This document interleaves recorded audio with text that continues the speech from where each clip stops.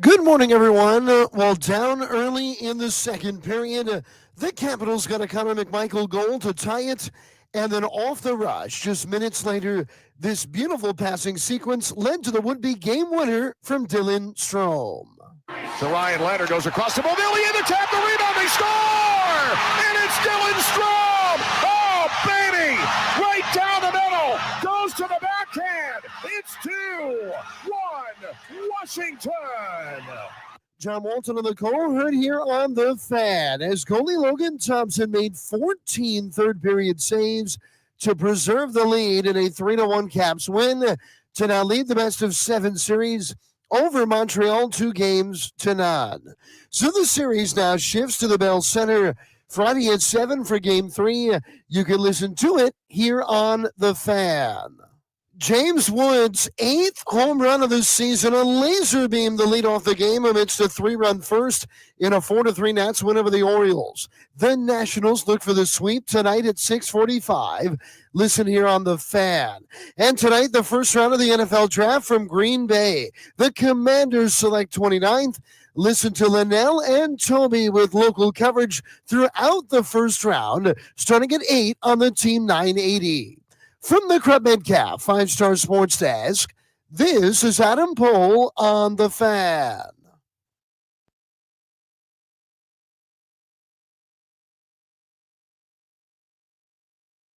One more chance, maybe. No icing here. Hudson up the middle with 8 seconds left. Ahead on the left side. It is stopped in the neutral zone. Dubois the other way for McMichael. He scores. Empty net. Connor McMichael. The Capitals are halfway home. It's 3-1 Washington.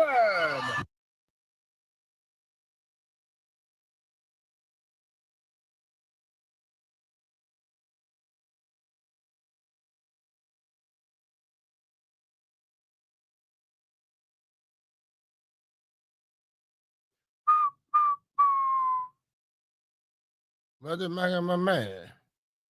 What's the mic in my hand?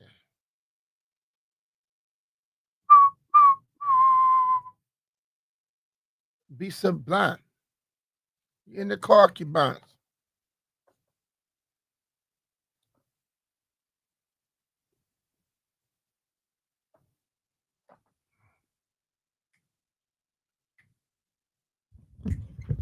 What up, everybody? It is 10 a.m. in the District of Columbia, and what a time in D.C. You're listening to B. Mitchell Finley. Good morning, Brian. How do you do? I am fantastic, brother. Finally saw a nice game last night. Hell yeah, Finished man. strong. Jay, you know I normally go to games. I normally end up in a suite somewhere. I sat there every period to check it out. I bet, man. And that was, I'm telling you, it was some exciting hockey. It was. So Logan Thompson, it's a Dude. bad man, bro. he was outrageous last man, night. dog. Now, he did clarify the one that looked like just an outrageous save. He said it actually hit the post, and he was worried he was going to knock it in, which he didn't, obviously. He was excellent. They're giving you credit. Take that. Hell, they know why it hit the post? Because they were trying to squeeze it in there, and you had too much. You had closed it off on them so much. Yeah, I mean, that was – so I was down there for like the first period, basically, and then I had to head to the studio. But it was such a palpable energy, and then obviously the game was awesome. Yeah. I thought that game was exactly what the Caps needed to get up 2-0 and really take control of this thing. I've been saying Caps at 5. I feel Caps at 5. I feel good about it. I'll take them in full. Sure, I would I'll too. take that.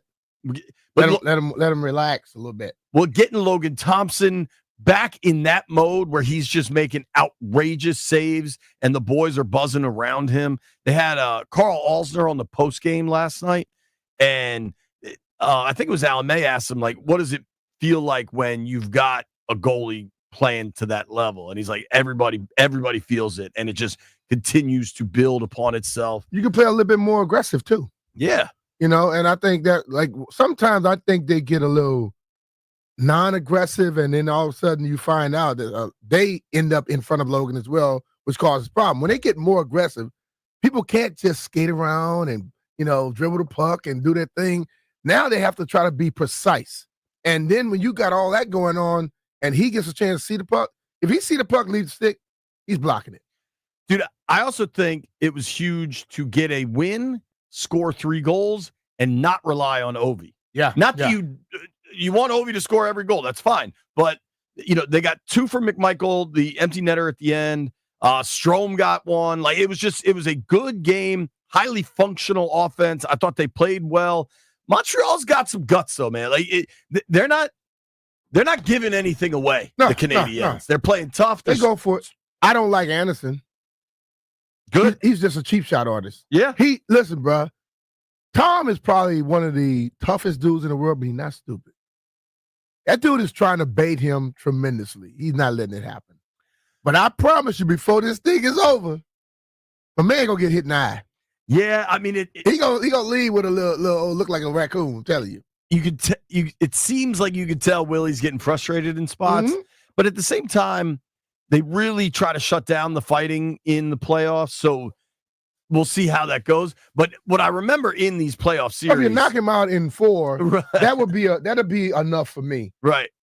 But if you have to just whoop his ass just to make sure he don't try nothing ever again, that'd be okay too. In these playoff series, there's always some dude you come to hate. Yeah. Because they're playing, a number of games night after night. So game 3 is going to be Friday night in Montreal. We won't be there. We'll be watching, excited. I think Carolina is kind of rolling the Devils. The Devils kind of stink. I think it'd be really good for Washington to more or less keep pace with the Hurricanes so that the Canes don't get a bunch of extra rests or something. I think Friday night in the Bell Center could be pretty rough. I'd like them to come back with a split from these 2 games, win it at home Wednesday night, and then all's well. And we're on to Carolina in my mind. Also couldn't help. So last night was just an incredible Caps game, a ton of fun. Mike Vogel from Capitals.com is going to join us at 10:30 to break down all the action. I was there. You were there. I was there early, right? Like, because I had a live hit at 4. So I was in the arena at like 3:30, and I noticed, maybe 3:45, I noticed the Commanders logo up on the big screen, and I took a photo of it. I'm like, like something. And I was texting with somebody that I knew all the players were in town because OTAs are going on, the voluntary portion. And I was texting with somebody that was telling me they were going to the Nats game. And I was like, all right, going to the Nats game would be cool. Nah. And then I'm like, wait a second. The logo's up here in the arena. Like, and they had, how with all the signage and everything, they have every logo. Like, they can put that logo on everything. They do it with the Caps. They do it with the Wiz. And I was like, they're coming here tonight. And then the researcher had found that early. What's up? What's that? Amit. Oh. He was like, Jaden and what's coming? Yeah, he saw it from my tweet. That's how he found it. He was researching. Yeah, I'm sure. But so then when you know that little element of it, and then look, man, last night was about the Caps. It wasn't about the Commanders being there.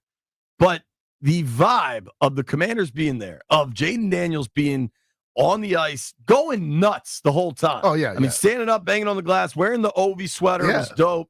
And you see the video of Hartman chugging the beer? Yeah. I mean, I loved it, dude. I didn't see the video. I was looking right at him while he was chugging it. And then, how did you not go down there and chug beers? Well, the thing about I was chugging vodka. So I saw earlier. You had a head start with that. I saw headquarters sports tavern pig drink, whatever that was. Ooh, I don't know. It was strong. I saw Dieter. Who else was walking with him? Biotish. Dude, Cosme. Ton of them. I was taking all them, and then they had the 24-ounce beers that were looking like they were 10-ounce cans in their hands. They had their crew, and then I walk in and I saw the quarterbacks over there, and I called Charlie. Yeah. I said, Charlie. So you working tonight, aren't you? He said, man, yeah. They had to get some security guards out there too. I think if I had to guess, Chuck was enjoying that assignment. Oh, it was fun. He's a hardcore hockey guy. They were on the glass for a playoff game. Oh, yeah. So there was one. I predicted Cosme as my beer chugging champ. There was one video that emerged. Listen, Hartman did really good with the beer chug, but he's still a quarterback. You know what I Yeah, mean? yeah. Like the O lineman just got more space to But the put it fact down. that the quarterback does it, that says a lot. Hell yeah. Now, I would say this. Shotgun it next time. No, they serve it to you open. In the arena, It's a way to still, you can turn it a little sideways slightly, and you turn it sideways with the hole up. Then you stick the hole in here, and then you go with it, dog. I'm from Louisiana, baby. We figure a way. Has put down the shotgun the beer challenge. The best chugging beer video is of the O-line. I saw this from the Caps account. It was Cosme, Dieter, and Allegretti just chugging, and Biadasz just kind of there cheering them on. Something tells me Biadasz probably had already finished it. Like, I doubt he was just cheering them on. Yeah, well, he was going down the hallway, yeah. Now he said, man, I heard your voice, B, but I didn't see you. I made sure. I do have, I've said this before, and people say I'm crazy, but I'm telling you, if you look, there's a big picture I retweeted. The Commanders put it out. It's also just so great, the amount of cohesion and synergy between, let's be real, because the Caps and the Wiz are owned by Leonsis, the Nats are owned by the Lerners, but the teams in the city during the Snyder era had a lot more cohesion than the Skins did. Like, it was that divide between downtown to Ashburn during the Snyder era was pretty significant, and I'm not sure how well everyone got along. Well, I mean, all changed. Let's be real, man. Just look at the way people act, right? And that's how the team will act. Right now, you don't see that pompousness going on totally with the people up top. So you're going to see that listen, and these players enjoy it. They enjoy the other sports. Totally. As you said, Jaden was losing his mind on ice. You watch him the whole time. He wasn't just at the game. Like, a guy asked me, I was actually saying, how do you watch a game? I say, you might not want to be too close to me. Because I say, I hit people, I high five, I lose my mind, I'll lose my voice after a game. And I know I hit Ahmed one time last night. I don't know if I caught him in the shoulder, but no, when something exciting happened, I show excitement. Sure. You know, and I saw all those guys did the same thing. Live hockey, it's impossible not to kind of respond. Oh, yeah. Looking at what I think is the big group picture, the guys I recognize is obviously Jaden, Mariota, Hartman, Allegretti, Luke McCaffrey, Cosme, Sennett. Sennett was a high school hockey player. Like, he loves hockey. So I was glad he got to be there. Wiley's there, Dieter, just a bunch of guys really enjoying themselves. I love that they got some jerseys for the boys, a lot of the Ovi Screaming Eagles jerseys, some of the red ones. It looked like Sennett actually went and bought an Ovi t-shirt. Maybe they were provided. Regardless, it was just an awesome night. Yes. Jaden was throwing footballs into the crowd. All of them. All three of them threw it. Dude, I've said this before, and everybody scoffs at me. Look at Luke McCaffrey right there in the middle. See him? Yeah. Dude, Stallion. They look a lot alike, man. Hey, I think he way smoother than Stallion, though. Of course. I'm not denying that. I'm just saying they look a lot alike, dude. I can't get away from it. It's bizarre. So it was so cool to see the Caps win like that. Now, I predicted 4-1. They won 3-1. No big deal. Didn't somebody have a Strome goal? Was that you, Landfill? No, it's me. You had Strome? Yeah. There you go. You predicted that one. I took it off a landfill from the other day. Landfill might have had a Carlson point, I believe. Regardless, man, it was an awesome win. They are clearly in the driver's seat. Up 2-0, going to Montreal, come back with a split, finish it in game 5. We're on to Carolina. And that's where my brain is at. But it was really fun, I think, to have the Caps win on a night that was about the Caps, but to have the burgundy and gold there supporting them going into draft weekend. And the players, honestly, the players that were there last night, they're not worried about the draft. Like, they're under contract, they're chilling, they're working out. But today, we're going to talk some Caps, but then we're going to go heavy duty draft because this is it, man. Like we've made it to the finish line. All the pre-draft stuff that we hear forever and months and months and months and months is done. They're gonna make picks today. They're gonna make them, and I'm so ready for it. We're gonna have Diana Rossini join the show at noon. Charles Davis from NFL Network at 1. We'll get all the rumors. We'll get all the players and just real ideas of what's going to happen. And I had a buddy of mine that produces a show for NBC Sports, does one of the football shows. And he's like, best guess what happens tonight for the Commanders. And I honestly think Adam Peters gave an answer yesterday where he talked about, trading up, trading back. All of those things are on the radar. Mm-hmm. But at the same time, I think anybody that thinks that these decisions come down to kind of the last second is incorrect. They're going to have, if they think that. They're going to have like a moving range of guys they have available. And then they're going to say they'll have 5, 10, 15 guys they really like, right? Mm-hmm. And as the board gets closer to them, that board will update. And then they're going to have what they think are options about moving back or moving up. And then they cross-check that with how many of the guys they like. If you go back and look at last year's draft, when they made the decision to trade out of the Cooper DeJean pick to go with moving back, getting more picks, and then taking Samerstill, mm-hmm. They don't move out of DeJean, a corner they liked and could have drafted. They don't move out of that unless they firmly believe Samerstill is going to be there when they move back. Totally. And that's what you got to keep in mind. None of this is. They are talking back and forth with each other. But listen, teams that they have in front of, they're like, are you going to take so-and-so?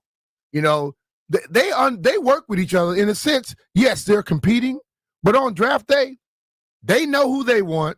The other teams that are around them know who they want, and they just making sure you're not taking this guy. And there are guys that are working in the front offices that are friends. They can trust what the person says. Not like you're going to say, hey, man, we want Samerstill. You're not going to take him, right? Nah, I'm not going to take him. Then they go take him. If they're not friends with him, they're not letting the person know who the hell they taking. Right. Yeah. Dude, I think people get confused.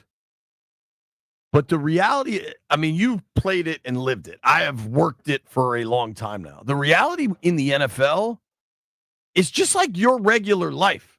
Like if you're in sales and you do, software sales, mm-hmm. a lot of your relationships drive your business. Like if your best friend from college works for some firm that you like, I think I got a pretty good in here. I'm going to go talk to him. And then you're able to make a big ass sale. It's relationship driven. Totally. These dudes, when they are able to have conversations with other people on other teams, like the needs of the Cincinnati Bengals and the Washington Commanders are quite different. And if there's a relationship there, you can have a real understanding. What are you thinking? Here's what we're thinking. Nobody's helping each other, but you can also not actively try to hurt one another.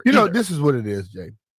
Fans feel like that everyone has to hate the other opposing team. But what do fans do? You see fans walking in with the fans from the other team, they're buddies. Yes, you don't like the team, but you're not going to dislike your buddy just because he cheers for that team. And the same thing happens with the people in the NFL. You want to make your team the absolute best. But you also have a friend on the other team that won't try to stab you in the back if something is going on. Right. And that's how it is. I think fans have to stop having this mindset that they have to hate, the other people have to hate everybody. You don't hate everybody. You know what I mean?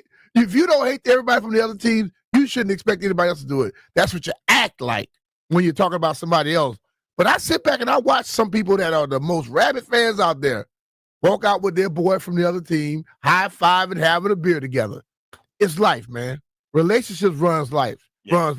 Not just the damn people you're cheering for. And you see it tonight. And you know what the Commanders do an awesome job of is it takes a little while because it's a heavy edit, but they put out, I think it's called Commander's Log, where they'll have all the behind the scene footage from draft night. Like the video for tonight won't come out for probably a couple of weeks or whatever. Yeah. But like if you go back and watch the one from last year with AP negotiating that deal with Howie Roseman from the Eagles and how he just continuously trying to get him to go higher with his comp and AP just won't budge. Those are the moments you realize all right, clearly it's just a good illustration for everyone to understand. Clearly there was the framework of a possible deal should X, Y, and Z occur, right? Yeah. Because they don't land at exactly 3 picks for 1 out of nowhere. But then at the last minute, they try to alter it, and you got to either stick to your guns or make a decision. And it's just there's a lot of conversations that have already happened going into tonight that will allow tonight to be hella interesting. We're doing caps for the first hour, then all draft the rest of the afternoon. Opening the phone lines at 11 for your predictions for tonight. Nobody go anywhere. Mike Vogel joins us next. It's P. Mitch and Finley. It's draft day. It's caps day.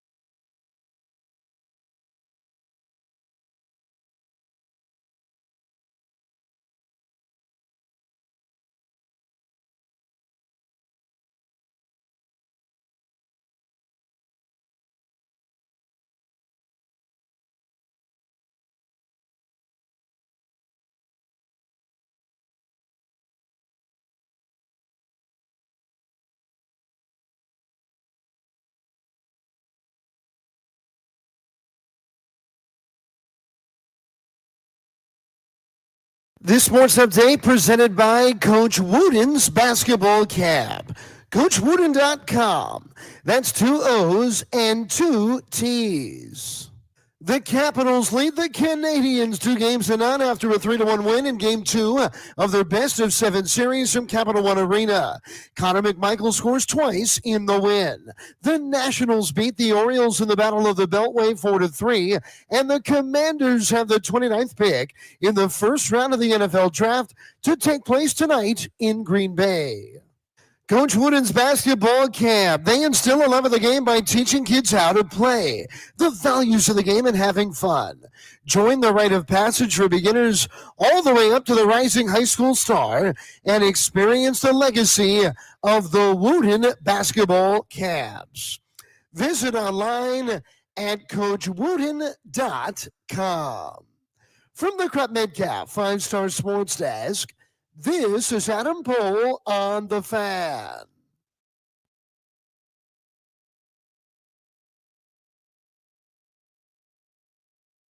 And a puck back now for Carlson. Ahead to Ryan Leonard, goes across to Mobility in the tap, the rebound, they score! And it's Dylan Strom! Oh, baby! Right down the middle, goes to the backhand. It's 2-1, Washington!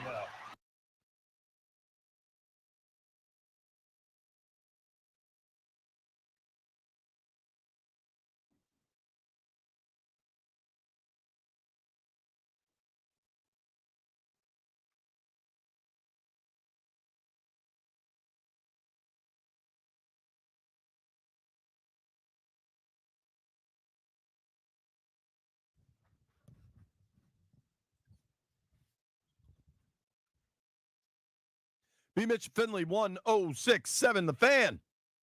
We are very excited to get on the Rude Guest Hotline and welcome in Mike Vogel, Vogue's Caps, on social media. Vogues, what's up, man? Thanks for making time for us.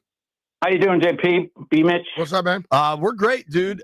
B was at the game. I was there for the first period and had to roll. That atmosphere last night was awesome. Caps start the playoffs up 2-0 going to Montreal. What do you think of how this start to the playoffs is going? I mean, the results are certainly good. You want to be up 2-0 going on the road. You protected home ice. Montreal can't win the series without winning a game in Washington. So obviously you're in good shape as far as that goes. My worry is that just kind of the way the two games have played out. Like I thought the Caps in both of those games had the better play for the first 40 minutes and just didn't have enough to show for it. They had 2-0 lead after 40 in the first game and 2-1 last night. And Montreal stormed out of both games in the third period, midway through in game one and kind of throughout last night. And Logan Thompson obviously delivered last night. He was the difference in the win. Mm-hmm. So I'm pretty pleased with the way they're playing defense.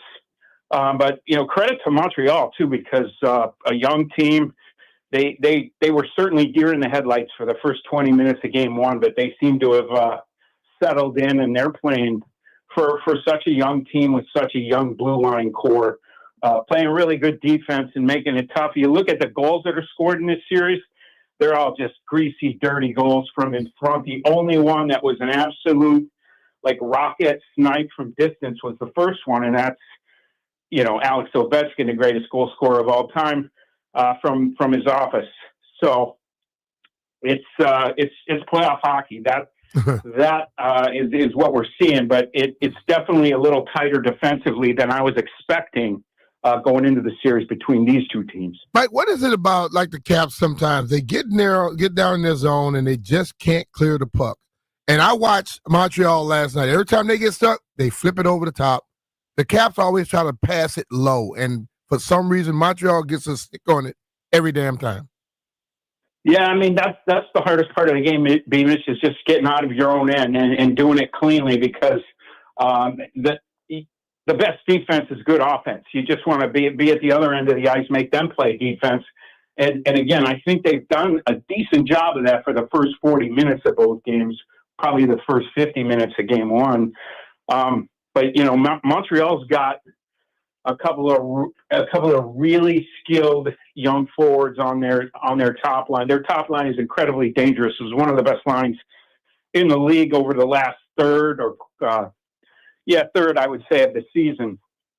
And so, and Spencer Carberry was talking about yesterday morning, like these guys are young, they're kids, and so they can stay out on the ice longer. They can, if they get in your zone and they have the puck, they won't go to the bench and change. They'll just keep putting the heat on you. They got a lot of stamina. And you typically need to change while you're in your defensive zone. If you could pull that off, that's pretty much impossible to do in the second period. You might be able to do it in the first or third. But I honestly think that their breakouts, the Caps breakouts, that's what you're talking about, getting out of your own end of the ice, have been pretty efficient for the most part. They looked a lot cleaner and crisper than they did toward the end of the season. So I'm okay. You're never going to get out 100% of the time untouched, unscathed. The other teams, their whole MO is to try to swarm you, and that's what a whole playoff series is trying to make. You're investing. Every shift is an investment. Hit every guy that you can. Make them skate as much as you can. Make them feel the pressure. Make them be under siege in their own end. If it doesn't pay off on this particular shift, the theory is it'll pay off a game or two later. Every little bit takes its toll over the best of 7 series. Talking with our friend Mike Vogel here on the Rude Guest Hotline. You can give Vogues a follow at Vogues Caps, VOGS Caps. All right, so we kind of got to something I wanted to ask you about. The top line for Montreal is playing what seems to me just a ton of minutes and these really long shifts. You mentioned the stamina and that they're younger guys, but over the course of I'm hoping it's a 5-game series, but like over the course of night after night, could they get gassed? How odd is the way Montreal is going about playing their top line that much more? Well, it's kind of unusual, JP. Actually, I was looking, I wrote about this yesterday and looked around the league. There's 3 teams out west that kind of operate that way, where they'll just, if their top line gets possession in the offensive zone, they'll say, "Hey, you go ahead. You're on your own, freelance. Do whatever you do." Minnesota's one of them. They have 4 of the top 5 guys in terms of average shift length. So Minnesota, Colorado, Edmonton, they've got Draisaitl and McDavid. It's easy for them to do it. Most other teams, and the Caps are a great example of this, they've got more depth. So they're able to trust their lines below that top line. And you saw last night, Montreal down 1 goal going into the third period. They shortened their bench. They had 3 players that hardly played. One of them didn't play at all in the third period. A couple other guys got next to nothing in the way of shifts. And the guy who sat on the bench is Patrick Laine, who's one of the most dangerous goal scorers in the league, but he's just had a brutal 2 games so far. So Martin St. Louis parked him, and even in a 1-goal game, thought that the risk of him turning a puck over or doing something, that would hurt the team was higher than the probability of him tying the game. So, that's an amazing calculation to make on a player of his caliber. I think he was 2nd or 3rd player taken overall in the draft several years ago. But it's unusual, and I think to my knowledge, they're pretty much the only team in the Eastern Conference that has that sort of feature to their lineup. And I honestly think that in a year or two, they won't need to do that. They'll have developed more of their talent that's coming up. This is a team that's been in a rebuild for a few years, and nobody really expected them to get into the playoffs this year. So I think their coach is just trying to maximize their time here. They're underdogs, obviously, coming in, and I think they played great. I think they've really surprised people with the way they played, but I think he's just doing everything he can to kind of deliver them a win. If you think about where they are, similar to where the Caps were last year, same number of points, 91 points, 8 seed, sneaking in on the last night of the season. The sort of poorest puck possession team of the field of 16. So, the odds are not great when you have all that attached to you, but just the experience of getting in is going to do them well. And they're not out of the series by any means either. But, last year the Caps were able to get guys like Connor McMichael, Alex Alexeyev, Alexei Protas, etc. Mm-hmm. They were able to get them those 4 games against the Rangers. Didn't win any of them, but at least going in this year what that experience is like and how fast-paced playoff hockey is. Totally. It's funny because I look at that similar to last year where the Caps had the negative goal differential. Well, this year Montreal has a negative goal differential. They just got hot kind of late in the season. I find this Canadiens team, honestly, like kind of easy to like. Like they're just a plucky young guys. I want the Caps to mow them down in this series, but just kind of in general. You mentioned Protas there, though. What is the latest there? We know Ferravari's out. Obviously, dude, it freaked me out last night when it looked like LT got cut on the hand. I was like, how many skate cuts can this team handle in a month? But LT stayed in, was obviously great. What is the latest with Protas, though, coming back? When do you think that could happen? I mean, it's hard to say. They're being really tight. I mean, they're typically tight, close to the vest with this sort of stuff. But it's even more so. Like you asked Spencer Carberry about it yesterday, and he's like, "Well, you'll see it at warm-ups." I don't think he wants to give the opposing coach any ammunition, and they're operating the same way. They're not discussing lineup alterations or tweaks with the media very much either. So I would expect. I mean, he has been on the ice. He has been skating. My hunch is he's going to need a practice or two before they are sure that he's going to be able to get out there. Now, I don't know schedule-wise here. Like today is going to be very optional. I'm sure he'll go out and take a twirl for a few minutes today before we get on the plane to go to Montreal. And then there's a morning skate before the game tomorrow. There's a practice scheduled for Saturday. Whether that actually comes off or not, lots of times this time of year, practice just gets turned into an optional affair.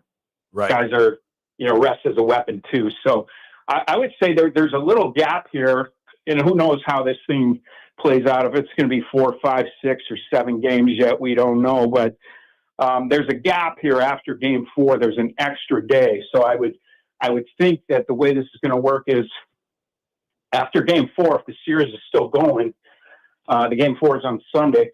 Monday would be a day off. Tuesday's probably a practice day. So if Protas can get out on the ice for that full practice day and he looks okay, I could see him. I could see him coming back for whatever's remaining of this series, or if this series is over, then maybe the next one. But that's honestly just a hunch. I do think the way they've typically operated, and it was the same with LT when he was trying to come back. He had a couple of practices. And then even then, we did not know until game time, right, of Game 1 who the starting goalie was going to be. If they get the LT from last night for the next 6 weeks or so, it could go a long way. It could go a real long way. He's been Holtby-esque so man. far. So. Hey, Vogues, thanks for making time for us, dude. We really appreciate it. Safe travels up north. Thanks, guys. Thanks for having me. Talk to you soon. Hi, bro. All right, Mike Vogel from the WashingtonCapitals.com. Check him out at Vogues Caps, VOGS. A lot of great info. Just a great dude. Fun to talk to. Coming up at 11, we shift to the NFL draft. All the boys make their predictions for tonight. If it's a pick or if it's a trade, then we're going to open the phone lines. Let you make your picks, your trade predictions. Nobody go anywhere. Hey, it's Brian Mitchell here. Don't miss your chance to bet on all the clutch shots and legendary performances with FanDuel, America's #1 sports book. FanDuel is the best place to find all your favorite player props.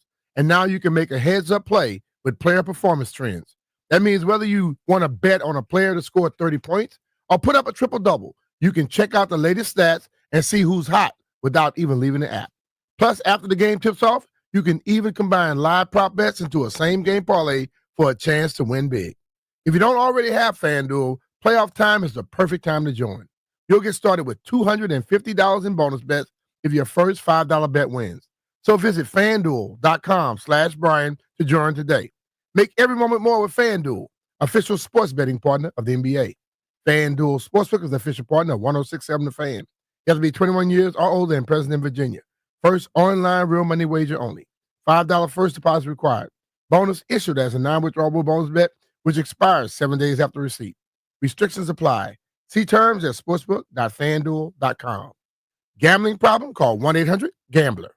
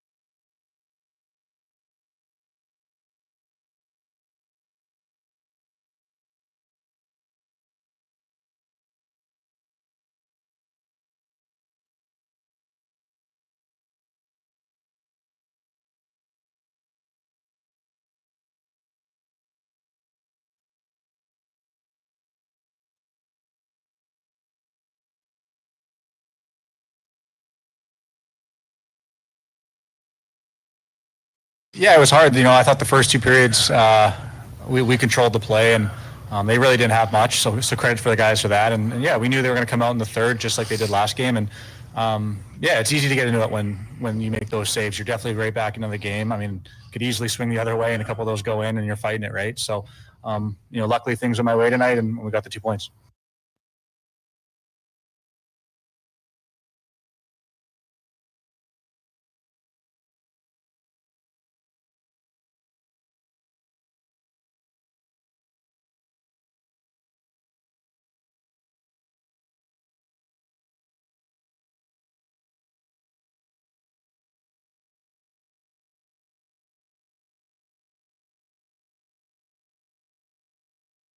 Yeah. It's the hardest hole on the property. B. Mitch and Finley, 1067 The Fan. Let's check in with the boys. Good morning, everyone. How's everybody doing? Everybody enjoy the Caps game last night. Jeffrey, you watched Caps? Good to see you, bud. What's up, JP? Yes, I did, man. They got to stop giving us those heart attacks in the third period. It was a little like when Montreal pulled the goalie late. Yeah, bruh. Yo, and they couldn't get the puck out. Like in that position, I watch other teams. They just say, "Okay, I'm gonna flip it over the top," and they kept trying, bruh. Oh man, I just I'm throwing it all the way back to the ice. Yeah, it was to the glass. I mean, it was very much a relief almost when McMichael when they scored. Yeah, woo! Thank you. Now they had a couple good chances to get up 3-1 anyway. Like early, they had a couple shorties that they just missed. Yeah. Landfill tells us though, according to the Las Vegas odds makers, the Caps are now minus 1,300 to beat the Habs, to beat the Canadiens. Minus 1,300 there, Landon? Vegas likes Washington. I don't think you want to bet on that one. That is not a bet for me. That's hard to win money. Yo, White Brian, see if you can get 20 cents worth of action at minus 1,300 and tell me what you would win. I imagine it's what do they used to call them? Hay pennies? Like when they used to have a quarter. You won't win much. A shilling? Well, White Brian out here winning shillings, Kurt Shillings. I think the Caps look good for this one. Caps at 5. I am very, very amped up for. Remember the Hurricanes game? I don't know, 2 weeks ago, right before the end of the season, when Carolina dropped 7 on them, and there were like 100 fistfights. Mm-hmm. There's gonna be a lot of energy in the building for Caps Canes. A lot of energy. Yeah. And whatever. I know I'm not supposed to look ahead, but I suppose I am. Yeah. But I think it's time for us anyway. LT played awesome last night. It was so cool to see all the Commanders players there. I'm in draft mode. Are you in draft mode? Because it's draft mode for me. You know what? I think I have enough memory in this thing right here where I could be in draft mode and hockey playoff mode. I could pause it just a little bit for the hockey playoff. I got to tell tomorrow night. Yeah, till I'll tomorrow be back night. in tomorrow night. Yeah, Did you? I probably working till late tonight, so kind of hoping that they get a. Ooh, wow, he got elbow in the head. I didn't see that. Do you have to work? Oh, man. Do you have to work until they make the pick? Yeah, I'm doing an early show we'll get there at 5, and then we're on the clock show, and then we'll probably do some little talk afterwards. So Yeah, I'm gonna tell you what time we'll get out of there tonight. I I'm gonna have to call my man over. I'm gonna have to call Glenn over at DC Prime, see if we can send some food over there. Send us some steaks, Glenn. Yeah, Glenn. Yeah. Don't forget about the guys on the other half of that media trailer. I think Washington's pick will come down tonight around 10:45. Yeah, that's probably my normal time, though, Jay. I can float till 12:30 with no problem. Well, so if they make the 29th pick, they're probably going to pick around 10:45. Mm-hmm. I don't know why they don't start the first round at 7:00, honestly. But What whatever. time it start? 8? 8. You know why? Just because So they got to promote everything, and they don't. People want to know everything. Listen, man, all the fans want to know the last minute tidbits. They want to know what all the guys think. Did they make any changes? Sure. Oh, wow, what's the new thing that happened? Right. They don't care. Speaking, And if the NFL can push it to 8:15, 8:30, they'll do that. push it till 10. People will watch. Speaking of promoting stuff, Saturday night, 7 o'clock on NBC4, I'm going to have a live draft recap show. We're going to go over everything they've done, all the players. We'll have a ton of interviews with the new Saturday players night? drafted. Yeah, Saturday at 7. You want to join me? Man, I'm his party at Sheikah's party. I'm coming after. Oh, wow. I should be there around 8. Yeah, all right. What? I think it starts at 7. I don't think you want me to join your show if I'm going to be at that. Well, you play golf during the day? No, I got to go to the draft party over at the wharf. Where is it? Harbor? Yeah. Is it at the wharf or National Harbor. I got to remember, Harbor is Maryland, wharf is D.C. Dog, I almost made a big mistake when I had to go cover that Caps event at the harbor. Did make a mistake. I got on the Beltway going to Virginia, and then I realized they meant the Georgetown Harbor, not National Harbor. I will probably see you over there. Do we know who all's coming to the draft party yet? Is that information out there? No. I don't know about the players. They didn't even say it last year. Last year, I think they had some current players go, not the draft. Well, current player. Well, not current. We have. I know me and Tanner. I don't know anything else. Okay. On the website, it says Me and my partner in crime. Yeah, we showing up. 2025 NFL Draft Legends, which would be you and Tana. Live entertainment, exclusive giveaways, activities, and more. More could be anybody. Certainly. But, dude, this to me is another example of the marketing team not running the football operation anymore. They used to get the first round pick. Back in the day, this would all be at FedEx, and they would get the first round pick to the party on Saturday. Mm-hmm. Just the logistics of that, it's not making it easy on the kid you just drafted. Yeah, but you know what, though, Jay? Not to say they can't do it. It's easy because they fly him in a private jet. They got limo service everywhere. He chilling. I get it, but by promising that and making it this giant fan event, I think this is a much better. Have a draft party. I mean, if you draft somebody and the guy like, man, let's hang out. Sure. Yeah, that's cool. But you don't have force it up on them. Right, exactly. Yeah. And like the fans that are into a draft party are going to be super fired up to see you and Tana. Yeah. You know what I mean? Like if they draft an offensive lineman from Iowa State, most fans won't know who that is. They'll know by the time the morning comes. All right. Buckle up, everybody. 800-636-1067. 800-636-1067. Me, B, Professor Landini, White Brian, and Jeffrey are all going to tell you what we think happens tonight. Then you tell us what you think happens tonight. Beamish and Finley, it's draft day, baby.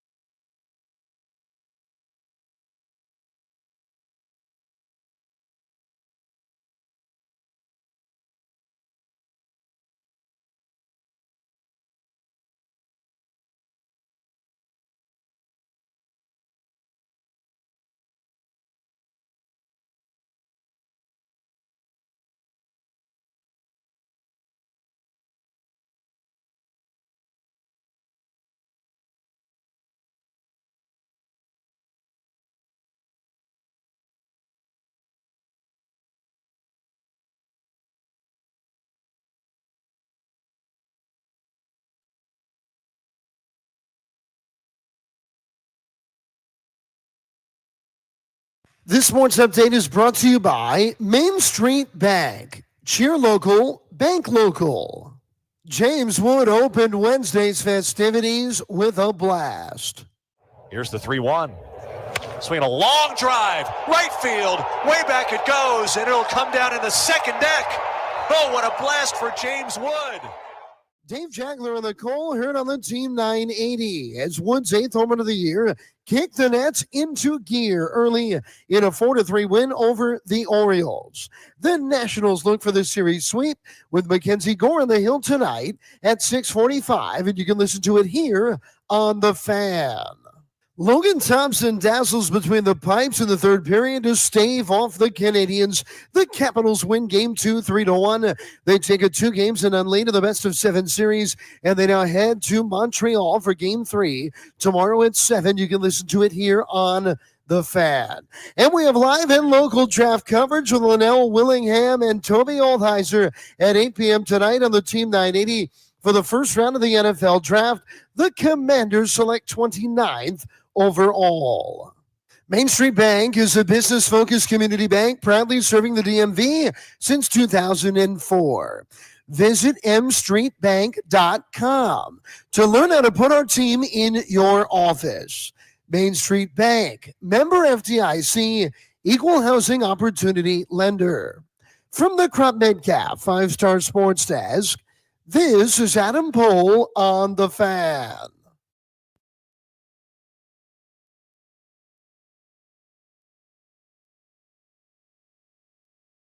We talked about this at the owners' meetings a little bit, and you're really open to everything, and you're open to moving up if the right moves up. If Abdul Carter falls at 27, I might want to try to move up too and get him.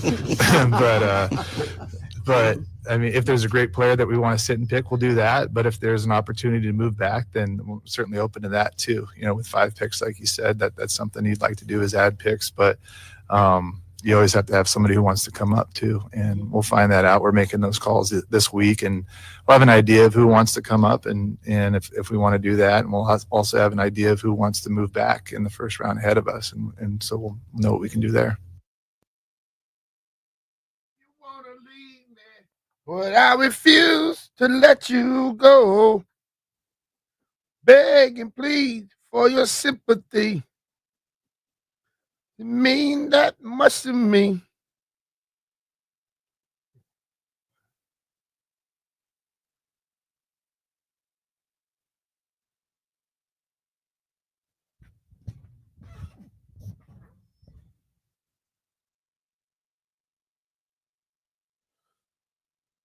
It's half a man.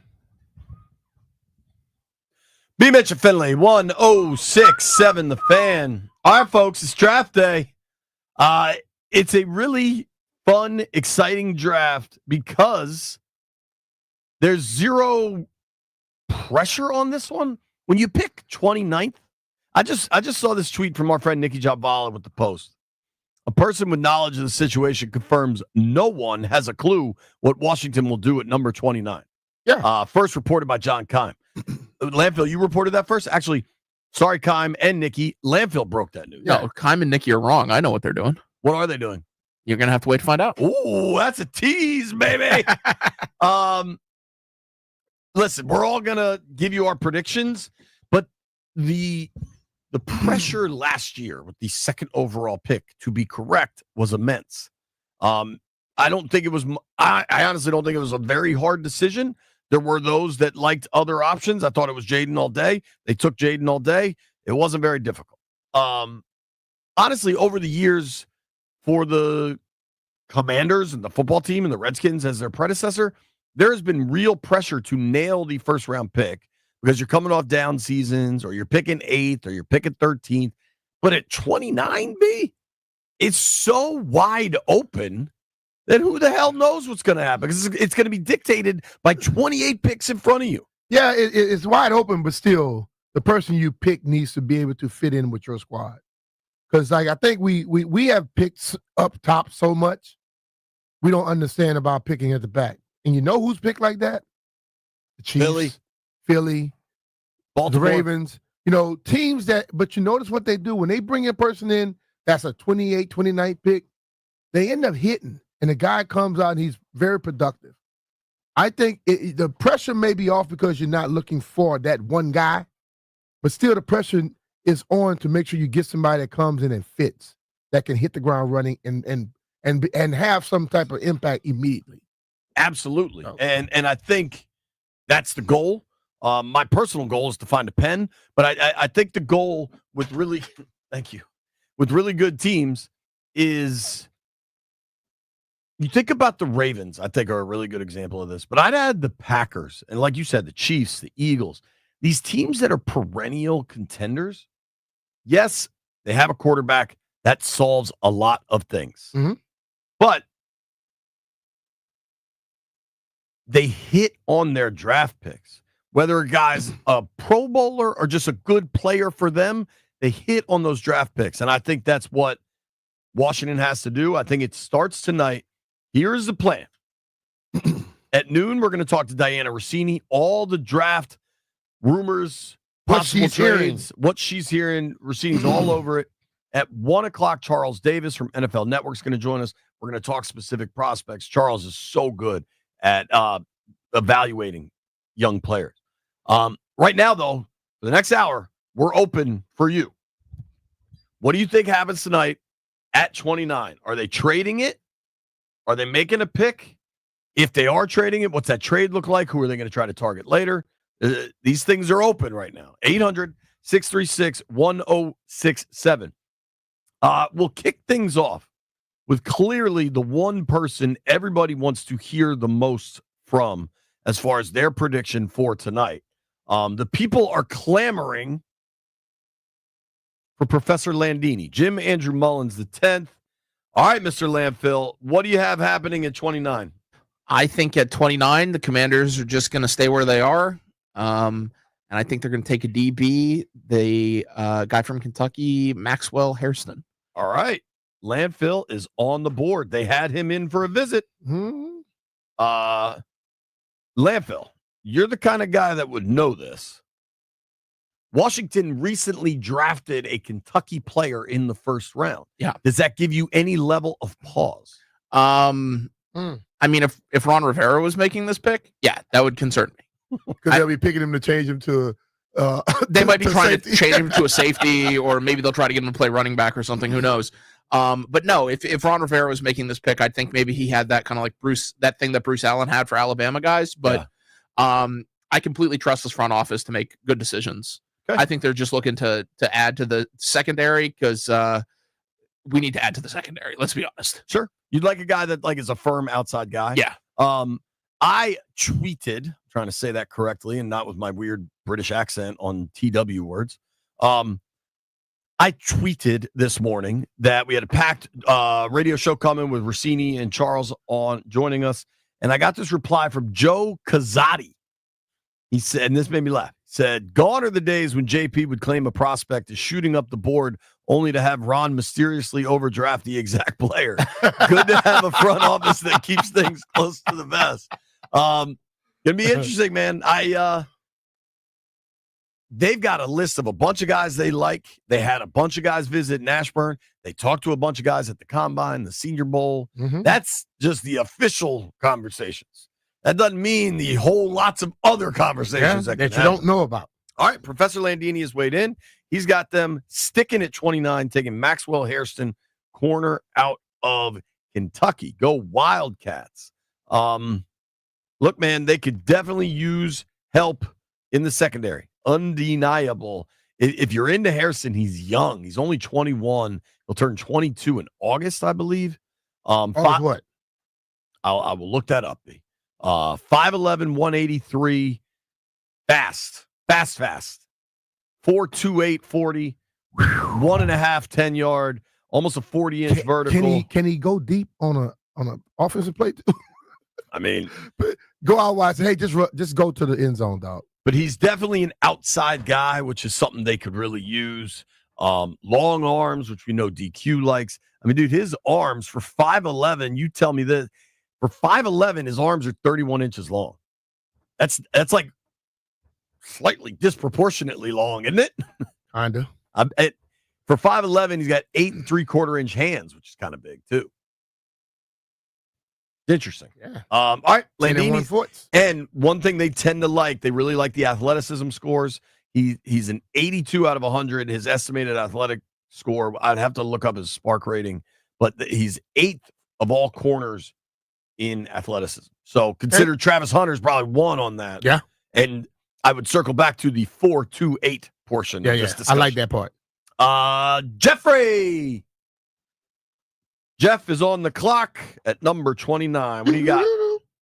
I don't know where it's going to come from, but I have a feeling that we are going to wait up all night for it to get to 29, and AP is going to make a trade with someone, and we're going to accumulate some more picks. I don't know where it's going to be, but I got a feeling that's just going to happen. Only because it's a first for us. So I think we're about to learn a lesson tonight. You got them trading back, I take it? Yep. Okay. How would you feel about that? Honestly, I don't know how I would feel, JP. Like I wouldn't be mad, but I wouldn't be excited because I want to see that player. Oh, it's the first round. I want to see that guy walk across the stage. But hey, if they feel as though the guy that they want will be able to trade back with a team and still get our guy while accumulating more picks, I'm not mad at it at all. I trust him. There is an overarching message here that we all kind of trust this front office. It's important to note, too, the odds of the dude they pick at 29 being there to walk across stage and dap up Goodell and get the hat are pretty slim. No, I can see him at his house. Yeah. I don't mind seeing him at the house with the fam. Although, as long as I see him. To Jeff's point, Maxwell Harrison will be at the draft. He's going to be in Green Bay. Okay. Dude, you and I have been to Atlanta. With all that you just said, I don't know if he stays till 29. There's other corners, man. This kid Barron out of Texas is a real player. Obviously, Hunter. Know what you can't teach, Jay? Will Johnson from Michigan. 4.29. Sure. 4.28. 4.28. Yeah, you can't teach that. Don't short him that. And if he got some athletic, listen, man, you get the right coach with that. I would like to see Darryl Green being his coach and teach him how to. You see Darryl Green in backpedal? I'm talking about now. I ain't talking about back then. Right now, dude look like he's running a 4.4 backpedaling. It's unbelievable. His feet move so damn fast, like a typewriter. My favorite, this will sound weird, but my favorite person to watch their feet ever in my career is Trent Williams. It's very different what an O-lineman has to do. But you watch a dude that size, that strong, that powerful, move his feet like a damn ballerina. It's like a symphony. First phones are open. 800-636-1067. Rusty in Delaware, you are on the clock. Number 29. Make sure your phone's not underwater, Rusty. Yeah, Rusty, get out of the water. No, we are good. How you fellas doing this morning? We're good, brother. Hey, I've learned 2 things while on hold. Number one, it sounds like JP was the whisperer for Ron, and he's in defeat. So thanks for the laugh. I'm good, dude. I'd rather cover playoff wins. With the 29 pick, the Cleveland Browns select Shadur Sanders. And I believe that they will send us their 54th, their 85th, and 181 to move up to take 29. Damn. I like that. That's a lot. Yes, sir. All right. All right, Rusty. Good call, man. Thanks, buddy. Yeah, man. See ya. Bones is in Southeast. Bones, with the 29th pick, you are on the clock. Shout out B. Mitch, JP, Jeff, Landini. I got us the Burgundy Gold selecting the best edge available at 29. That's what I got, and I'm sticking with that. All right. Appreciate you, Bones. Phone lines are open, 800-636-1067. Our boy Greg just texted in and said, with the 29th pick, the Commanders take Tyler Booker from Alabama. Booker, man, everybody that Greg tell you is going to be from Alabama. he is He right. won't say no one. It won't be no other damn school. Greg, you need to stop. You need to stop. Listen, man, we understand that Bruce Allen is still around and he's coming through you. That's a fair point, man. Oh man. Oh, B-Mitch, this is the kind of stuff that happens when there's 4 months of draft prep. Uh-huh. You ready? Apparently, Giants general manager Joe Shane, his son posted a Jackson Dart highlight reel on Instagram last night, and now he has set his account to private. Now, remember, Joe Shane's son last year wanted him to draft Jaden Daniels. Yeah. So he going to go draft Jackson Dart because he think he made a mistake last year? Just saying, You man. better hope your son right about this one because he was right about the other one. I don't know about this one, though. All right. I think I'm prepared to make a pick here. Go ahead. Phone lines are open for the rest of the hour. My personal preference is trading back. I would like them to acquire more picks. That doesn't mean it's going to be possible. There's plenty of teams that want to trade back, whatever it is. I think this draft is completely open-ended. So this is a straight up just dart throw. I really don't think many people know much once you get past the top three. Mm-hmm. And I won't even be shocked if something happens in the top three that surprises us. Mm-hmm. I think they like Ezeraku. I think he goes before them. Scourton is a name we've all heard a lot. He's a captain. He was super productive at Purdue and then at Texas A&M as a pass rusher. It's obvious they could use pass rush. I like Landfill's pick of Hairston. I don't know that there's a definitively wrong pick. What Marcus said yesterday, Marcus Washington, when we had him on, the kid Oladejo, I think, from UCLA, I think that one makes a lot of sense. I don't know if I'm speaking this into existence. I'm gonna zig here. I was gonna say Scourton, but I'm gonna allow myself to have a little fun. Is that all right with you, Brian? Go ahead. Emeka Ibuka. I don't know if he gets to 29. He probably doesn't. But you add another weapon to that offense, man. That's the receiver. Receiver out of Ohio State. Incredibly productive. Now, Scourton is productive. He had a 10-sack season at Purdue 2 years ago. Last year at A&M, he only had 5 sacks. This may be overly simple, but it's weird to me that Texas A&M has 2 first-round pass rush prospects coming out that neither had a ton of productivity. I'm not saying, like, James Pierce might have questions, which nobody can really identify what they are, but dude also has a ton of sacks. Mm-hmm. Like, I kind of like seeing that. Mm-hmm. Here's what Emeka Ibuka has, B. 2,000-yard seasons in the last 3 years. 2 double-digit touchdown seasons in the last 3 years. In 23, they had really bad quarterback play. His numbers dipped. But, dude, last year, 1,011 yards, 10 touchdowns on a national championship winner. When you talk about Commanders, that does it. It helps. I don't know if he's getting there, but I like it. Here's what we shall do. Get on the phones. You want to tell us your pick? The rest of the hour is open to you. We got B Mitch's. We got both the Brian's picks to come. White Brian and B Mitch.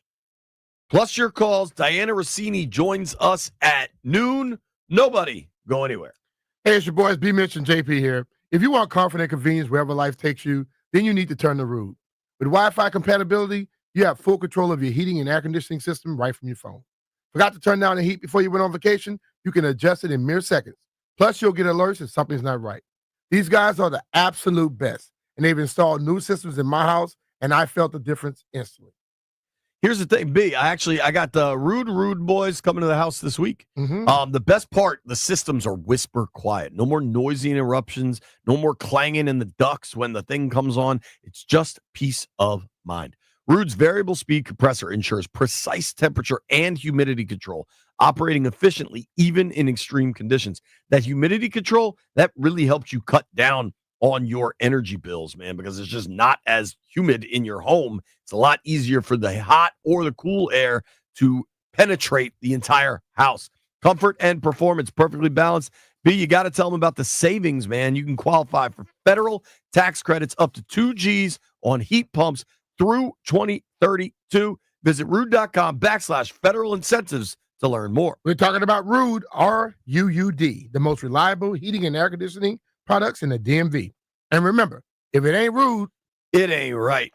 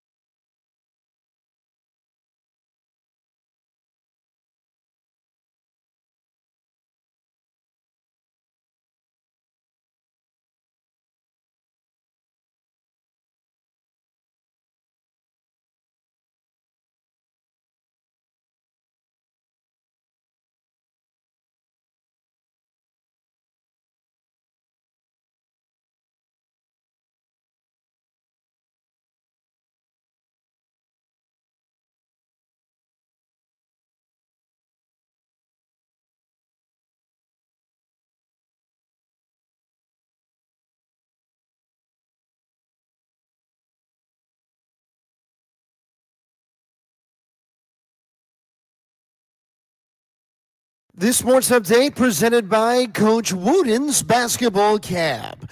CoachWooden.com. That's 2 O's and 2 T's.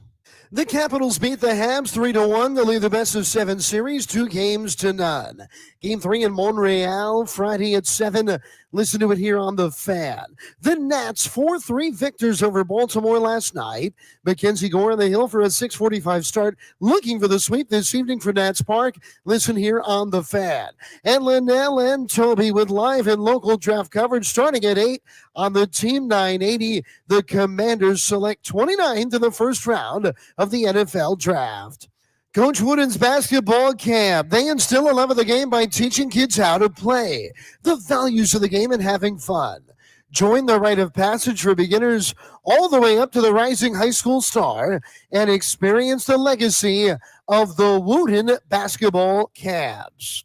Visit online at CoachWooden.com.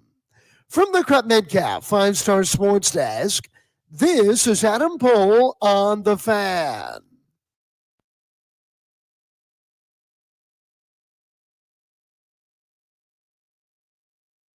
I think you could really go anywhere in the first round. Last year we went quarterback. I don't think we'll do that this year, but I think what we've done is we've made ourselves, given ourselves optionality to pick anywhere. So I don't think we have a philosophy of going premium positions or quote unquote premium positions in any round.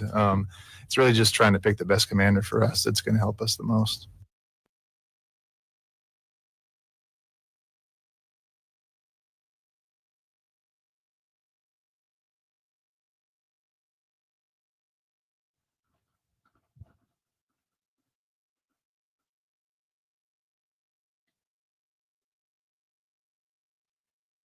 B, these people in Wisconsin are not messing around. The draft starts tonight. Huh? They already drinking. Dog, I mean, we're 8.5 hours away from the first pick. So they're already at Lambeau. It's 10 o'clock, 10:29 there, right? Yeah. So, but the draft starts at 7 local. Yeah. But Brian McCarthy's NFL PR, he just posted a picture of fans getting there at 8 a.m. They local. get it in, dog. Wisconsin gets it in. I mean, I'm telling you, dog. I agree. I went to a festival. They drink some beer. I went to a festival in Wisconsin when we went out there to play Whistling Straits and all that. We stayed in Milwaukee. Bruh. From morning to night, they were throwing them back. Just crushing and beer. The chicks was throwing it back just like they do in Germany, dog. You heard what they said about Sheboygan? Sheboygan, Wisconsin. She ain't a lady if she ain't 180. I heard that from McKenny. If anyone's from Sheboygan, please don't be offended. Hey, there's somebody from Sheboygan said it. All right. We're on the clock, folks. Dude, there's also this super cool Madden NCAA football commercial with Dan Quinn, of all people, doing the voiceover. We're going to play that a little later in the program. Right now, though, we're on the clock. Pick 29. Neither of the Bryans have made their picks. Before we get to our picks, if you are looking for a party tonight, join 106.7 The Fans, Grant and Danny, for an NFL watch party, NFL draft watch party tonight, starting at 8 at Tapped at MGM National Harbor. There's a lot going on, man. I bet National Harbor will be popping. White Brian. Now, B, I noticed White Brian today is wearing pink pants and has a pink cup. I wonder if that's the equivalent of when Rooster wears his burgundy shirt. I wonder if White Brian had a big night getting ready for the draft. I don't know. White Brian, can you confirm or deny last night was a big night getting ready for the draft, and that's why you're wearing all pink? I will not speak on that. Ooh, that's not a no. When they say I will not speak, that means yes. Yo, that ain't a no. Shout out to White Brian. Get it done, boy. All right, White Brian, you're on the clock, number 29. They're going to draft this Donovan Eziraku, I think. Eziraku? Yeah, Eziraku. Easy Ruku. You really built that up and sold it, White Brian. That was a hell of a delivery. Well, they need an edge, and he had 16 sacks last year. Yeah, dude. That guy, when we talk about these A&M dudes, it's like, oh, well, the one guy had a bunch of sacks at Purdue 2 years ago, or the one dude has all the physical tools. But Eziraku, it's like, oh, that guy just got a ton of sacks last year. It's not a hard sell. Yeah. White Brian, bonus pick for you. What are the Giants doing at 3? The Titans will shock the world and take Travis Hunter, and Cam Ward falls to the Giants. So the Browns wouldn't take Cam That Ward at sounds 2? like, you know what that sounds like? He was just saying a prayer. Hope ain't a strategy. How do you feel about Jackson Dart? All these Jackson Dart rumors to the Meadowlands. Apparently, Dable really likes him. So, well, if his son likes him, so I mean, Dable has to like him because last year his son liked the real dude and he didn't pick him. Now you're not gonna let that happen again. If you're Dable, there's no way you like Shador because you're gonna be canned for Dion. So you're gonna like the only dudes that are gonna be comfortable enough to take Shador are people that really feel like they have some job security. And most coaches with a ton of job security aren't in the quarterback market. True. It's got the league of self-preservation is going to be very, very noticeable tonight. True that. All right, let's hit a couple of these phone lines. My guy Zeke is in Southeast. Zeke, what up, man? Zeke? Hey, what's up, guys? How you doing? Good, buddy. How are you? All right. Why you guys not going to be at TAP tonight? What's up? You can't hang? We got to work, dog. Grant and Daniel be there. Go hang with them. Hey, I will. Hey, with the 29th pick, the Commander is going to pick James Pierce.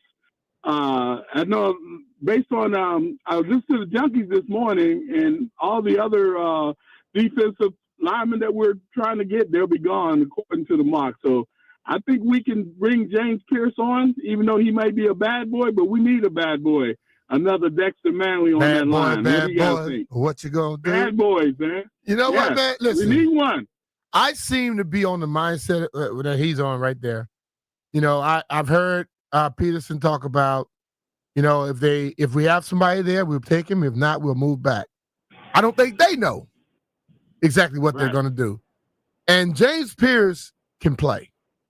But James Pierce had a speeding thing with no insurance, and that has become, he has issues. I believe he may be the person there at 29. Esaruku and all these other guys, I think they're gone before 29. And I think, and according to the Junkies, that's what they did the mock draft, and they will be gone. 7.5 sacks in 13 games last year. But the year prior, he had 10. I think this locker room is equipped to handle people that you may think has a problem. I don't think he has a problem. I think he's just a 21-year-old knucklehead, like all of us were. Hey, I know I damn sure was. 4.47, 40, 1.56, 10-yard split. But kind of a weirdly low vertical at 31 inches. Go ahead. Sorry, Zeke. But listen, don't you remember the boy, what's his name, from the Cowboys? Everybody said no, Parsons. Yeah. He was moved down because he had a bad rep, correct? Yeah. He moved down to like 11. But Jalen Carter, he had a bad rep, right? Yeah. Jalen Carter. But now who coached them both? Dan Quinn. So I think we were all right. Dan Quinn didn't coach Jalen Jalen Carter. Carter. Didn't he pick Carter? No. The Eagles took Carter. Thank you, Zeke. Good call. Yeah, he tried to defend against him. I tell you that. But Carter, like you say, Carter started dropping in the draft too. Yeah, Carter was down in the 30s. Yeah. And Philly traded up to get him. Yeah. Parsons, you can say he dropped. He went 12th overall. He went 12th overall, but he was projected to go a little higher than that. Sure. And then he, had the stuff that came out by him. I question that more than I do the speeding. Yeah. But and now you watch him playing. I guess anybody that slid on him, they like, what? We made a mistake. Right. You know what I mean? Yeah. But I wanted to just say, hey, you know what? I think they're gonna get a player. But Pierce or I think they're getting a pass rusher. I know they cornerback. We talk about that, but I look at it like this. Mikey last year was his first time playing corner, outside doing that type of stuff. He more a nickel guy, many people felt, but I think he did well for himself. I believe this year he could be even better if you don't get one. But they did sign other corners and different people in the offseason. I think they feel that if they improve their pass rush, that makes your secondary better. Sure. I think that they're going to lean more towards a pass rusher than they will a cornerback. And well, if all the other guys are as good as people think, I believe that those other guys going to be gone before 29. And people like a Pierce who, the stuff pops up and I keep hearing and hearing and hearing. I'm like, okay, what did he do? And I'm keep asking that, and I can't get nothing beyond the traffic violation. And on Pierce? Yeah, and if the guy can play, and you got a locker room like you have, and you have a bunch of guys, you don't need all choir boys on the thing. You need some guy that can be a little changed up. But you know what they do? They normally fall in line and follow the people that they see in front of them doing great. And I believe the locker room that they have with people like Mikey and Jaden and also Bobby, they could get somebody that seemed to be off base on the right path. You go on Pierce.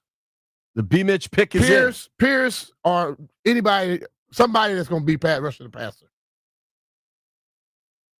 Now, last night on All Ears, I got this question from somebody that was like, will you be mad if they don't go pass rusher?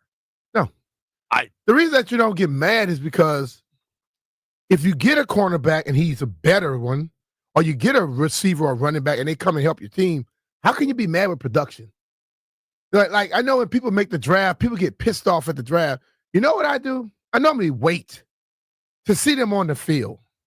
And based off of watching these guys last year and how things have worked, watching them and how they got their players, they pick players that can go out and help you.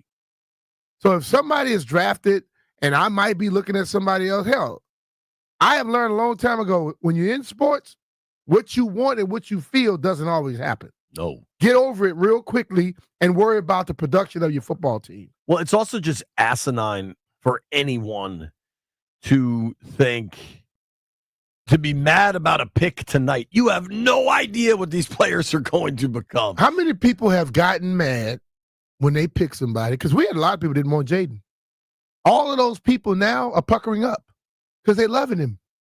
So they were mad last year, couldn't stand the fact that he was picked. So all of you that got mad last year, you were damn idiots. And it was a waste of time. Now you say you're the number one person, but last year you couldn't believe they picked him. Captain Todd is on the line. Todd, you are on the clock with the 29th pick. Hey, what's going on, guys? What's up, brother? With the 29th pick, the New Orleans Saints take Jackson Dart, and we trade back and get some of our picks back from the Lattimore trade. All right. Not mad at that. I think I have the draft value chart up. I wonder what a trade has to look like to make sense at 29. And I wonder if because they only have the 5 picks, if they'd be willing to, I wonder if they'd be willing to take a little less. I kind of doubt it. I kind of think they just want to pick. Good call, though. Thanks, Todd. Good job, Todd. I'll squeeze one more in here. Matt Stafford on the line. You figure he'd be, getting ready for the season. Matt, what do you got tonight? Yeah, I always got time to call the Mitch and Finley show, and there's been a trade. Looks like the Steelers are moving back to 29. The Commanders are moving up. They're keeping 63, but they're moving up to 21, and they're going to give up 128 in next year's second. And they're going to take Malachi Starks, the Georgia. game-wrecking safety, to bring the whole defense to a whole nother level. Interesting. They don't have a lot. What are they giving up to go from 29 to 21? You dipping into next year? He said next year's second. Those next year picks are there and available, and other than the first rounder, I think they might use them. I could see him going to that well. Didn't they give up next year's second for Tunsil? Oh, hey, you got to go I'm now? on a losing streak. Car crash. All good.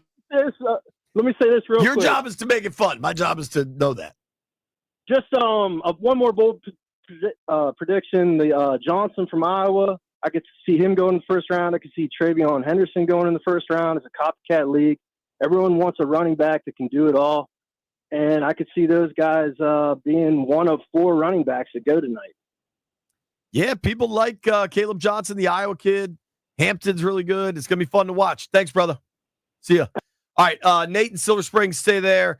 Phone calls coming up at noon. Diana Rossini joins the program.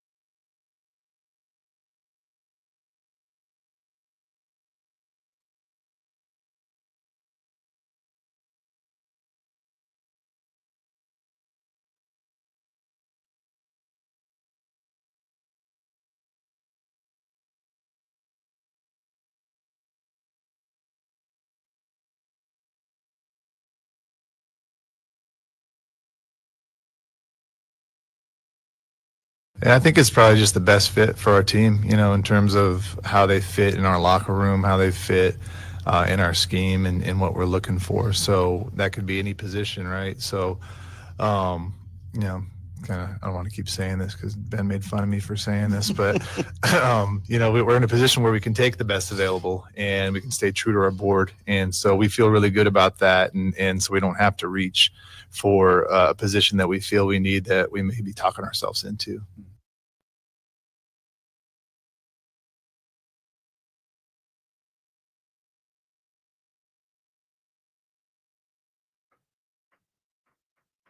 Up in here.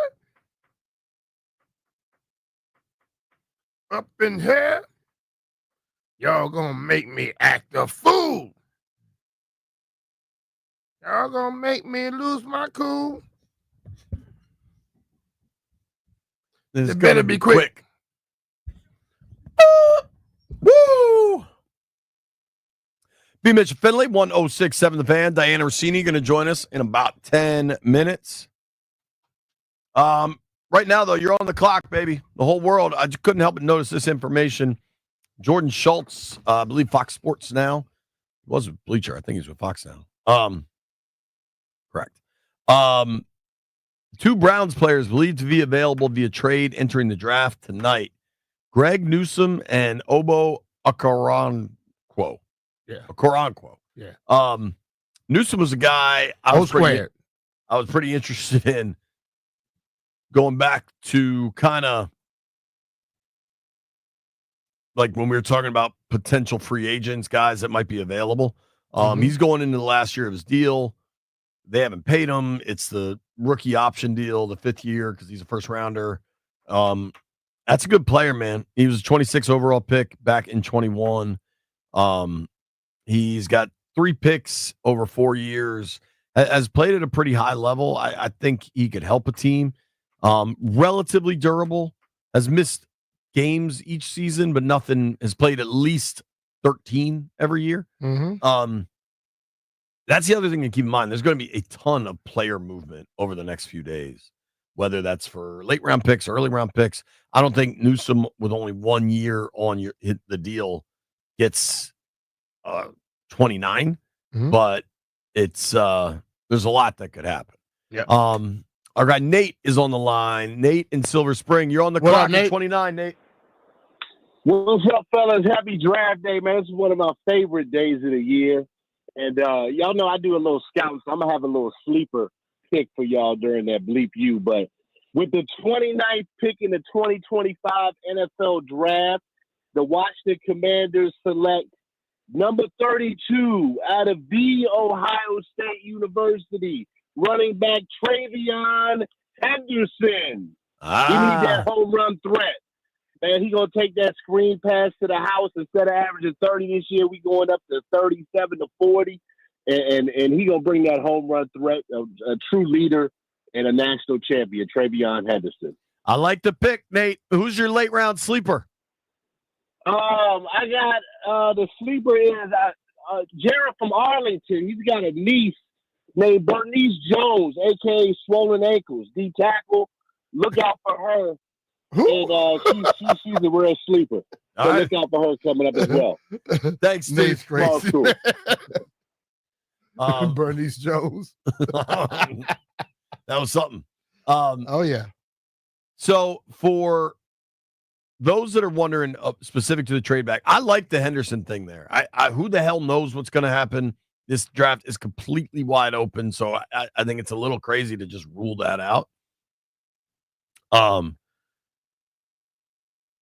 If you are considering a trade, there's the guy that kind of invented these draft pick value charts is Jimmy Johnson back in the early 90s. There's also been an updated model that kind of Belichick came up with. If you're looking at Washington's value for 29th overall pick, on the Jimmy Johnson trade chart, it's worth 640 points. On the more updated version, the Belichick version, it'd be worth 202 points. So just using the 202, right, roughly, to get a pick done, you want roughly the same value. Now, I'm not saying they would, but just for instance, the Jets have pick 42 and pick 73. So a second and a third. That would net you 142 plus 65. So that would net you 207. 142 plus what? 65. Right?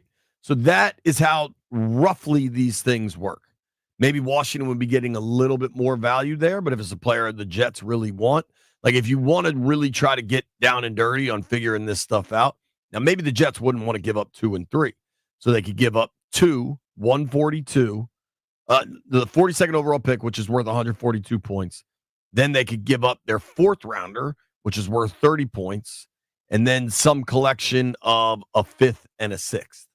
Like that's how, like Washington probably has the Commanders, I'm saying, probably at this point have their own formula, but they're roughly based on these numbers.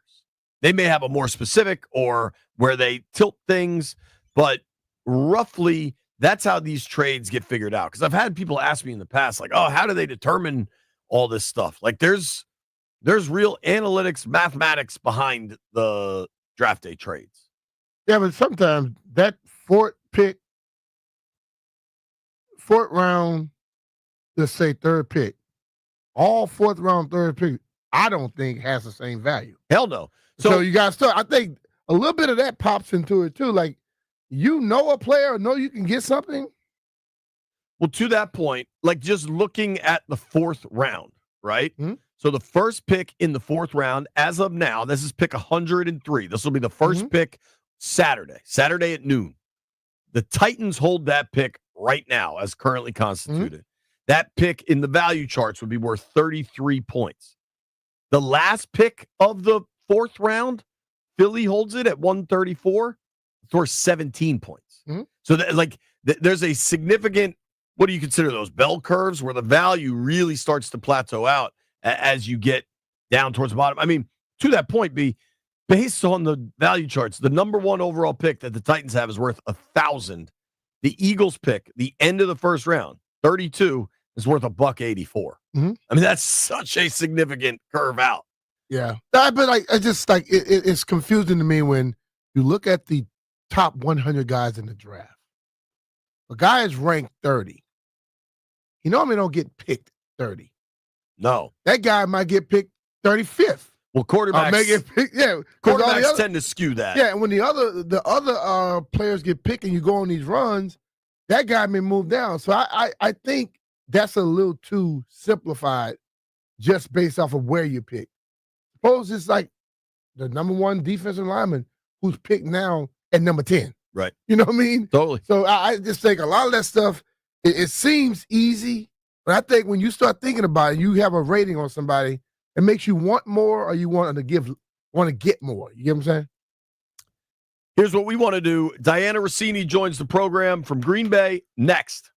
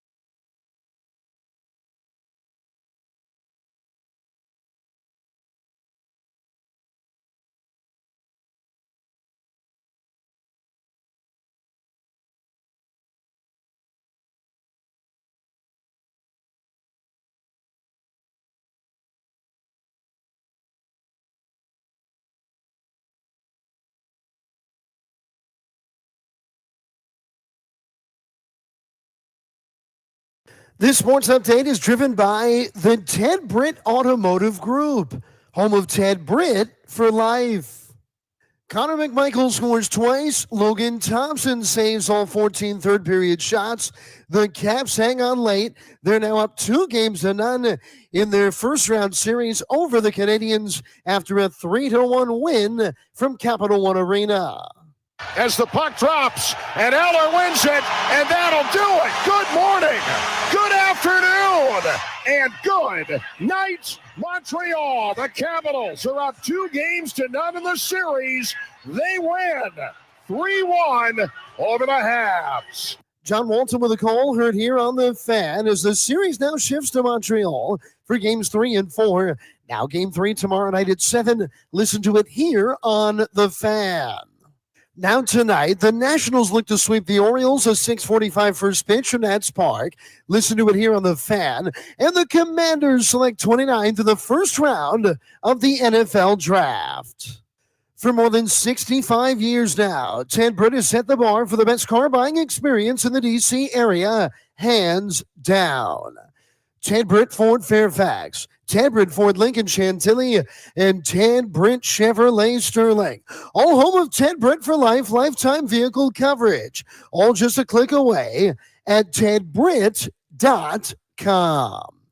From the Crop Metcalf 5-Star Sports Desk, this is Adam Pohl on the Fan.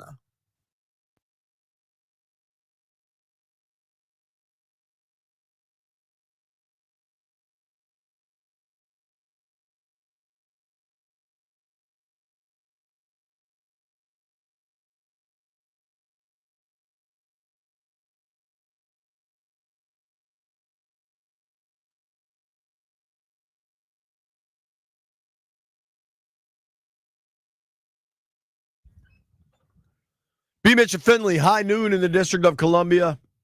And we are fired up to get out to Green Bay, Wisconsin. Speak to our friend Diana Rossini, senior NFL insider for The Athletic. I've been reading what I'm hearing all week. Diana, what's up? How are you? Thanks for making time.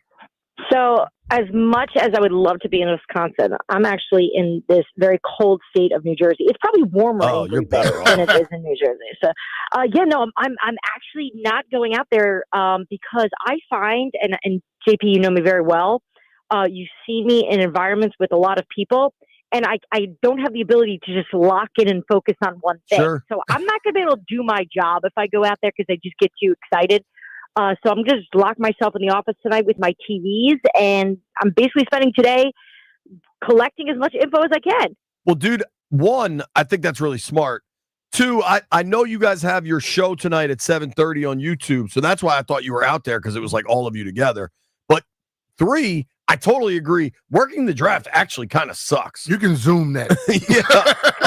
Exactly. I am zooming that. It's exciting. So when I was at ESPN, I was always assigned whatever the top pick was with that team, usually the top, whatever top 5, I was with the Giants one year, I was with the Titans one year. Weren't you with the Skins one year? I was. Yeah. Oh my gosh, JP, I'm so glad you brought that up.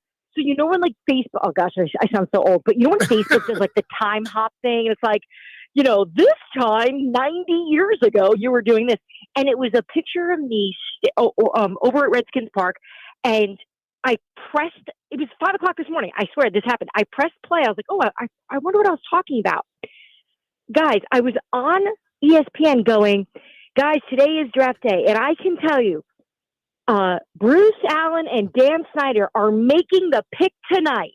They are picking a quarterback. They want Dwayne Haskins. They are making the decision. Wow. Coaching, the coaching staff has nothing to do with this. This is all ownership. But here, the takeaway for me on it wasn't just finding it and seeing it and being reminded of those times. It was, I was saying it so casually, right. Like the world knew. It was like, that's not okay. Like, that's not okay for the owner to be like, you're picking this guy. Well, in that format, it was okay because that's what they did all the time.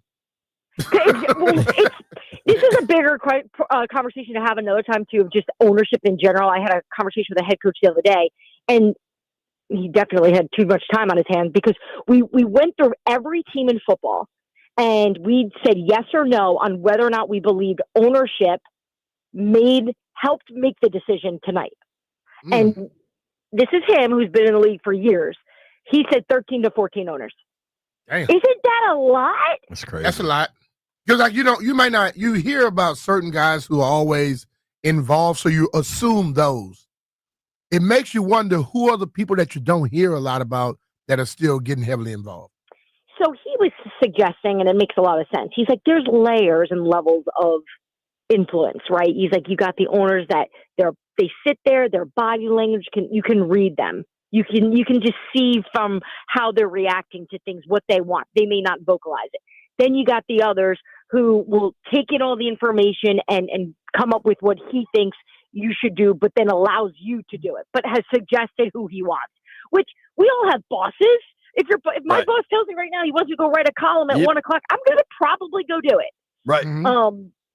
Even if I don't want to, and then you have the others, obviously, who bang on the table and go, you're doing this, and they make the call, and they have all the power. So it is an interesting thing. Times have changed, which brings us to today, because that's not the case. Now, I do think Josh Harris is extremely informed and is a collector of information and is well aware of what's going on and what's happening, and there's really healthy communication. I just don't believe it is the furthest thing from what we know. Yeah, I think you nailed it there. Extremely well informed. He asks questions. He wants to be physically in the space of the process, but I don't think in any way is he trying to skew the process. And I think, it's his money. He cut the $6 billion check. Like, it's cool to want to be involved. I think it's really a pretty healthy way they are running things thus far. I do want to look. I know you've got a million rumors for us, and I am fascinated by what players, like current NFL players, are getting drafted, are getting traded tonight. Talking with our friend Diana Rossini. You can give her a follow at DM Rossini, RUSSINI, here via the Rude Guest Hotline. So I follow you on Twitter. I've been reading all the stuff all week. Seems like you're expecting potentially a lot of movement tonight and over the weekend of current NFL players. Yeah, so we'll just start with probably the overarching name that is going to affect things. And I can tell you there are teams working phones right now to find out what's going on with it, and that's Kirk Cousins, right? So we know he's in Atlanta.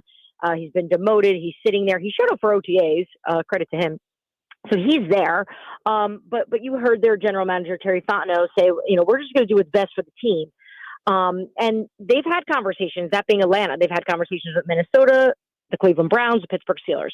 So when, you look at that, it says, okay, well, if the Browns think that they've got a shot to get in and trade with the Falcons for Kirk Cousins, then that probably takes them out of the quarterback game, at least early, which affects the way some things are going to fall.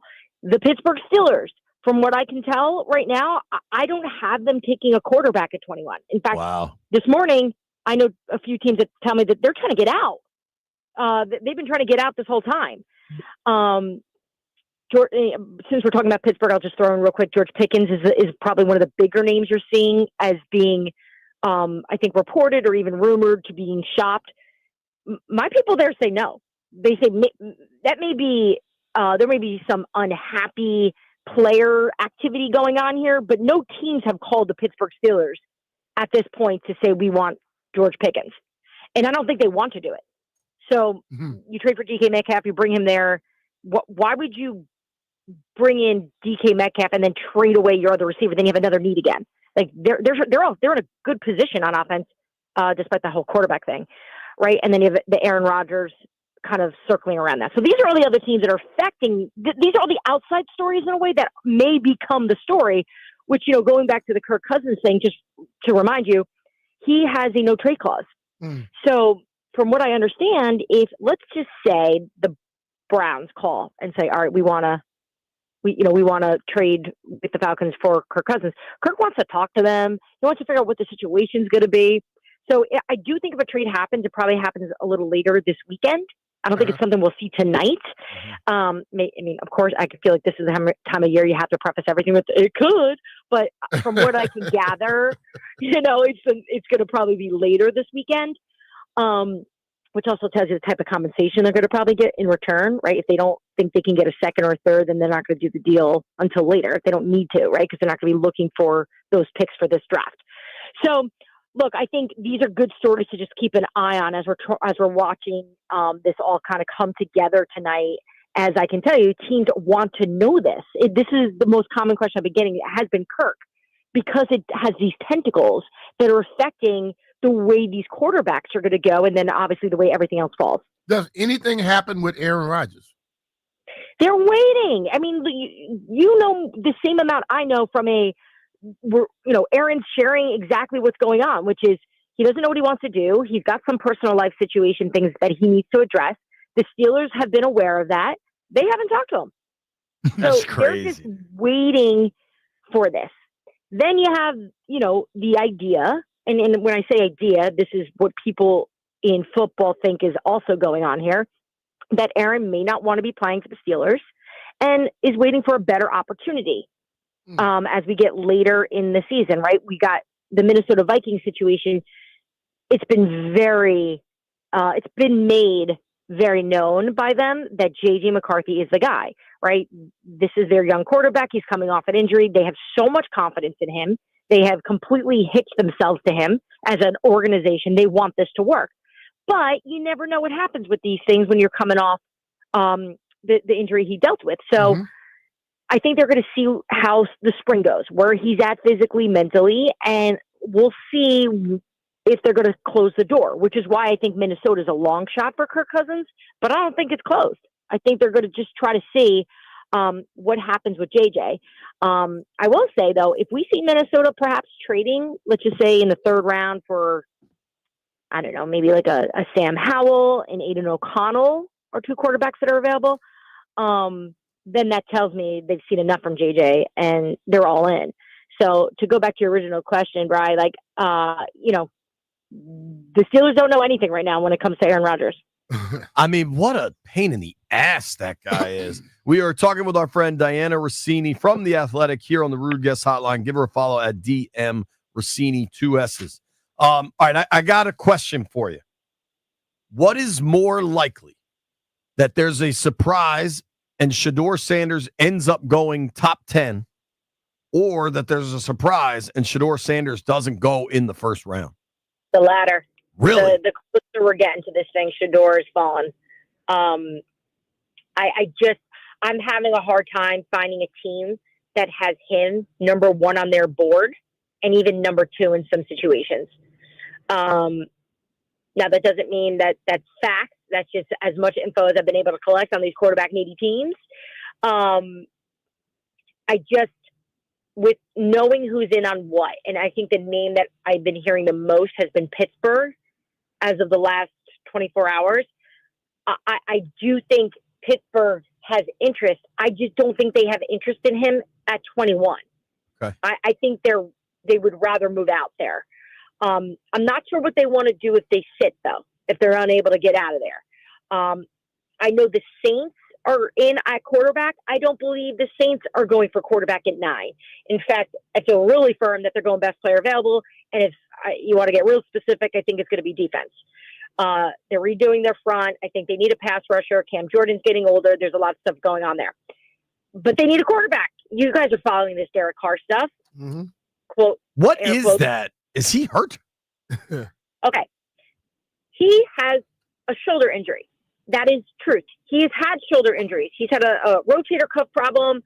We know this. This has been like this is part of his medical history. There's just a peculiar feel to this one at this moment. The timing of all this.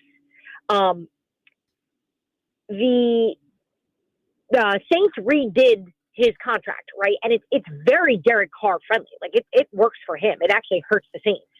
I just don't believe Derek Carr wants to be there anymore. And Mickey Loomis, the general manager, spoke to reporters yesterday publicly, and he just avoided it. He didn't even want to talk about it. So there's just tons of smoke coming out of New Orleans, and unless they think they can fix this, Whereas I think most people around the league think that thing's headed to a divorce, which has me thinking now, if the Saints are going to move on from Derek Carr, granted the shoulder injuries out there, if it's real, you got to figure, I wonder if a team calls the Saints about Derek Carr at some point here. And maybe that's a name that we could see over the next few days. So, so in terms of quarterback needy teams, which, the question about Shador, none of these teams to me have him ranked high enough for him to go in the top 10. Wow. You know what I could say firsthand, and Diana, you lived through so much of this. It is so pleasant not to be worried about the Kirk Cousins, Shador Sanders, Derek Carr, Adam Peters even kind of joked about it the other day. He's like, the one position we're pretty set at is quarterback. We're not too worried about it. Just not at all. What a change. Everything last year has just been a breath of fresh air. And just even the way they operate, the way they communicate, the way they share with the media. JP, I even saw you guys at, I think it was either Indy or the owners meeting, and you guys were all together covering, the Commanders as a unit, and everyone's getting along. I'm like, what world is this? Like having that lunch. The relationship between team and media is so healthy, and it's not going to be perfect. And I think fans get that, right? Like, you have a job to do. You're the best at what you do with covering this team, and you ask hard questions because you have to, and it pisses people off. I go through it every day. People are always mad about something, especially with teams, because they don't want information out, but you have to ask them. But the fact that there seems to be a nice understanding that you have a job to do, and they're trying to do something as well. It's probably one of my favorite stories to come out of last season, just how much growth is coming out of Washington in general, and winning certainly helps. Sure. It helps. Absolutely. If Shador's not 2 on people's boards, is it Dart at quarterback? Yeah. Wow. You think Dart's a first rounder? So someone asked me earlier in New York on their fan, over under 2.5 on quarterbacks going in the first round. I am taking the under on it. Wow. Tyler Shuck is a name you should watch, though, which I reported about 2 weeks ago, and it's been a while since I put something out where people started to text me right away around the league, and that was one of them, of like, oh, who told you that? How do you know? Like, he was a little bit of a secret, I think. Teams know about him. He's 26. He had 2 significant injuries, but he did. People in Louisville just speak the world of his intelligence, and he appears to be the most NFL-ready quarterback of all these guys. I had one head coach, AP, who had him ranked over Cam Ward, ranked higher. Wow. And this isn't some random head coach that just got the job. He's been in the league for a long time, and he knows, and he's offensive-minded, right? So it's like, he's like, I'm telling you, this kid can play. So what was his injuries, Diana? Back. Twice. Back twice, and they got him ranked that high. They're not concerned about that? So I asked that. No, which is, no, it's brought up. Let's not get crazy, right? Like, it's definitely part of his story, but I guess in his workouts, they felt good about where he's at. And obviously they run their medicals on him. They they all brought him in, the ones that were interested. The Giants went out there to watch him work out, specifically as in like a few days ago, right? I mean, right before Easter, they went out there.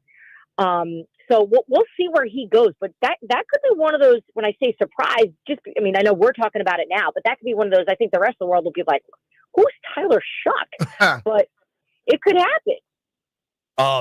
Absolutely. All right. So a lot of quarterback questions. Washington's sitting there at 29. There will undoubtedly be good players available for them at 29. Do you think Washington ends up taking somebody at 29 or trading back? They're trying to trade back. I can tell you that.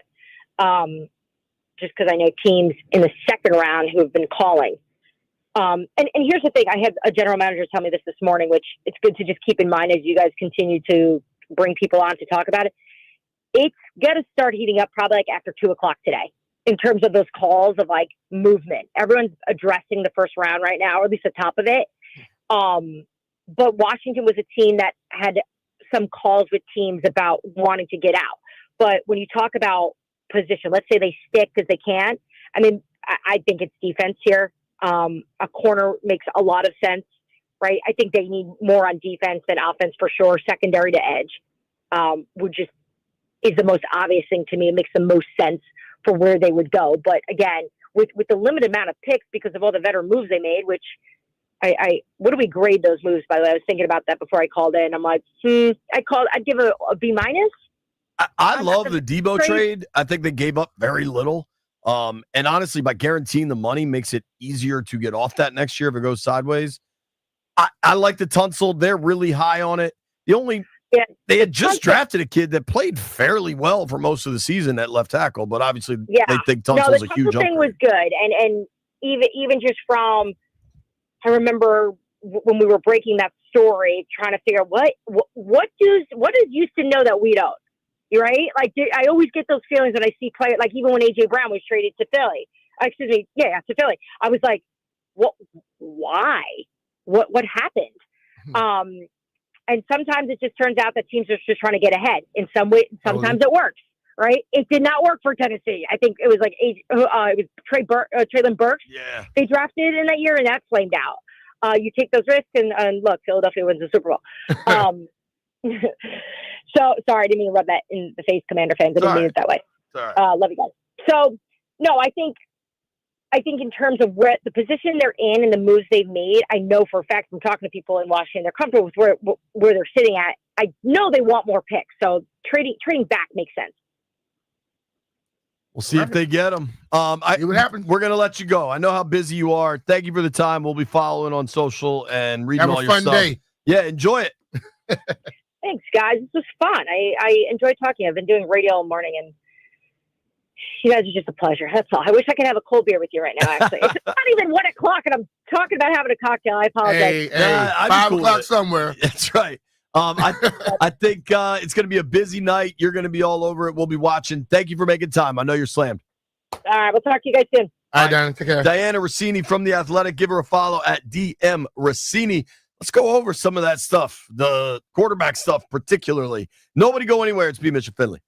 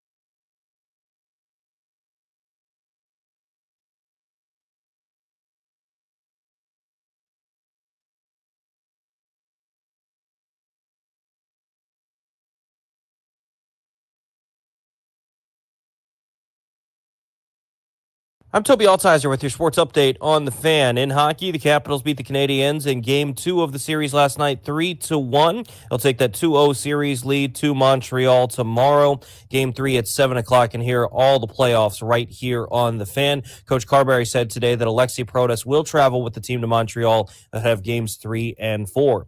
In baseball, the Nationals beat the Orioles last night 4-3. They'll look for the sweep today. 6:45 first pitch. You can hear the game right here on the Fan. Pair of lefties on the hill. Mackenzie Gore taking on Cade Povich. In the NFL, first round of the NFL draft going to get underway tonight. Coverage beginning at 8 o'clock over on the Team 980. We'll have live pick-by-pick coverage with Linnell Willingham and myself, Toby Altizer. Commanders set to pick 29th tonight. We simulcast right here on the Fan as well after Nationals and Orioles. From the Crop Metcalf 5-Star Sports Desk, I'm Toby Altizer with your sports update on the Fan.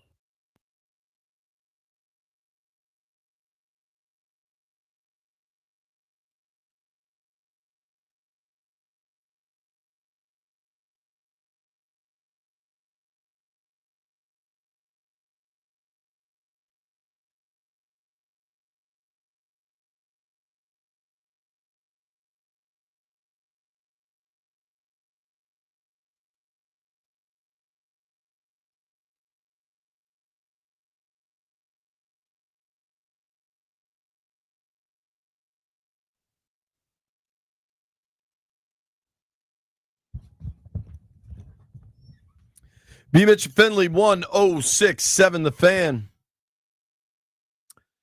Just talked to Diana Rossini from The Athletic. If you missed any of that interview, get on the podcast or the Odyssey app, however you get it.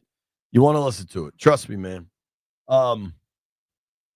Really interesting stuff going on with the quarterbacks in this draft. And not that Washington's in the quarterback market, but by holding a pick late, they could become a factor in the quarterback market. And I think it's kind of interesting to watch unfold because the more interest there is in the kid Shuck from Louisville or Dart or Sanders or Jalen Milroe, oddly, Milroe is very off the radar in all our conversations so far, but he's going to be there, and he's incredibly, what do you like to call the combine? The underwear Olympics? Yep.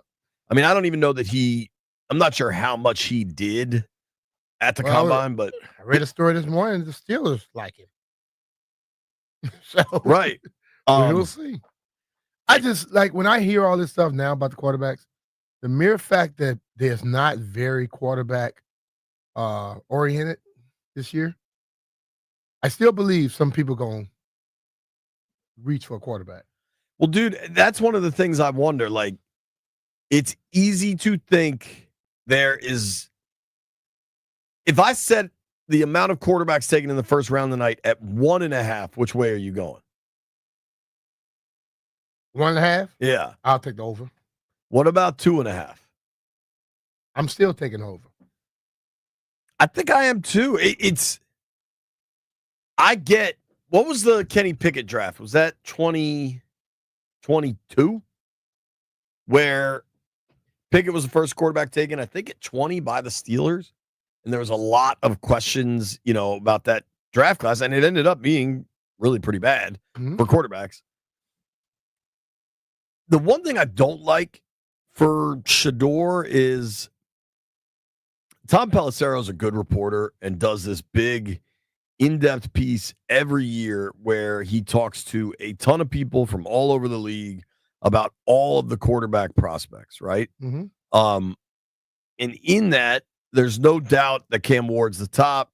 He gets a lot of people to talk about Shador Sanders, AFC coordinators, NFC coordinators. Now, it is done anonymously, and a lot of it is positive. I mean, say he has like 6 or 7 quotes in here, but a lot of it is positive.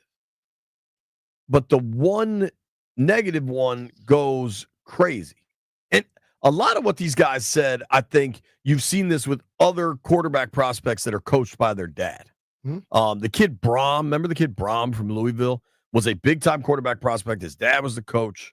And when he got to the pros and things went wrong, like he never thought to blame himself because the theory was that when he was at Louisville, His dad never said it was his fault. Like if something went wrong, I do think there's some of the stuff that Shedeur doesn't do well, taking sacks specifically, that you wonder if the O-line always took the blame. It's not always the O-line's fault, right? Yeah. But I think there are questions about coming from a system where you've only played for your dad. But I just think there's one quote that I hate. This dude just torches him anonymously. And you're like, I think if you're given anonymous quotes, you can be negative. But to be this negative, listen to this. The worst formal interview I've ever been in my life. He's so entitled. He takes unnecessary sacks. He never plays on time. He has horrible body language. He blames teammates. But the biggest thing, he's not that good. I think if you're doing an anonymous quote, it's a little much to say. Like, how long did you interact with somebody to call him entitled? I don't know. Listen, man. Anonymous quote, and you get to hide behind anonymous. If you truly feel that, don't make it anonymous. And then again, as I stated yesterday, that one negative thing gets all the run, not the positive stuff. We had the guy what was on the show last week or earlier? Last week, before you left.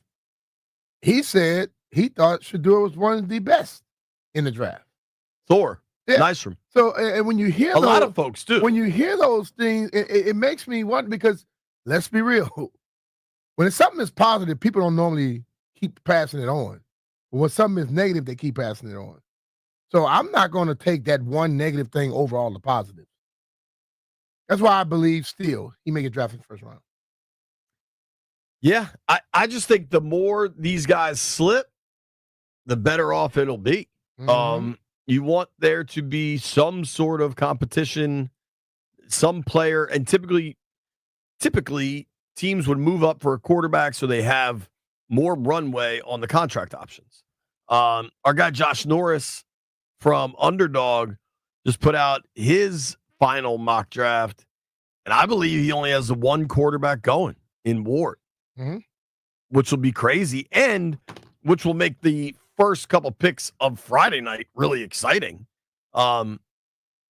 Norris has the Commanders taking Jihad Campbell, or maybe I've read that I think they want it pronounced Jihad instead of Jihad, which has a different connotation, certainly. Campbell's a linebacker out of Bama, so Greg would be happy. He gets his Tide player in Washington. What do you think, B, of the conversation that first round picks need to be tied to basically more expensive positions? That you want to go quarterback, corner, edge rusher, receiver, rather than running back, linebacker, because of eventually the cost. But what if the running back and the linebacker are the absolute best, and they could get into the league and be the best at that position to help your team out? You know, I that whole mindset of I'm going to tell you who deserves money. I'm going to tell you who, instead of letting people play and be good or not be good.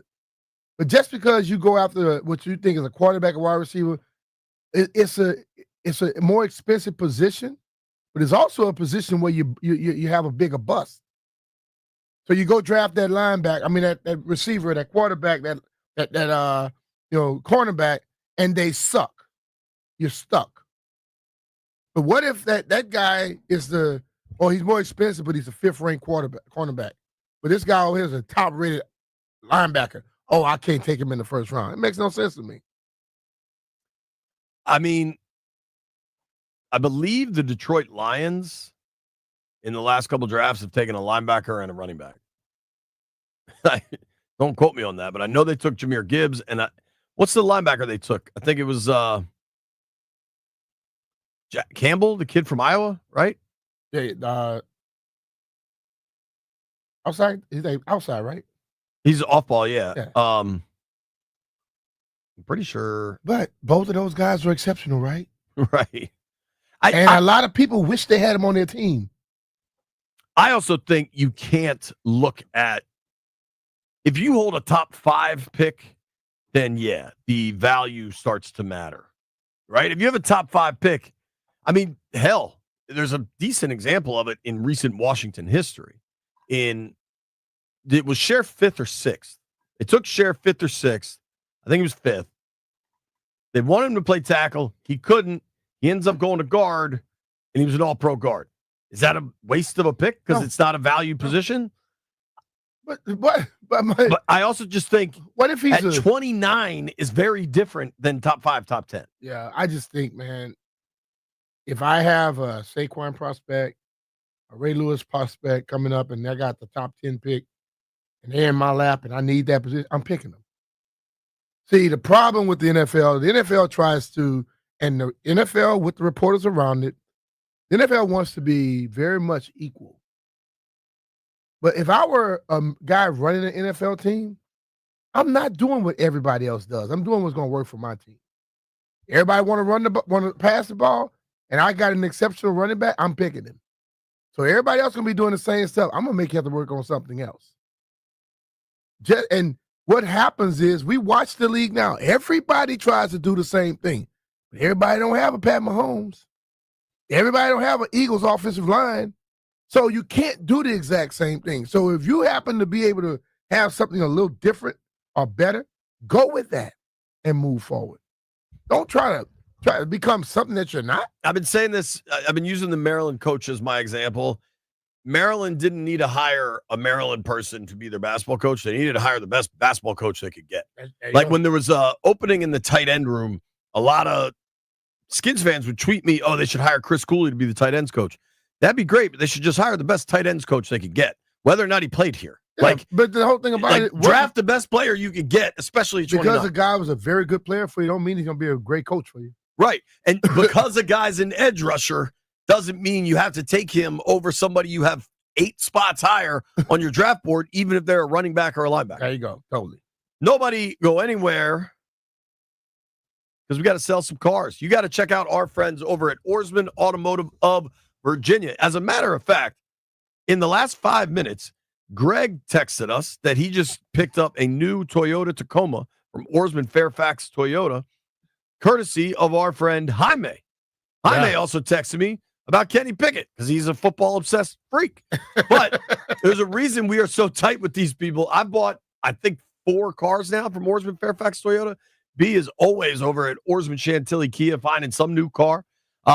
They've taken great care of us. They've taken great care of our family. That's the reason you keep going back. There's a reason they've been in business for over 100 years because they take great care of you. They've got all the makes, models, whatever it is you're looking for, an unmatched selection. Oarsman Automotive of Virginia, 7 locations all over Northern Virginia. They've got the best deals and financing in town. And B, tell them about that Lifetime Edge. Well, I'm going to tell you about the Lifetime Edge, but I also tell you this, that Oarsman, be happy that JP and I talk about you, not Greg. Greg spelled it O-S-M-A-N, Osman.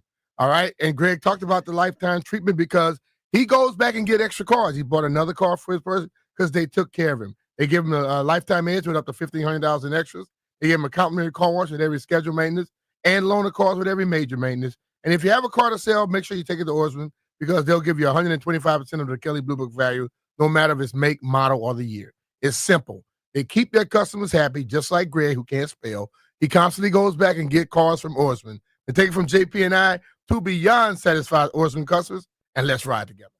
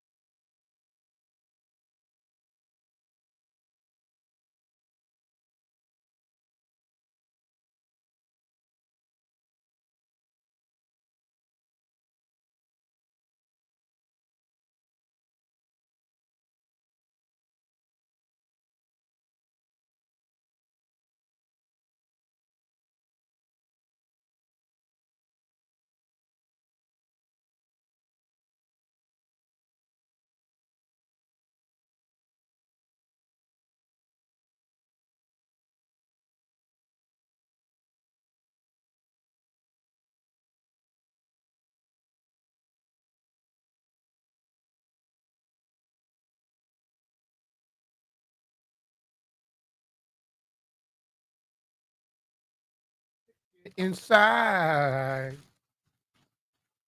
So into you.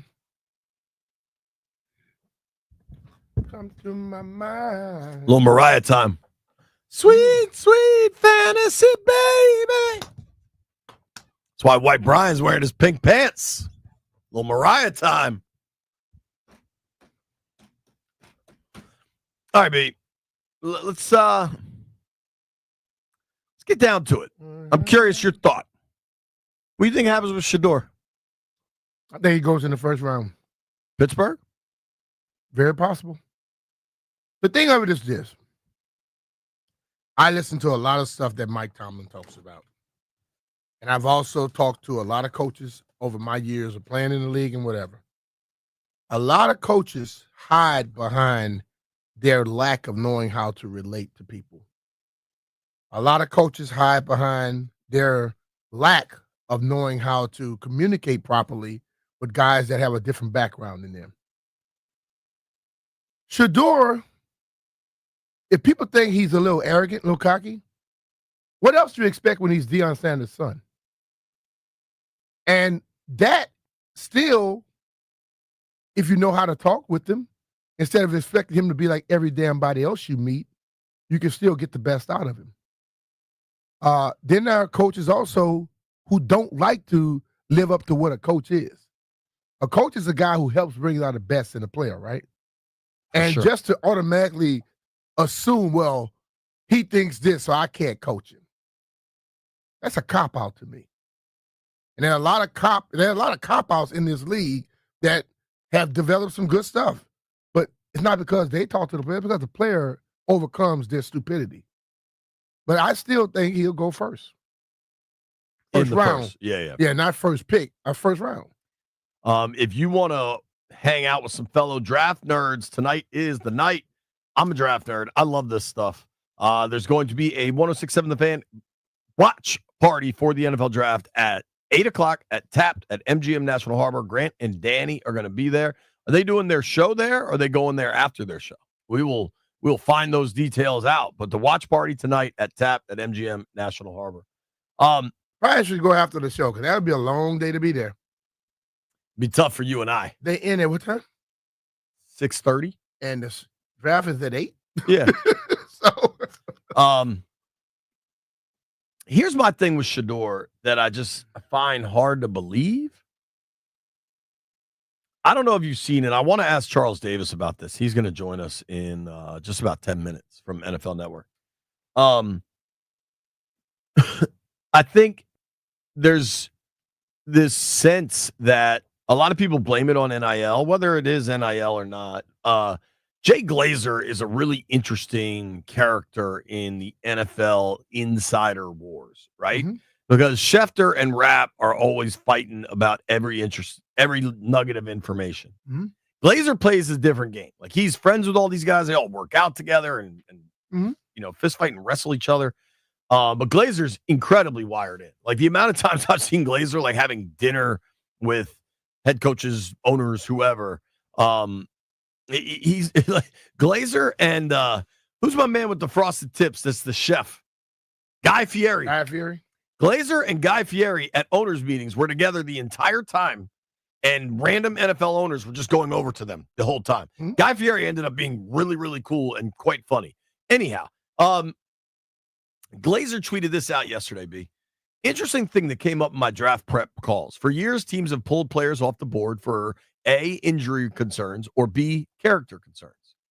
A third category has been added, and most teams I talked to had guys off their board for doesn't love football. This was the first year it was so prevalent. I asked around why that is, and the thought was because of NIL money. Guys have already been paid, and some feel they don't need a grind to get paid. So the guys who love football are probably appreciated more. Just an interesting tidbit. Glazer doesn't make this stuff up. That's a real thing, right? If you got a kid that's made $6 million over the last 2 years, he might not want to come in and fight with a veteran that's been in the NFL for 8 years, knows exactly what it takes, and is hard to beat out for a job or a roster spot. Like, cash changes things. One of the biggest things I always said pre-draft was if there was a question about work ethic for a college kid and he hadn't been paid yet, How do you think that's going to go once he is paid? Mhm. It's a real question. Now it's even more different than that. But I bring all that up, B. One of the questions I don't have for Shador Sanders is loving football. Like, one of the things I loved about Jaden significantly was all the talk about the work ethic and how much time he put in the film room and just the grind of the guy. Because you need that at quarterback. Shador's been grinding tape since he was 8 years old. He's had money his whole life. I don't even mean it that way. I'm just saying he still goes out there and works and presents himself. Listen, man. You can make anything up. You can make anything a problem you want it to be. I don't think you question that kid's desire and love for football. You know what I'm saying? Like, he's played quarterback. He didn't play defensive back because his dad played it. Right. You know, his dad didn't try to make him play it. I don't know what's going to happen with Shador. I don't question that he loves football, though. Yeah. And if you got to question that for a lot of these dudes, what a world. Still believe guys that have made $6 million over the last 2 years, you're not going back to college. They might want to make more. You're not the pro. Most guys that get a taste of what money is, they normally want more. They don't just quit. When we come back, Charles Davis from NFL Network joins the program.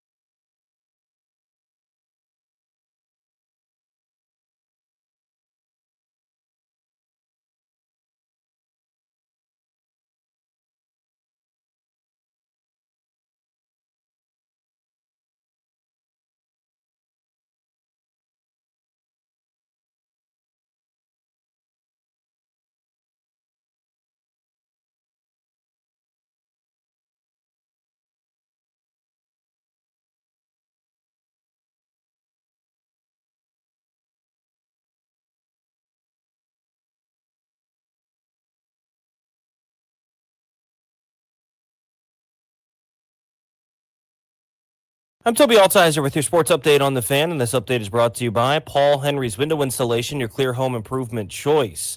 In hockey last night, the Capitals beat the Canadiens 3-1 in Game 2 of the series. They now head to Montreal with a 2-0 series lead. They'll take on the Canadiens tomorrow night at 7 o'clock in Game 3. You can do the game right here on the Fan. Coach Carberry did say that Alexi Protas is going to travel with the team to Montreal ahead of Games 3 and 4. In baseball last night, the Nationals beat the Orioles 4-3. James Wood and Josh Bell both with homers in the first inning. Luis Garcia with a sac fly to score Alex Call in the eighth to put the Nats back on top. Kyle Finnegan finished with his 9th save of the season in 9 tries. Nats looking for the sweep of the O's tonight, 6:45 first pitch. Can hear the game right here on the Fan. Mackenzie Gore takes the hill for the Nationals. He's 2-2 with a 3.41 ERA. He'll take on Cade Povich, who is 0-2 with a 6.38 ERA. NFL draft gets underway tonight. First round of the draft. Commander set to pick 29th. We'll have live pick-by-pick coverage on the Team 980 with Toby Altizer, myself, and Linnell Willingham will be simulcast on 106.7 The Fan following Nats and O's. Also tonight, NBA playoff action. Knicks and Pistons Game 3 series tied as 1 apiece.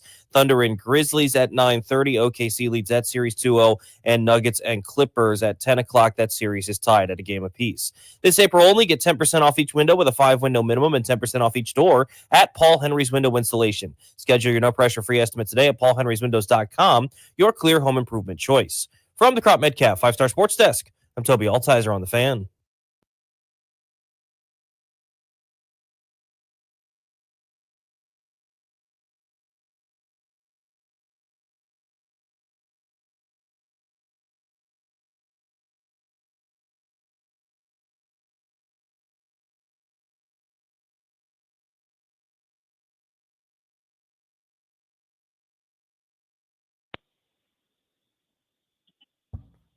B. Mitch and Finley, 106.7 The Fan. We are fired up to get to the Rude Guest Hotline and welcome in Charles Davis from the NFL Network. Of course, you can watch Charles's coverage throughout NFL Network's draft coverage starting tonight, 8 o'clock.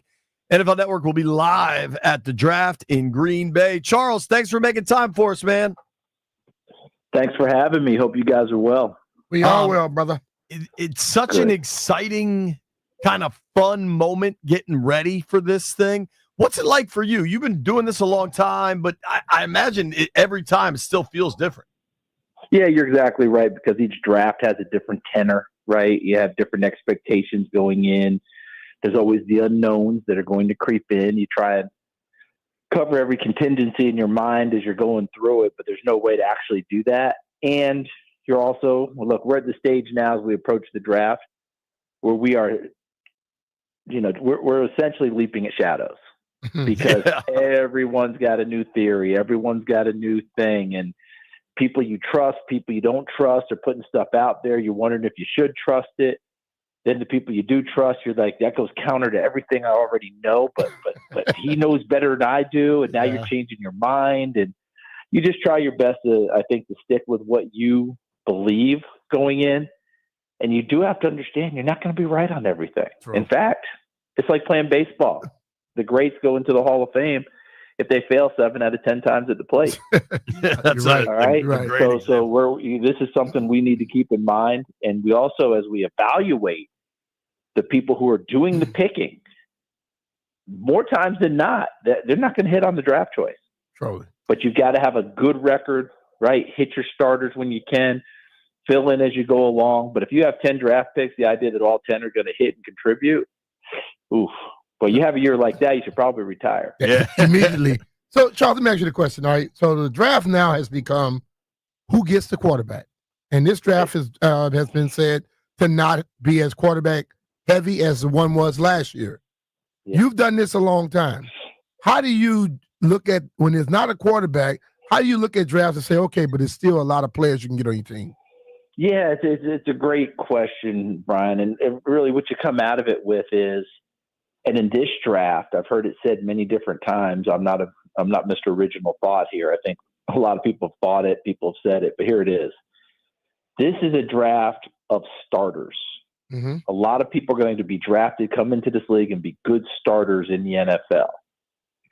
Superstars, transcendent players, the quarterback that takes you to the top remains to be seen. But in the evaluation process, there are a lot more question marks than there are what we think answers. Mm-hmm. And last year, let's be honest about it, 6 quarterbacks in the top 12. One didn't play at all last year in J.J. McCarthy because he was injured. The other 5 played to varying degrees, right, in terms of time on the field, how many snaps they got, and how well they played. But I think you can make a very strong case that all 5 showed why they were drafted in the top 12. There were flashes or more. One was Rookie of the Year. One could have been Rookie of the Year in Bo Nix. Obviously, Jaden Daniels was Rookie of the Year, and deservedly so. Drake May played really well once he became the starter, and especially down the stretch. Remember, I took Buffalo to the limit in Buffalo, almost got them. You go to Caleb Williams. Yes, Chicago imploded, but there were plenty of times you saw, okay, that's why he was taken number 1. Penix didn't get to play until late, but once he did, hit some big throws, kept them in ball games, won games. You get the whole idea. So my point being, we don't know until we actually see it. Are these guys rated as highly? I think Cam Ward, probably you would, if you did put him in last year's draft, you'd start debating around the 4th quarterback. But that doesn't mean when it's all said and done, he might not be better than the ones that were picked last year. We don't know. Yeah. But he has talent. We shall see. And now, of course, we got a bunch of wild cards, guys. When will Shedeur Sanders come off the board? Yeah. Will he go in the first round? Jackson Dart, what happens with him? My first mock draft, I put him at 3 to the Giants. I mean, I caught more, what. And people were like, well, what is wrong with you? Can we take you for testing right now? Can we do all this stuff? I'm just going to tell you guys right now, I don't think he's going to go at 3. But if he somehow goes to the Giants in the first round, I may leave the set and say, that's it. I'm not coming back. I nailed it. I'm out. Hey, mic drop. I like it. You know what is really interesting, Charles? There's a million things I want to ask you about, and I want to be sure everybody's watching the NFL Network draft coverage tonight. You'll be a part of it all weekend. The only thing that seems certain is Cam Ward going 1, and then maybe Hunter at 2, right? Because even the Giants at 3 could make a splash or something. Right. Before I forget, though, because you are plugged in to the University of Tennessee, B. Mitch and I have been talking about this. James Pierce is clearly a talented player. And at least from the stuff we've read, we can't really get a read on what. One thing Brian and I both push back against are when there's a narrative forms that there's like character questions around a player, but nobody can identify what they actually are. Yeah. And maybe you can't, but maybe you could dispel it or whatever. But I mean, Pierce seems like a baller to me. He is. And we saw it at the combine. We saw the athletic talent. When you turn on the tape and watch what he's done over the last 2 seasons, especially the 2023 season, when he kind of took things by storm and had double-digit sacks. And obviously the next year you get more attention. But, a little bit of a willowy frame. That's one of the things. We know he's a sprinter. Probably going to need to add a little ballast there, right? But that's okay. That happens with a lot of guys. The talent is undeniable. The off-field stuff, I've heard the same things you've heard, right? You've heard character concern, you've heard this, you've heard that, you've heard he doesn't love football as much. You hear all these things. I just watch him play and know that, okay, I know there's something there as a player. Now, the interesting part is we've gotten deeper and deeper into these mock drafts. He was a lock first rounder in all the early mock drafts, and lately I've not seen him in there. In fact, in my last mock draft, I didn't find a place for him. Previously, I'd had him. But what's the ideal when I say ideal? What the type of thing happens? He keeps lingering, and in Philadelphia at 32 never makes a move. It says, "Oh, is that a big time SEC defense?" Done. Yeah, that's what they do. Pierce goes, and they have the type of locker room that if these concerns are indeed real, that fits. But we also have that with Mike Green at Marshall, tremendous player, right? His numbers all came at Marshall. They didn't come at Virginia.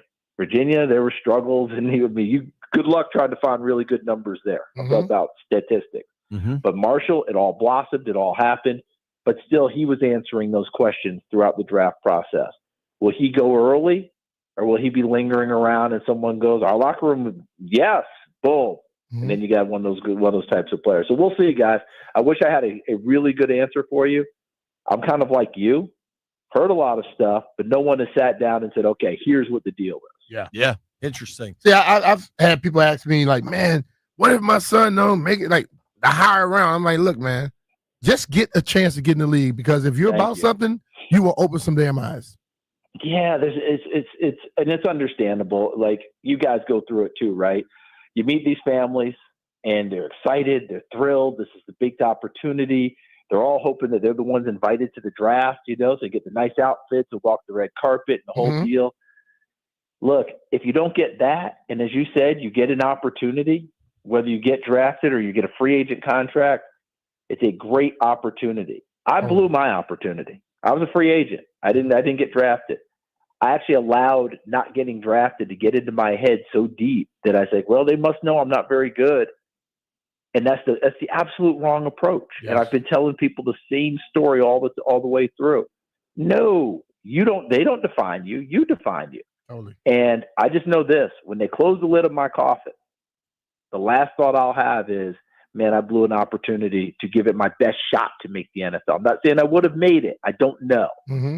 But I did not give myself my best opportunity because I didn't go into it the right way. That'd be the last thought I have, and then slam, it's over. So I've been telling my kids, I tell everyone I meet, don't let that be your story. So I'm with you totally on that, Brian. That cannot be it for them. There are a lot of people wearing gold jackets, Hall of Famers, that were undrafted free agents. And round 7, round 6. Back in my day, it was 12 rounds. We didn't get picked. Okay? Yeah. Bart Starr, one of the great quarterbacks of all time, was a 17th round draft pick. Damn. That's I could go on with these stories all the time. You guys know that. Well, it's interesting you say that because there's so much interest in the first round and then it kind of wanes. And Adam Peters is running the Commanders operation now. And if you look at some of the best success the San Francisco 49ers in building what was a 2-time NFC champion over the course of 4 years or whatever, was further down the draft, finding guys. Kittle, Warner, second, Purdy, third, fourth, obviously. Yeah, and there's so much excitement for tonight, but that it's not over after tonight. And specifically, I wanted to ask you about somebody, Charles. In your latest mock draft for NFL.com, you have the Commanders taking Kelvin Banks Jr., tackle out of Texas. But in your comment, you write, Benjamin Morrison is your favorite corner in this draft. Now, I think Morrison is projected to go Friday night. This is a dude that I think dealt with injuries last year. But he did. B, as a freshman 3 years ago, he had 6 picks. What do you like about Morrison? What do you like about him maybe Friday? It's funny you brought that up. And for me, I'd written in my notes the word comfortable, because everything I watched on tape, that's the word that came to mind. Whether he was impressed, whether he was off, whether he was in zone, whether he was in man, whether he was blitzing off the edge as a cat corner, whether he was coming up to tackle, comfortable. He looked fine in everything he was doing. I do believe that Friday is probably more likely because of the injuries. Like he's had hip issues. So I think he's had both hips done, that sort of deal. That took some time away. His medical recheck came back really good right before the draft. He had his own private workout on Monday, and I was told that went really well for him. But it's deep into the process. So you wonder if people are going to want to take that shot at him, because I do think healthy all the way through. We're talking about him with Will Johnson, Jahdae Barron, Trey Amos, all the corners that I expect to go tonight. But to me, I love Benjamin Morrison. And Banks, I'm just going to tell you this, guys. I've got him down there. I've had a few people that I think are really smart in this that called me and said, dude, too low. You got him too low. He's not going to be around there. Wow. That's the call. I got multiple calls. Well, there's questions about the tackle depth here, right? So I could see Banks going. Yeah, you can see him going. And here's the thing. When you watch these guys play, you guys remember when it all started, what did we talk about? Was him, right? Campbell from LSU was arm length, hand size. Can they do this? Can they do that? We've had examples all the way through of it working and not working. I think for Campbell and Banks, they're both going to be left tackles until proved differently. All right? I don't care about the arm length at all. Rashawn Slater had the same concern. That's the exact guy I think about every time I hear it. Right? Yeah. He's living just fine with the Chargers. Now, the interesting thing is the guy that succeeded Rashawn Slater at Northwestern was Peter Skoronski. And as soon as he was drafted, the Titans moved him to guard. So it's all a matter of how you look at it. And by the way, he's staying at guard. He's not moving back out. It's all a matter of how you look at it, what you think is going to work.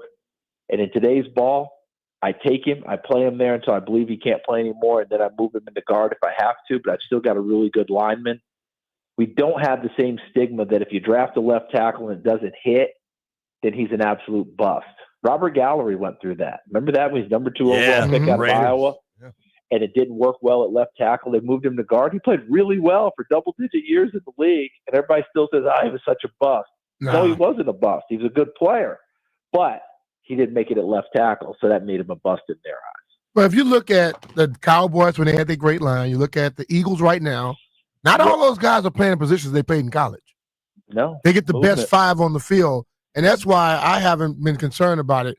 When they brought Tunsil here, you move Coleman to another spot, get you another guy. You get the best 5 guys out there, that makes your team better. It's not that, I got to get the left tackle, the right tackle. Who cares?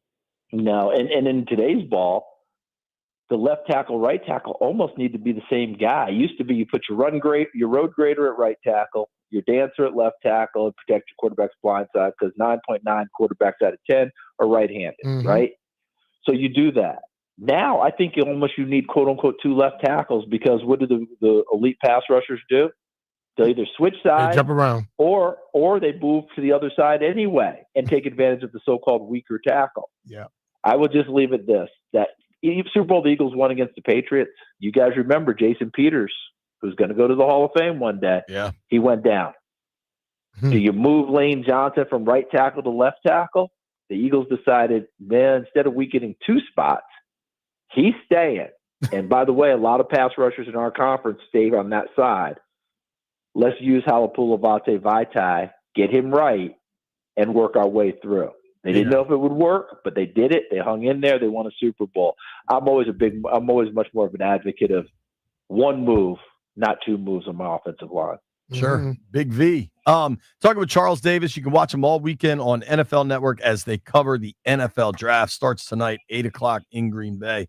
Charles, specific to Washington tonight, lot of talk, a lot of suggestion. They want to move back in this draft. And, after the big trade to go get Laramie Tunsil and lesser draft capital out the door, but the trade to go get Deebo Samuel, it's easy to see why they might want to move back. How likely do you think that is? And what are some of the teams that might want to move up looking like? Yeah, I think it's going to be very interesting to see what happens with the quarterbacks. Again, we're coming back to QBs. Even in a year where they're not rated as highly as last year's, it's still big capital because let's work right through it. Tennessee, very, very quarterback needy. Okay, we assume they're going to take Cam Ward. Cleveland at 2, extremely quarterback needy. All right, they've got Kenny Pickett and Joe Flacco. 3, the Giants. Yeah, they signed Jameis Winston, Russell Wilson, quarterback needy. Okay, so your top 3 teams are truly in the market for a quarterback. Your next one are the Raiders a wild card one, even though they signed Geno? We'll see. But then we're definitely getting to New Orleans at 9. Have to be quarterback needy with Derek Carr being hurt. And last year, that combination of Spencer Rattler and Jake Havener, I don't think that's where they want to go. We saw that combination in person. Right? We saw it in person. That is not – let's just put it this way.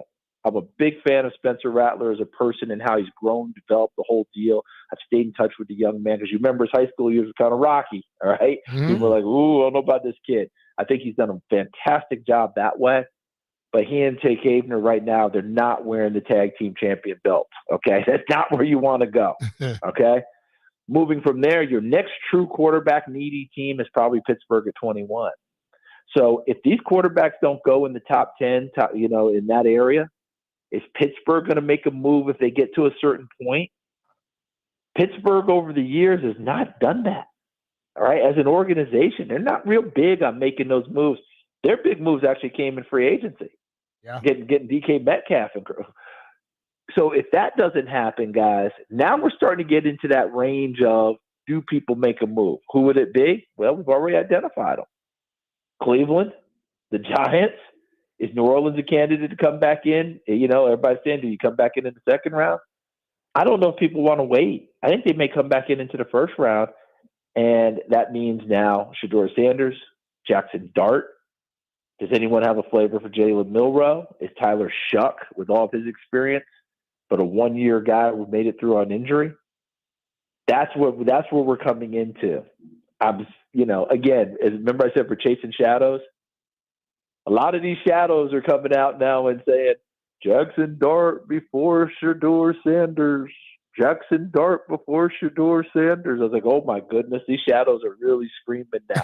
There's no telling what we're going to get. No telling. Yeah. But that's what's going. Those are the teams I think are most likely to do something, because in this draft, as we said, starters. You can find good players. And by the way, the same guy at 10 might be the same guy at 70. Wow. You know what I mean? Right. Like the quote unquote same guy. I forgot who I just saw recently who said we don't have 32 first round grades on players. We don't have enough for a first round. But guess what? They're still coming off the board. So it's going to say first round on somebody, even if people don't have a grade on it. It's I can't wait, man. We'll be watching you, Charles. We appreciate you making time for us. It's going to be fun, especially this wide open. Who the heck knows what's going to happen? Yeah, absolutely. And, if it gets to a certain point, Washington and Adam Peters may be able to do what you talked about. They may be able to move back and accumulate more capital. It just depends on that point. I feel like the break point's going to be around 2021 where Pittsburgh sits. I feel like people are going to feel like they have to get up there just in case. And if I'm Pittsburgh, I'm making every noise about doing something to make people come up. Yeah. I would do that in a heartbeat. They're telling the world they ain't taking Shador. Or maybe they are. Who knows? Yeah, all you want to do is make sure they believe you're going to do something. Just like years ago, San Francisco and John Lynch and Kyle Shanahan, they made a lot of noise about that number 2 pick, and the Bears made that swap with them to go get Mitchell Trubisky. Mm-hmm. Okay? Yeah. This is what quarterbacks make you do. Quarterbacks make you move like that beautiful person you've been dying to go out with, and you're going to do it. Yeah, I'm going to do it. Yes, I'm going to do it. I'm going to go. And sometimes that move pays off, and sometimes that move backfires on you. But someone's going to make that move. That's totally it. Can't wait for it. All right, Charles. Thanks so much, Charles, man. Have a appreciate great you, brother. weekend. You guys take care. Always great talking with you. All the best. We'll all have some fun this weekend. Be good. All right. Thanks, care, man. Just absolute class act. So cool. So Total laid pro. Always appreciate getting to talk to Charles Davis. He's Yep. so good at what he does. A lot to try to disseminate there as we get closer. If you want to go out tonight for the draft, there's a draft party tapped at MGM National Harbor. Hang with Grant and Danny and watch. Listen, the Commanders' pick's not going to happen till 10:30, 11 o'clock if they make a pick. You can go party for a while and enjoy the draft. The picks will be coming in. Nobody go anywhere.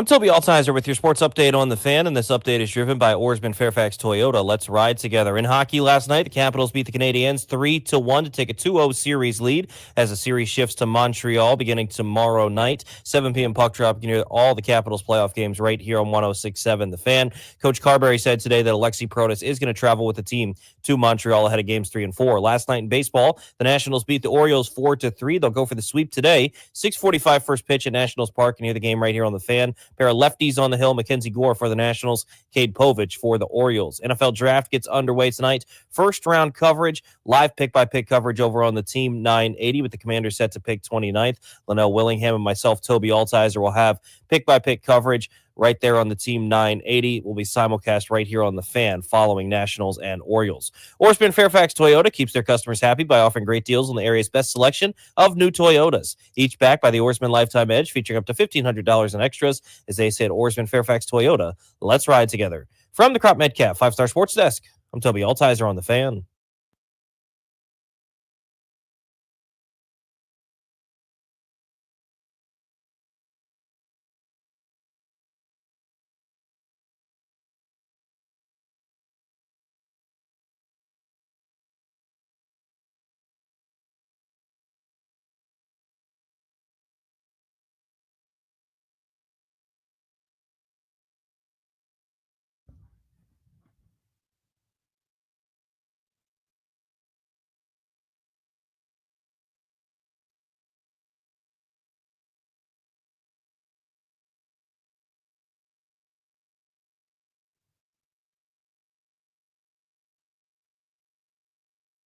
This song's so bad.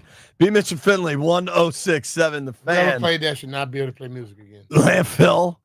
All right, B, I got a question for you. If you missed any of our interview with Charles Davis, get on the Odyssey app or the podcast, wherever you get this stuff. Check it out on YouTube, whatever you want to do, and listen to it. Swear. I agree with this from Neil Belcher. I tweeted out simply Charles Davis is the best. He's such a professional. Like, I've interacted with him in person enough that he's just like so cool and calm and like just the same all the time. Neil Belcher responded, most underrated color analyst covering the NFL. I agree with you. Jeff, I don't know why everybody's calling, but hell, let's take calls. If you got a draft take that we need to know. They were calling about that song. It might have been about the song. Whatever, if they're calling about the song, we'll definitely take it. We'll keep. I'll do phones the last half hour before the draft. Folks are excited. Yeah. If you're looking for me and B this afternoon, Brian, I swear, Brian will be singing. You got shows on the Commander social channel starting at 5. I'll be there at 5, but I think we do our first show maybe 5:30 or 6 o'clock. Okay, so just check out the Commander's YouTube page. You can check out all Brian's stuff. I mean, I imagine it's all hands on deck. You, Fred, Logan, Tana. Yeah, the whole crew. Okay, there you go. I'll be on Channel 4 all afternoon, all evening. Check us out. There's going to be a draft party at Tapped at MGM National Harbor, Grant and Danny. If you're looking for some place to go, watch a game, have a couple beers, have some fun, that will get you set up. Landfill, what's your plan to watch the draft? I will be at home. I will be on my couch. I might get some Fritos or something. What are the Fritos we like, B? Honey barbecue? You've completely converted me to those little corkscrew honey barbecue joints. They are good. Would you get that kind, Landfill? The twist. No, I'd get the normal ones. I don't do those weird new age Fritos that you guys are into. Listen, man, new age. I've generally not been a Frito guy. I think you seriously crazy though. He called something new age. He did. It's been out there forever. A lot of callers. Not as long as the original ones, though. Got a point. Dude, something blew my mind the other day. I found this on Instagram. Do you know where Fritos used to be made? Where? What? Where? Texas? Maybe they had multiple locations. They used to make Fritos in Bethesda. Really? Look, where Fritos were made, 4860 Bethesda Ave, what is now the Apple Store. That's the original place it was made? Maybe that's where they made them locally. Oh. Because I do think it says on there they're from Texas or something. But they were making them. What is everyone calling about? Landfill said one thing people are calling about is they want to know what time we believe the pick will come in tonight. Right. Close to 11. I'd be locked in around 10:30, and it could happen 10:30 to 11. If you go through and really like time out the pick, it'd probably be about 10:48. For those that are really focused on getting that correct. B, my boy Brendan Fry texted. Tell me what you think of this. Mm-hmm. And you've met my buddy Brendan. He's funny. He's joking around, I think. He said, we're usually picking in the top 8. So if I have to stay up till midnight tonight just to watch us trade back, I'm going to be pissed. I want instant gratification. Go to sleep early then, Brendan. Because they might trade back. You might want to stay. If you stay up till 24th and then they trade, 29th and they trade, you know what you got to see? The 28 people that we're competing against, what they did. And start developing hate for all their picks. Landfill, will you be mad if they trade back? No, because I'm going to be awake at that time anyway. Are you going to nap to get ready for the draft? Of course. Yeah, probably. By the way, a lot of people are calling. They're very upset with you for insulting the song I Swear by All for One. I just wasn't feeling it in that moment. I got to be honest. Yeah, one dude said you better not talk about that song again. That was his wedding song, you knucklehead. What was his name? I'm not going to say his name. Okay, let me be clear. That song sucks. You wow. And I swear. Listen, man, if it's your wedding song, I hope you enjoyed it. But does my opinion on your wedding song really matter? I'd argue it shouldn't. Speaking of things that shouldn't matter, so earlier I mentioned there was an anonymous quote going around about Shedeur Sanders that really trashed him that I thought was junk.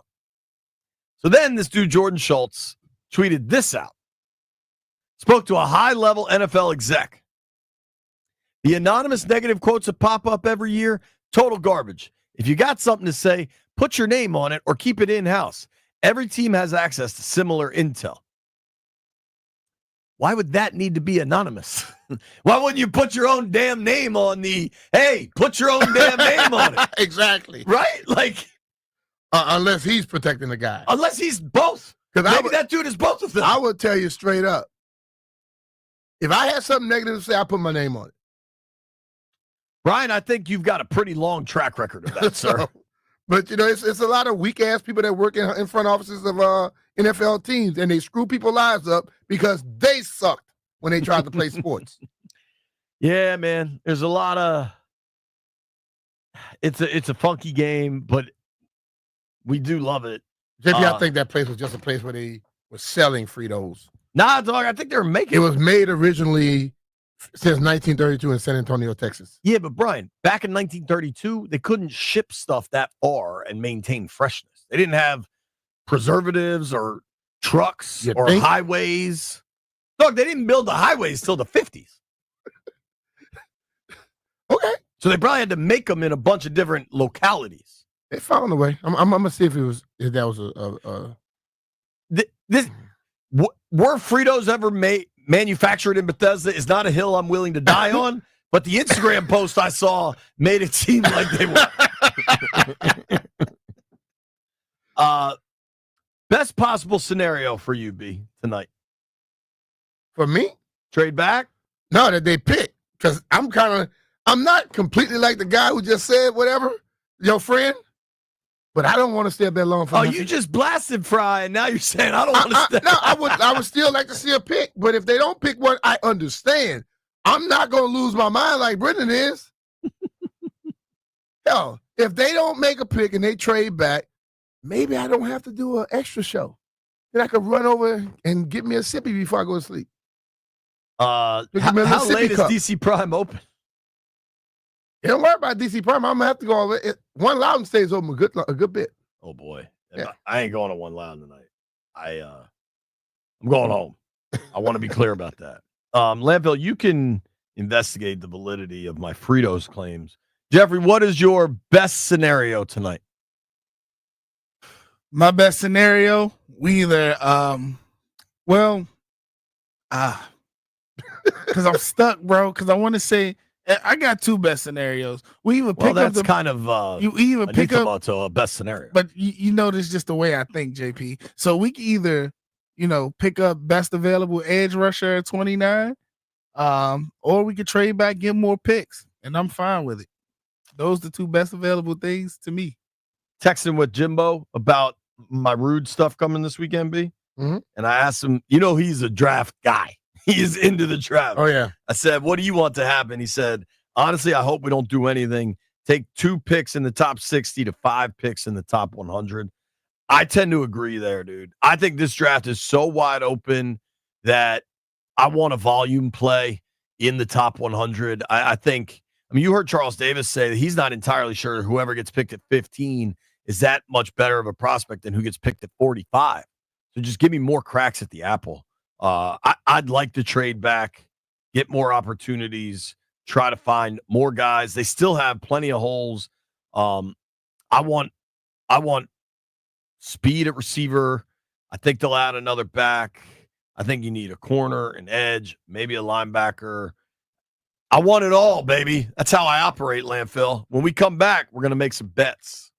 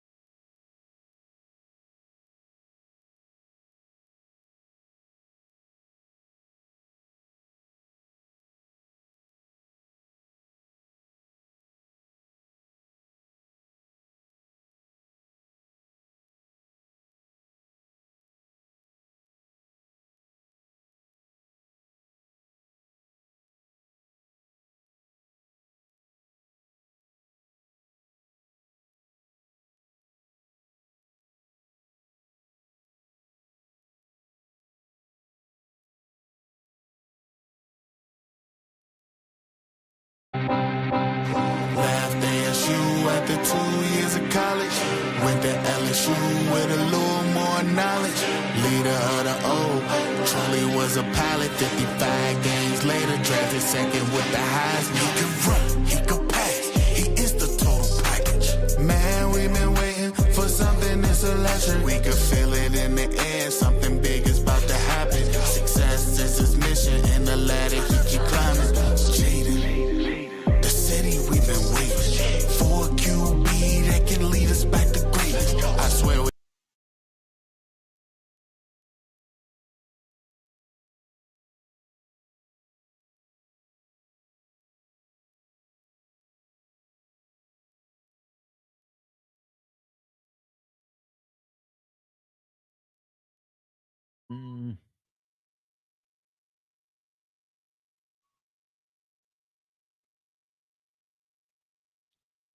Breaking news on the Fan, B.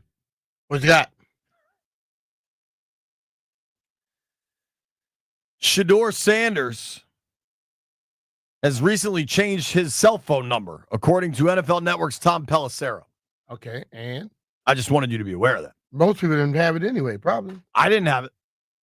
Probably because all these... You ever notice that you give your information to one reporter, then all of a sudden you're getting calls from reporters that you never talked to before? I have no idea what you're talking about. It happened. No idea. It's happened. No. I'm telling you, Jay. You gave somebody my number, JP? I have never given somebody your number without telling you, hey, they asked for your number. Are you cool if I give it to them? Okay. All right. That's the only time. That's the only way I do. No, I'm not worried about that. I'm talking about when I get a call from somebody that you didn't ask, when people don't ask me anything, and then somebody called me, and I'm like, where you get my number from? That's not me, dog. No. What, Landfill? Landfill is giving out your number. Ask B. Mitch anything is tomorrow, not today. What? We could give out his cell, and it could be for the next week. That's a good point. Y'all get my number out. I promise you, y'all won't make it the next day. It's not a threat. That's a promise. That's a promise. Josina Anderson says, league source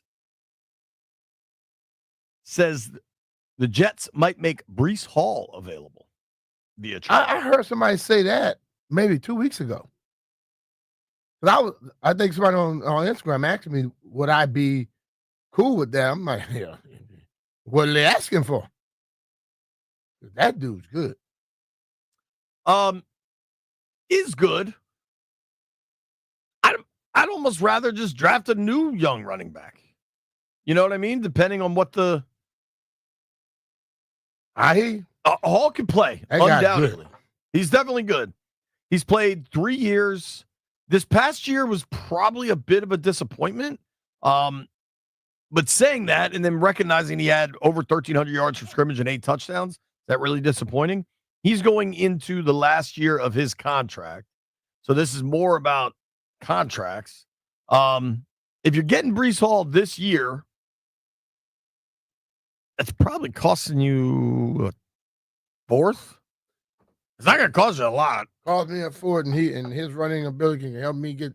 But then that what's called. I wouldn't care. You probably gotta figure some contract stuff out. You got to pay him. Would be my guess. Shout out to all the people sending me information about Fritos in Bethesda. Appears they did make Fritos on Bethesda Avenue. 1940 something.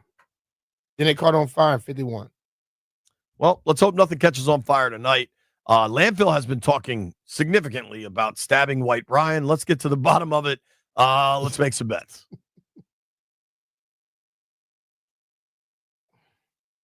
Holla. Gather around. Landfill, why don't you lead us off with your action, or apparently what action has been taken off the board? Yeah, I'm just saying that, we looked on all the sports books and we can't find odds on whether or not Brian will get stabbed tonight, which leads me to believe that somebody has inside information. So the books took it off, so they don't lose their shirts. Why you want Brian stabbed? I don't. I think it's terrible that it's going to happen, but I think it is inevitable. If you know it's going to happen, I think I'm warning him right now. I think you're the top prospect, the top suspect. Brian, go straight home and stay there.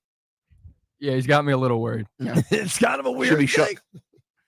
What's that? He said he should be shook. He should be shook. All right. There are a lot of kind of fun draft picks out like fun bets out there. Like Walter Nolan, Ole Miss D tackle. A lot of people are really excited about him all of a sudden. He's plus 475 to go in the top 10. Like, there's going to be surprises in this draft. Man. Jackson Dart, plus 320 to go in the top 10. Shador, plus 300. Why is he, if he's not going first round, why they got him lower than Jackson Dart? I don't know. I don't even know if we made bets yesterday. Did we all kind of pick the Caps game, I picked right? Dylan Strong. I think we all picked the Caps to win. Everyone just guessed the score, so I just gave everyone a win for the Caps. Bang. All right. And Not Jeff, I told though. you Dylan Strong was going to get a goal, so that's a parlay. That's 2 wins. Jeff did not get a win. No, he wasn't there. You done worrying about me now, JP? We're all in it together, buddy. Give me the Knicks and the under of the OKC and Memphis game. I was about to take the Knicks, dog. Give me the Knicks and the under on a OKC Grizzlies game. I'm taking the Jets. Give me Jets, Jets. Stephen The Winnipeg Bunting Jets? and Jerwin Price. Are you taking darts again? What sport is Premier that? League darts, baby. Are you actually watching that these days? No. No. But he's trying to be more weird than Landfill about no. sport. Hold on. I do have the zone, and sometimes I do be catching some of the dart. Well, I games. know where we They can be go throw complete. darts right in DC. Damn, B's trying to throw darts at you. I don't know how good I am, but I'm up for the challenge. I don't care. If you don't know how good you are, I'm guessing you're bad. I'm guessing I'm good. I'm bad at darts. I don't try to pretend to be good at darts. I'd never competitively played darts, but I might get lucky. I'm gonna chase some money here. Over 2.5 running backs selected in the first round. I don't really know the how or why of that. I But just go kinda with like it, Jay. You got it. Or I'll take the plus money on under 2.5 quarterbacks. Jeff, me and you going to Flight Club Darts. Oh boy. All right. It's actually dart place. Like a damn pool wall, but all darts all over the place. Wear protective eyewear. Jeff. Look for B on Commander's YouTube. You can look for me on Channel 4. I just got my hit times, B. Ready for this? 407, 507, 607, 654, and 749. You on the 7, dog. That's busy, dog. Draft party tonight, tapped at MGM National Harbor. Going to be a blast. Plenty of draft stuff. We're back tomorrow, breaking down the pick, taking your calls, looking ahead to night 2. Or the trade. I love this weekend. Or the trade. That's right. Grant and Danny coming your way next. You made it this far. Jeff owes you some darts.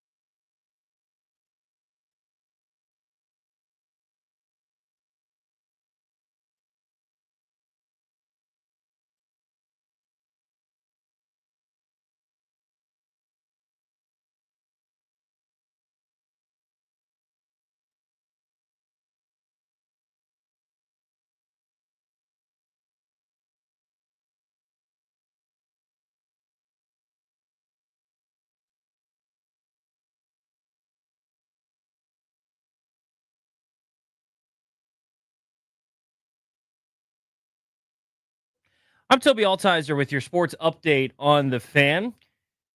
The Capitals got their win last night over the Canadiens. They won 3-1 to take a 2-0 series lead over the Canadiens as they shift now to Montreal. Game 3 going to be tomorrow night. You can hear the game right here on the Fan, 7 p.m. puck drop.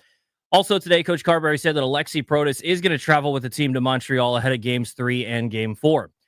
In baseball, the Nationals beat the Orioles yesterday 4-3. James Wood and Josh Bell with homers in the first inning. Luis Garcia with a sac fly to score. Alex Call in the 8th put the Nationals back on top before Kyle Finnegan recorded his 9th save of the season. Nats looking for the sweep today over the Orioles. 6:45 first pitch. Can hear the game right here on the Fan. A pair of lefties on the hill. Mackenzie Gore taking the hill for the Nats, 2-2 with a 3.41 ERA. Taking on Cade Povich for the Orioles, who is 0-2 with a 6.38 ERA. NFL draft gets underway tonight. First round, the Commanders are picking 29th. We'll have live pick-by-pick coverage over on the Team 980 with myself, Toby Altizer, and Linnell Willingham. Will be simulcast right here on the Fan after Nationals and Orioles NBA playoff action tonight. Knicks and Pistons at 7 o'clock. The series is tied at a game apiece. Thunder and Grizzlies at 9:30. OKC leads that series 2-0. And the Nuggets and the Clippers, the final game of the night at 10 o'clock. That series is tied at a game apiece. From the Crop Metcalf 5-Star Sports Desk, I'm Toby Altizer on the Fan.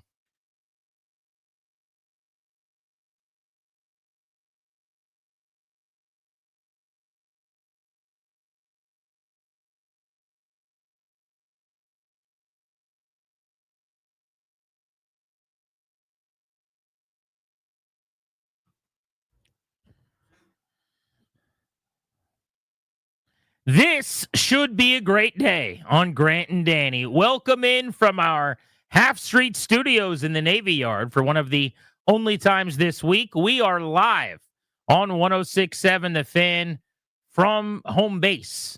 Got a great show planned for you today as we get ready for the first round of the NFL draft tonight. The Commanders hold the 29th pick in the first round after getting to the NFC Championship game. Ben Standig, who covers the team with the latest on what he's hearing at 3 o'clock in 1 hour. Dane Brugler of The Athletic, who might be the best national draft analyst in terms of research.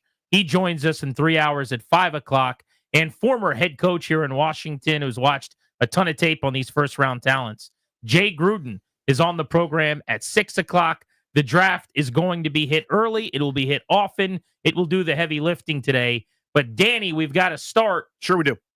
With a Caps win last night at home at Capital One Arena in front of 20,000 strong. The good guys took a 2-0 series lead, have an 89% chance now mathematically to advance to the second round for the first time since the 2018 Cup run. 3-1 victory. It was not easy. It was not always pretty, but a 2-1 Capitals edge thanks to 2 goals in the span of 60 seconds got them the advantage they needed. And then in the third period, as Montreal threw the kitchen sink at him, Logan Thompson stood on his head. Yeah, this to me is the Logan Thompson game. Like, this is what I'm going, if they go on a deep run, I'm going to remember Logan Thompson here putting the team on his back. When they couldn't get the puck out of the zone, when they couldn't clear, when Montreal had all the pressure in the universe and was putting on him, it was shot after shot, it was shift after shift. Nothing was going right for the Capitals. Logan Thompson decided, you know what I am actually? Is an athletic brick wall. Nothing through here. Not tonight. Not you guys. He was sensational. I don't want to make this anti-Charlie Lindgren because all he is a good egg who's a great teammate and a very fine player, and I'm excited that he's been re-signed. But this was my point for weeks leading up to the playoffs. If Logan Thompson's healthy, I feel a lot better. And the reason is Logan Thompson's tremendous.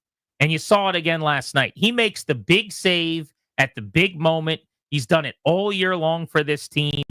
The toe kick save that he made on a redirection in the third period, miraculous. He's going the opposite direction. Yeah. It looked like he had made the save, Holtby style, diving across the cage with a completely open net. And as you watch the replay, it actually hit the post. But even on that play, which people want to take away from him, after the post, he still saves it. I don't know how he didn't knock it into the net. Me neither. 25 saves on 26 shots with the 1 goal allowed for him, a .962 save percentage. Remember when he had a concussion and didn't play in a game for weeks? Yep. How did he come back and this quickly regain his game? This is amazing. And be that sharp, I have no idea. There have been a couple of those this year. The most miraculous, of course, is Alex Ovechkin at 39 years old, breaking his leg and then being at a better goal scoring pace than he ever has in his record setting career. But this is, in a normal year, this would be kind of the sensational injury recovery story. How could you be sharp without playing? Well, you can't do anything. It's not as if he's just sitting there practicing and facing a bunch of live shots. You're not allowed to do anything. Having the lights on hurts your head, and he has to wait. It's not as if he was as sharp when he got injured as well. Thank goodness for Logan Thompson through these couple games. Last night, especially Monday as well, I thought he was really good. But last night, I think he stole that game, quite frankly. Like, that was Montreal. Stole maybe too strong. Yeah, they had a lead, so it's hard to say he stole it, but he saved it. He saved it. Let's put it that way. Literally and figuratively. Put it that way. He saved them the game. Connor McMichael was tremendous again. He scored 2 goals, the first that tied the game at 1, and then the empty netter that put it on ice. He had a team-high 4 shots. Ryan Leonard had 3 shots on net. The kid's been great.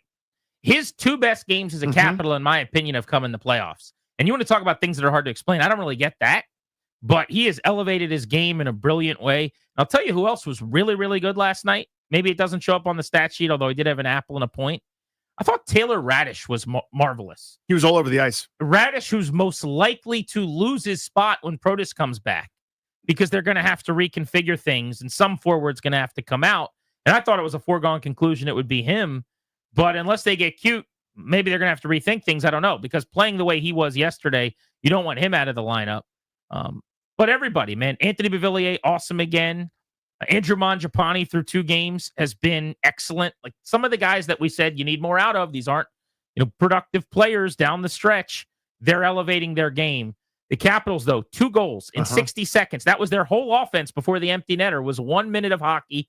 The 22nd time in team history in the playoffs that they scored twice within a game minute. 16-18 to go in the second period. Montreal leading it here as McMichael cuts out front, and a shot, he scores! Connor McMichael on the second effort. The first one did not go. The second one did. And McMichael has tied it 1-1 here in game 2. And a puck back now for Carlson. Ahead. So Ryan Leonard goes across to Movillier, the tap, the rebound, they score! And it's Dylan Strome! Oh, baby! Right down the middle, goes to the backhand. It's 2-1, Washington. So, going through both goals really quick. The McMichael goal first, that's just work. Behind the net, little time and space. He had the puck forever. Nobody knocks him off his block. That's something that, if you're in front of the Caps net, doesn't really happen very often because they're big and they're just going to drill you. You saw it last night where Nick Dowd just de-skated. I think it was maybe Cole Caulfield, but one of their guys that had the puck in front of the net. You're getting knocked in the air. But McMichael was banging around and hitting the puck, and he hit it off a defender. And after Montreal got a fluke goal to start the thing, they evened it up on one themselves. The Strome goal was beautiful. Tic-tac-toe. You had the great feed from Leonard, the one-time pass from Beauvillier, and Stromer with a pass to himself off the pads. He said he wasn't trying to do that, but it was a huge rebound, quick reaction time, and both were kind of playoff beautiful goals. The first was the more of the grimy working goal. The second was, that's a skilled team. Yeah, it was boom, boom, boom, right? And it wasn't even a line that is traditionally together because it was Leonard, Beauvillier, and Strome at that moment. But there's your offense, and Logan Thompson made it work. Yeah, I was surprised that they weren't able to get a couple more home at various points. I thought they'd have more of those grimy chances, just, leaning on people, being more physical, etc. But, Montembeault's good. And I think Montreal is well coached and kind of know what they're about. Sort of waiting in line, lying in wait for those counterattacks. I think they know they're going to get outshot for most of these games. As at one point, I think the Caps had a 26-10 shot advantage on official count. But yeah, I mean, they're furious third periods. They're counterattacks. It's where they're dangerous when they kind of get those pucks in open ice after a save or, after a turnover or something like that. But yeah, I mean, that was, it wasn't much doing for a while for the Capitals in terms of quality scoring chances. But we normally on this show, we love you guys listening live. However you consume the show is great, right? We love that. We just love people listening. So thank you for everybody that does. Normally we're just like, hey man, if you miss something live, go check the podcast, right? Go Odyssey app, you can download it, wherever you get your podcast, do that. I'm asking everyone, don't check the podcast from yesterday when we were drafting players to score goals, because there's no reason to go back and listen to that. Like you don't need to hear who I took instead of Connor McMichael. And you don't need to hear the reason that I said Connor McMichael wouldn't score if he had 1,000 playoff games. And then he scored twice like an hour later. So Don't go listen to that one from yesterday. But Ryan did draft Connor McMichael. Yeah, right after me. So Clary's on the board. Yep. So the leaderboard is Darius with 3. Mm-hmm. Clary's got 2 goals. You did get 1. I got a Stromer goal. You took Stromer last night. Mm-hmm. So myself and Toby still looking to get on the board. I could have had my Darius night. I could have had my 3 goals. Could have. Staring you right in the face. I went from I went in my mind, I go, he's due to he'll never score ever 2 times. Star of the game, though, Thompson, pretty clearly, who is the 4th Caps goalie ever to win his first 2 playoff starts with the team. And now in 6 career playoff games, how about these numbers? 4-2 with a 207 goals against and a 931 save percentage. He's been outstanding in the playoffs. This was Danny yesterday. Oh, no. Talking about Connor McMichael. Oh, no. There's a player that makes sense, but I believe if there were 1,000 playoff games, he would not score, as evidenced by his refusal to put the puck in the back of the net in the first couple of minutes last night. So I will be bypassing that gentleman. That gentleman was Connor McMichael. Who would score twice? Who scored 2 goals. So I'm happy to do that as a public service for Capitals fans. Yeah, I want you to talk more trash about some of the Caps I'll forwards. do that. Who needs to score on Friday? I'll happily not take him. Well, you want to do the immovable object and the unstoppable force? You could talk badly about Lars Eller. There you go. Because, I mean, that guy. Well, poor- I selected poor boy. Lars Eller, yeah. I'm not sure he'd hit water if he fell out of a boat at this point in front of the net. I like how he's playing. He's been physical. I actually thought he played well last night, He's Grant. throwing his weight around. But he just can't finish. No. He's a nerd at a high school party, brother. It's just not happening for my guy Lars right now. One guy I do want to call attention to, Matty Roy. Played 23 minutes last night. You may not have noticed him because he looks so different because he shaved his beard to start his playoff beard. He is very, very sound, stay at home, nothing sexy. He's the anti-Chikrin in a lot of ways. Mm-hmm. He's not offensive. He's not scoring goals. He's not going to get a lot of assists. He's a defensive defenseman. But my God, has he been important. Without Faravari, a little more Alexiev now. Carlson missing time at the end of the season. Chicky getting some rest days. I thought Roy was really, really good last night. Only Carlson played more. A lot of times when you don't notice those guys, it's like an offensive lineman. Yeah. Right? Like, so you notice Chikrin, who's skating in. And by the way, I drafted Chikrin, hit the post in the first couple of minutes. That was really fun for me. No, but when you notice guys like that who are stick handling and pinching in and creating offensive chances, sometimes you don't notice the super solid defender, which is good. Like, so I didn't notice a ton from Matt Roy or Alexiev last night, but that means to me, for the most part, they were doing a pretty good job. I was surrounded by Commanders last night at the game. Mm-hmm. They were all around me. Pretty neat. What a turnout of Commanders players.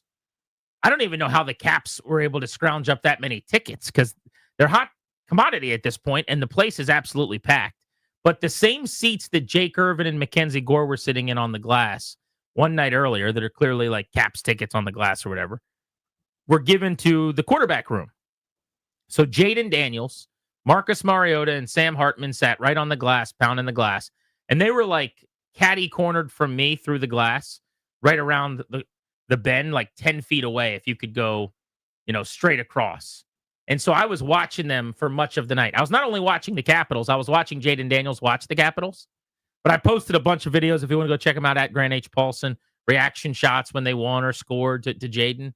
I'm not sure anyone's ever had more fun at a hockey game. The next time I see him, I've got to ask him.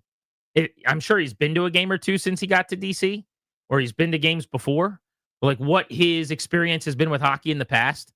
I'm just telling you, he loved the atmosphere. I don't have to ask him. He was jumping around and waving his towel. The Unleash the Fury bit that they do in the third period, which is one of the great relics in DC sports. If you guys aren't familiar, generally with about 4 to 6 minutes to go in the third period at a stoppage in play. But oftentimes, whenever they need a boost, if things are getting sideways or squirrely, anytime in the middle of the third, they play their hype-up video that gets everyone out of their seats.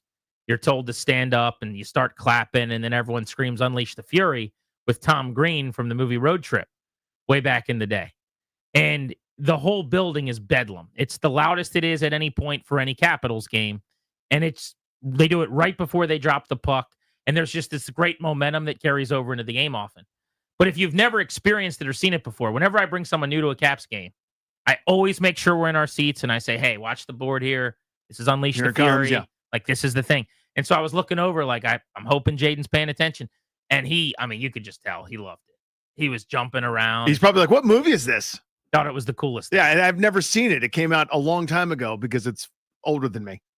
But yeah, dude, that's so cool. Watching people experience stuff like that for the first time. Yeah. You know, like I know it sounds kind of dorky, but like watching my son watch Star Wars for the first time and be like, wow, like it's so cool. Those sorts of things are actually like priceless. So those guys, you know, like Sam Hartman, I think it was Mariota was sitting next to him as well. It was the quarterback room, right? All three of them. Yeah. It's like seeing those guys hang out on the glass at a Capitals game, watching a playoff game in person like that for the first time, probably. That's cool. Trent Scott was directly behind me, one row behind me, with three of the linemen.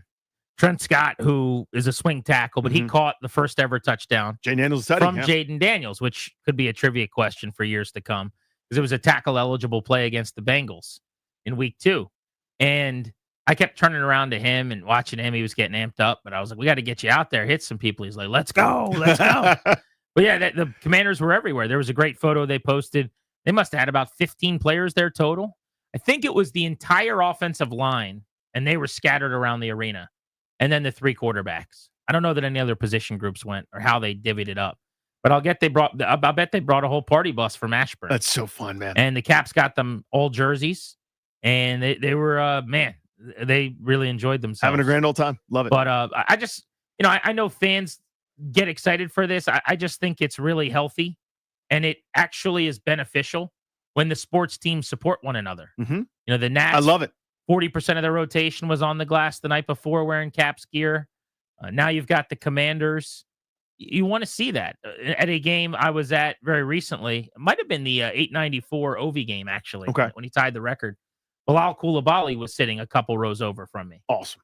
From the Wizards at his home arena. Right. He knows the way around there, yeah. No longer hardwood, it's ice, but I can't get enough of that. I love that. I eat it up. And I know it's probably, a little bit theater. I know it's probably a little bit naive where I just want to pretend that they're all some friends. Some of it is like, hey, be here at this time. We're going to hand you a jersey. You stand up. But they did it in a good way. Like in the first period, they came to those guys. And Jaden, as you know, is just royalty in this town. Mm-hmm. So it was electric. I mean, the response he got was one of the loudest pops of the entire night.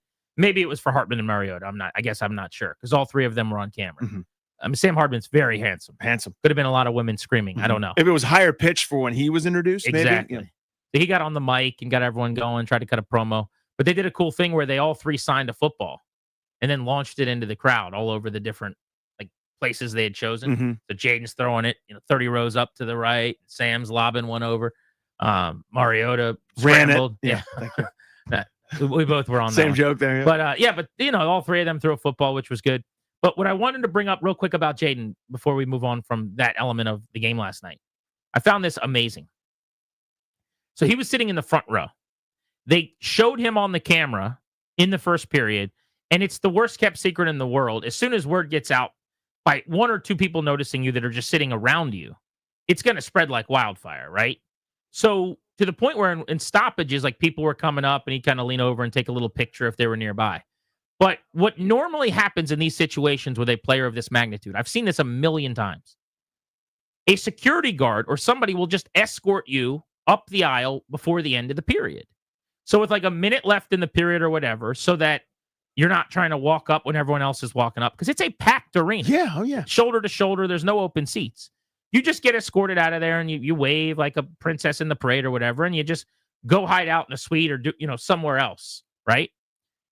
Not only did he not get escorted out before the end of the period, he stood there in the intermission, which spans between like 18, 19 minutes, and took pictures with hundreds of people.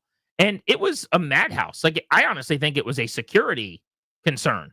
They had our buddy Charlie Moulet from PR with them, but until 15, 18 minutes after the end of the period, right before the end of intermission, I didn't see one security guard come down. They eventually got someone come down. Like the whole section and kids from all over and people from all over the arena, it was like a big receiving line. We're walking down to the front to get these pictures and to hang out. And Daniels, to his credit, he must have taken hundreds of photos. And at one point, went up and was in different rows, shaking hands. And I mean, he just hung out. Yeah, because you'd be forgiven if it's like, hey, I got to run to the restroom. I've been sitting in my seat, for whatever. You'd be forgiven if that, which is probably not a fun, borderline miserable experience for him, because it's every night and it's constant. If you just didn't want to do that, and you just said, I just want to be a guy at a hockey game with my buddies. I don't want to do this. And you just go sit in a suite. Yeah. He just chilled and wore it and was the belle of the ball, and I couldn't believe it. Elect him mayor, please. Yeah. Whenever that football thing is done, please be in charge of stuff. He's a good kid. Yeah. Man. I wouldn't have the patience for that, even at my age. But just to that point, just real quick from before, the local guys supporting each other and the different, whether they become friends or are kind of going through similar stuff. I know one of my favorite all-time sports memories is a hammered Max Scherzer and a hammered Ryan Zimmerman wearing like fireman's gear, cap stuff, holding the full deals, yelling "Unleash the Fury" or "Let's go Caps," that kind of thing, like where it felt authentic, not just, hey, I kind of played golf with TJ Oshie at a charity event one time, I'll swing by a game, but when it like feels that we're all pulling in the same direction and you like the same things that I like, to your point, it builds and it becomes this community thing. It's not adversarial anymore where you're competing for everyone's attention. It's the high tide raises all the boats. And that's how it feels. I think Will in Stafford was at the game last night. He swung by City Tap House. Oh, we saw Will. Yeah, hung out with him for a bit. What's up, buddy? How are you? Hey, guys. Good seeing y'all. Doing good, man. Good seeing y'all yesterday, meeting you guys. And the crab and corn hush puppies were great at the Tap House last night. I agree with that. Great They're so good. Yeah, but I was going to tell you, Grant, I was in the section between you and Jaden in the QB room, about 10 rows off the glass. Okay. And I was there was the wives and girlfriends on one side of us, and then a group of ladies on the other side in different coats. And it turned out I was sitting next to Coach Carberry's wife, nicest lady, real nice, real pleasant to talk to. And I told her, your husband's been great, and brought a breath of fresh air to the city, but she was real cool. But Luke McCaffrey came up and sat like right on her end, got pictures with him. It was I almost found myself paying more attention to those guys in the actual game, which I never thought would happen. Yeah, but, it's funny. No, it was a great time. Appreciate you, bro. Good call. Yeah, I was, like I said, I was watching the game, but I was also watching them watch the game. Mm-hmm. Who loves Spencer Carberry more, his wife or me? Because she gets mad at him, I bet, for just daily things. Yeah, like being a husband. Like you have annoying habits. Like my wife doesn't like me that much. Your wife can't stand you, I'm sure. Same Right. way as my wife hates me. Loves me, but doesn't like me very much. Or, yeah, she'll love you, but she doesn't like you. Right. Same with my wife. Mm-hmm. I wonder. Like, I probably like Carberry more than his wife. Because where are the negatives for you? For I don't him? have any. You see what I'm saying? Like, Zero. she's got stuff that's like, God, I wish she He wouldn't leaves clear his his socks on the throat that floor. way. Doesn't matter. Or lets the dishes soak, or has multiple glasses of water around the house. None of those things bother you. No, he gives a great post game after a win speech. Mm-hmm. Who gets the game puck? Let's give it to Logan tonight, huh? JR in Boston. What's up? What's up, fellas? Listen, Grant, I have to say that you were right. I kept calling in before the playoffs started and was concerned how they just weren't playing well for the last month. And the last two games, they have come out and proven in you right that they can flip the switch. I didn't think that was even possible. They've come out and dominated. But like, what drives me crazy and like my big concern of like things from the past is the fact that when it comes to high danger chances, especially after they scored 2 goals in 60 seconds, whatever, they dominated like the next 10 minutes and should have had another 2 or 3 goals. Both these games, totally, when it comes to high danger chances and skill and everything else, should have been like 5-1, 5-2. It was all caps. But like, that's why we love and hate hockey all the same, because it's the only sport where you can dominate 70% of the game and still lose. It's the best and the worst. All at the isn't it? same time. Thanks for the call, man. Yeah, no claiming victory just yet. I mean, if they lose the series, it won't be because they couldn't flip the switch. And that was kind of my point after game one. It's the thing that I was worried about, I'm not worried about anymore. Now, does Logan Thompson make the incredible save or not? Now it's the hockey regular playoffs. hockey. Yep. And they're up 2-0, but they got a lot of work to do. What would you guess high danger chances have been between the two teams so far, the discrepancy? In my mind, it's even, but maybe that's stupid. Take a guess through 2 games. 10-10. 31-17 Caps over the Canadians. Almost 2-1. It doesn't feel like that way because the last part of each game exactly is that way. By the way, I undershot by a lot. How about that? But they've buzzed. I mean, they've done everything you want to do. They got to find a way to score 1 or 2 more of these goals. And I give Montembeau credit. He's been really very good, I think. The NFL drafts tonight, Danny. Let's put our GM hats on next and simulate round 1. See what we're doing for the Commanders. See if we'll accept any of the trade offers that come in. We're Grant and Danny. That's next on The Fan.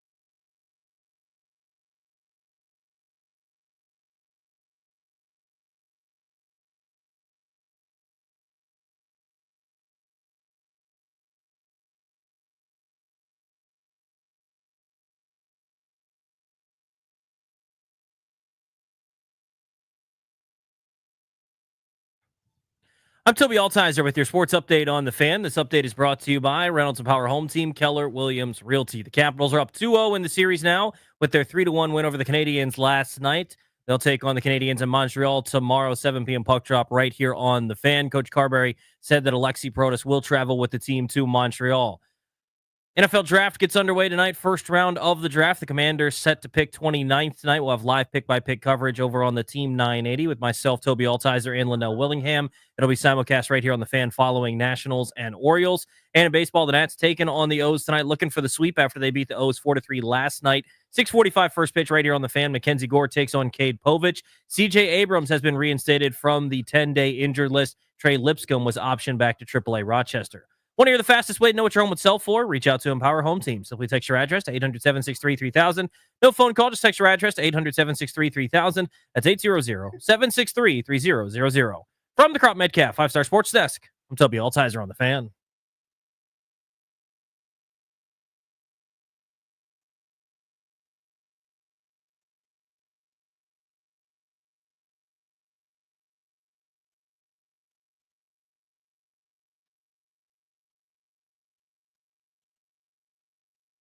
The wait is finally over. We have made it to draft day in the National Football League. Welcome back, Grant and Danny on the Fan. We've got a watch party tonight. We're going to be at MGM National Harbor and Tap Sports Bar watching the first round all the way through pick 29. The wife asked me today, what time do I think the Commanders are going to pick? She was debating if she was going to stay up or not. Mm-hmm. I told her I think it's going to be after 11 p.m. Right? And there's no way that they're picking before 11, probably around 11:15 to 11:30. Like my real answer is Friday. Well, that's another but stick story, aside. but Yeah, yes. if they do stay on the board and pick, it's close to midnight, I would think. I mean, the first round gets what, 15 minutes? Or is it down to 10? 10 minutes. Yeah, they're going to use it all. I mean, if each team takes 10 minutes, you're at 2 hours by what? Pick 12? No, it starts to move a lot more in the second half of the first round, but you're right. The first dozen to 15 picks take forever. Because not only, the pick is in and we're waiting for the commissioner to walk out there and the clock's at 0 for a little while. When they kick off the draft, he does a big spiel, right at the top when you could put the team on the clock. He doesn't do it yet for 7-8 minutes. Mm-hmm. Yeah, I'm going to take the over on 11 p.m. tonight, but we'll be there until they make the pick. So come kick it with us. The field trip that we're taking tomorrow is going to be awesome. If you guys want to come hang out with us, we're going to be out at Pupatella Pizza in Chantilly tomorrow. Caps Game 3. We're getting ready for that. We'll be able to discuss the pick with you and what they're going to do on Friday. Of course, the Nats are welcoming Juan Soto back to town. But Pupatella Pizza, and I'm not just pumping their tires because we're going there. It's the one seed in the Paulson household. My wife and I get their pizza all the time when we have any kind of parties with people coming over to watch games. Pupatella's our go-to. We're going to be in Chantilly. First time we've been out there, so I'm jacked up about this. Happy hour specials running all show long. Pupatella Pizza serving the real MVP of flavor with authentic, delicious, hat-trick-worthy Neapolitan pizzas. They are in on the Caps run. So come by and see us tomorrow from 2 to 6:30. All about it. Neapolitan style. Really, really tasty. That's there's one in Mosaic that the Hoorays attend every so often. That is one of those Friday night treats. All about it. All right, I want to get our first chance here to see what we think the Commanders are going to do. We're going to play GM. And over the course of the show, we can give everybody a crack at this. But the way I want to do this, as we've done it in the past, is we're going to pick for the Washington Commanders. I don't think we need to go a full 7 rounds. I think we'll just do a 2-round mock draft here. And I will simulate. So the 28 picks in front of us are going to be made. And then Washington's going to be on the clock at 29. Danny, you can go first. I'll let you play GM. I will tell you who your options are. All right. That's available. And if there are any trades that come in, if the phone rings. Okay. So without further ado, ladies and gentlemen, welcome to the show, General Manager Danny Peters. Thank you. How did it just get so much more handsome? Just like that. All right, pick 29. Washington is on the clock. Are you guys ready for this? Here we go. Let's see if the phone is ringing. Are there any offers coming in? Oh. Hello. Hey, is Danny there? Speaking. Yes. Hey, Mr. Peters. This is Mickey Loomis over with the New Orleans Saints. Hey, Mickey. How's it going? It seems like you're in salary cap hell. We're always in salary cap hell. What's different? But I did just eat at Brennan's. You ever met this guy, Christian? He's a pretty cool guy. Good dude, good host. Yeah, very I like delicious him. spot. Yeah. Wore pink pants. He's very handsome. We like this guy. We like this guy a lot. It's Sabre champagne. You ever see him do that? Nice shoes. It makes a mean beat. Makes a mean beat, that guy. Anyway, I've got a pick for you in the second round. I want to come up to 29. Okay. Here's what I'm thinking. I'll give you 40, 71, and my fourth round pick next year. 40 and 71 this year, and my fourth round pick next year. I'd like pick 29. So I get 40, 71. 71 would be early in the third round. I don't have a third round pick, and next year's fourth. I think I'm doing that. We got a deal? I got another call, but that sounds good to me. Hello. Hey, what's going on? Is Mr. Peters there? Speaking. Hey, this is Brandon Bean over with the Buffalo Bills. How are you? Hey, Mr. Bean. What's going on, dude? Yeah, we're trying to come up one pick here. We've got the 30th pick in the draft. Okay. But we want 29. So we will give you 30 and 109, and you give us 29 and 205. That's very nice of you to offer that. We really appreciate it. But I will not be doing that. I've got a better offer on the other line. All right. No worries. Thanks Thanks playing. so much. Thanks, Mr. Bean. Yeah, why am I so in demand? I'm so popular. Hello? You're running out of time. I know. I got to hurry up. This is Danny. Come on. Hey there, this is the Bengals. We're one of those organizations that doesn't really have a GM because the owner tells us what to do, but it's Duke Tobin. Yeah, let's pretend, Duke. I'm going to pretend like I have some influence and power for a second, Let's if you don't pretend, mind. Duke. Yeah, let's pretend. I'd like to come up to pick 29. Okay. You're on the clock here. I'm going to give you pick 49. Okay. I'm going to give you pick 81. And I'm going to give you my second round pick next year. Oh. I need 29 from you and 128. I'm going to give you 49, 81, and a future second for 29 and 128. Duke, I got to say goodbye to Mickey Loomis because I'm doing that deal right there. You hang on 1 second. Let me flip over to Mickey Loomis. Mickey, it's Danny again. Sorry, I got a better offer. Can you up it? No, I can't. You get 40, 71, and a 2026 number 4, which is better than what the Bengals are offering you. 49, 81, and a second round pick next year, but you got to give up 128 as well. Oh, I forgot that I get 71. I'm trying to do all this on the fly. Probably someone smarter than me wrote it down. Okay, let me get rid of the other guy from Duke Tobin. I'll get rid of Duke Tobin. You are struggling right now. I'm scuffling. All right, because it's too many things in my head. I'm ADD. Pencil and paper? I mean, it's the draft. Well, it's going too fast. You're the general manager. I know what I'm trying to do. You can't screw this up. Yeah, so I'm not going to get it wrong. That's why I shouldn't be a GM. Duke Tobin, pipe down. Mickey Loomis, let's do that deal. Okay, so you're accepting the New Orleans Saints deal. All right, you're back on the clock at pick number 40. You want your best available players? Go for it. Didn't even look at those last time. You've got James Pierce still available, the edge from Tennessee. You've got Maxwell Hairston still available, the cornerback from Kentucky. And you've got Landon Jackson is still out there, the edge from Arkansas. I can also update you on other positions if need be, but the phone is ringing right now, Darius. Oh, my God. This is via the Pro Football Network mock draft simulator. Good heavens. Yeah. Hello, it's Danny. Hey, this is Jared Jones. How you doing, Mr. Peters? I was doing better before you called, buddy. I thought I was ready to make a pick. What can I do for you? We're trying to come up 4 picks. I'm going to give you 44 in my third round pick next year. A third rounder next year just to come up 4 picks. No, I don't want to help you. Bye. Wow. How about that? Just like that. I believe the phone is ringing again, Darius. Oh, God. Yeah. It's Duke Tobin again. You really ruined my day. I screwed you over, Duke. Yeah. I admit that. Yeah, I'm going to make you another offer against my better judgment. All right. I'm going to come up 9 picks. You got to come back to 49 from 40. 49. I'm going to give you a second round pick next year. You got to give me 128. So you're giving me 40 and 128. I'm giving you pick 49 this year and a second round pick next year. No, thanks. I'm going to stay and pick. I got my extra selections now. Okay, pick number 40. Do you know you're taking, or you have any questions on who's available? The pick is in. With their first pick on Friday, presumably, the Washington Local 53 selects Maxwell Hairston, cornerback from Kentucky. Maxwell Hairston off the board to the Washington Commanders at pick number 40 to move back and still get a guy that is I think they're taking it 29 to them. Pretty good. Hairston the selection. Maxwell Hairston, cornerback Kentucky. Limited to only 7 games last season due to a shoulder injury, Maxwell Harrison still made his presence felt, being named second team All-SEC. He can be a game-changing defender as he tied the Kentucky school record with 3 career pick sixes. He has great footwork, can change direction quickly, and has a keen ability in route recognition. At 183 pounds, scouts believe he'll need to put on some weight, but his natural nose for the football makes him an asset for any defense. All right, so Danny, you're back on the clock at 61. Let's round out round 2 really quickly here. Best available include wide receiver Jalen Royals from Utah State, an edge. Let's see who's the best edge right now available for you. I'm looking at Jordan Birch from Oregon, Ashton Galote from Louisville. Anything else you'd like to know about? Yeah. So give me the best available again, just in general. Just ran through them. I mean, you got, let's see, Darius Alexander, D tackle from Toledo, Jalen Royals, wide receiver, Utah State. The edge, you got Marcus Mbu from Purdue.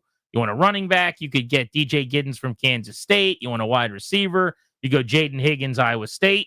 What are you doing with pick 61? Pick is in.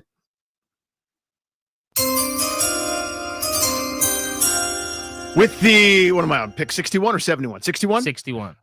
The local 53 selects Jordan Birch, defensive and/or edge from Oregon, a 3-year starter who had a pretty good campaign in 2024. Attaboy, got yourself an edge with your second pick, got yourself a corner. Things are looking up for the defense, just like we always expected from GM Danny Rouillet. I know. No weapons in the early going. Super annoyed about it, too, by the way. Couple of defensive picks. There you go. That's how we play the game. I'll get to put on the GM cap a little bit later on. Ben Standig of The Athletic covers the Commanders, joins us at 3. You're listening to Grant and Danny on Draft Day.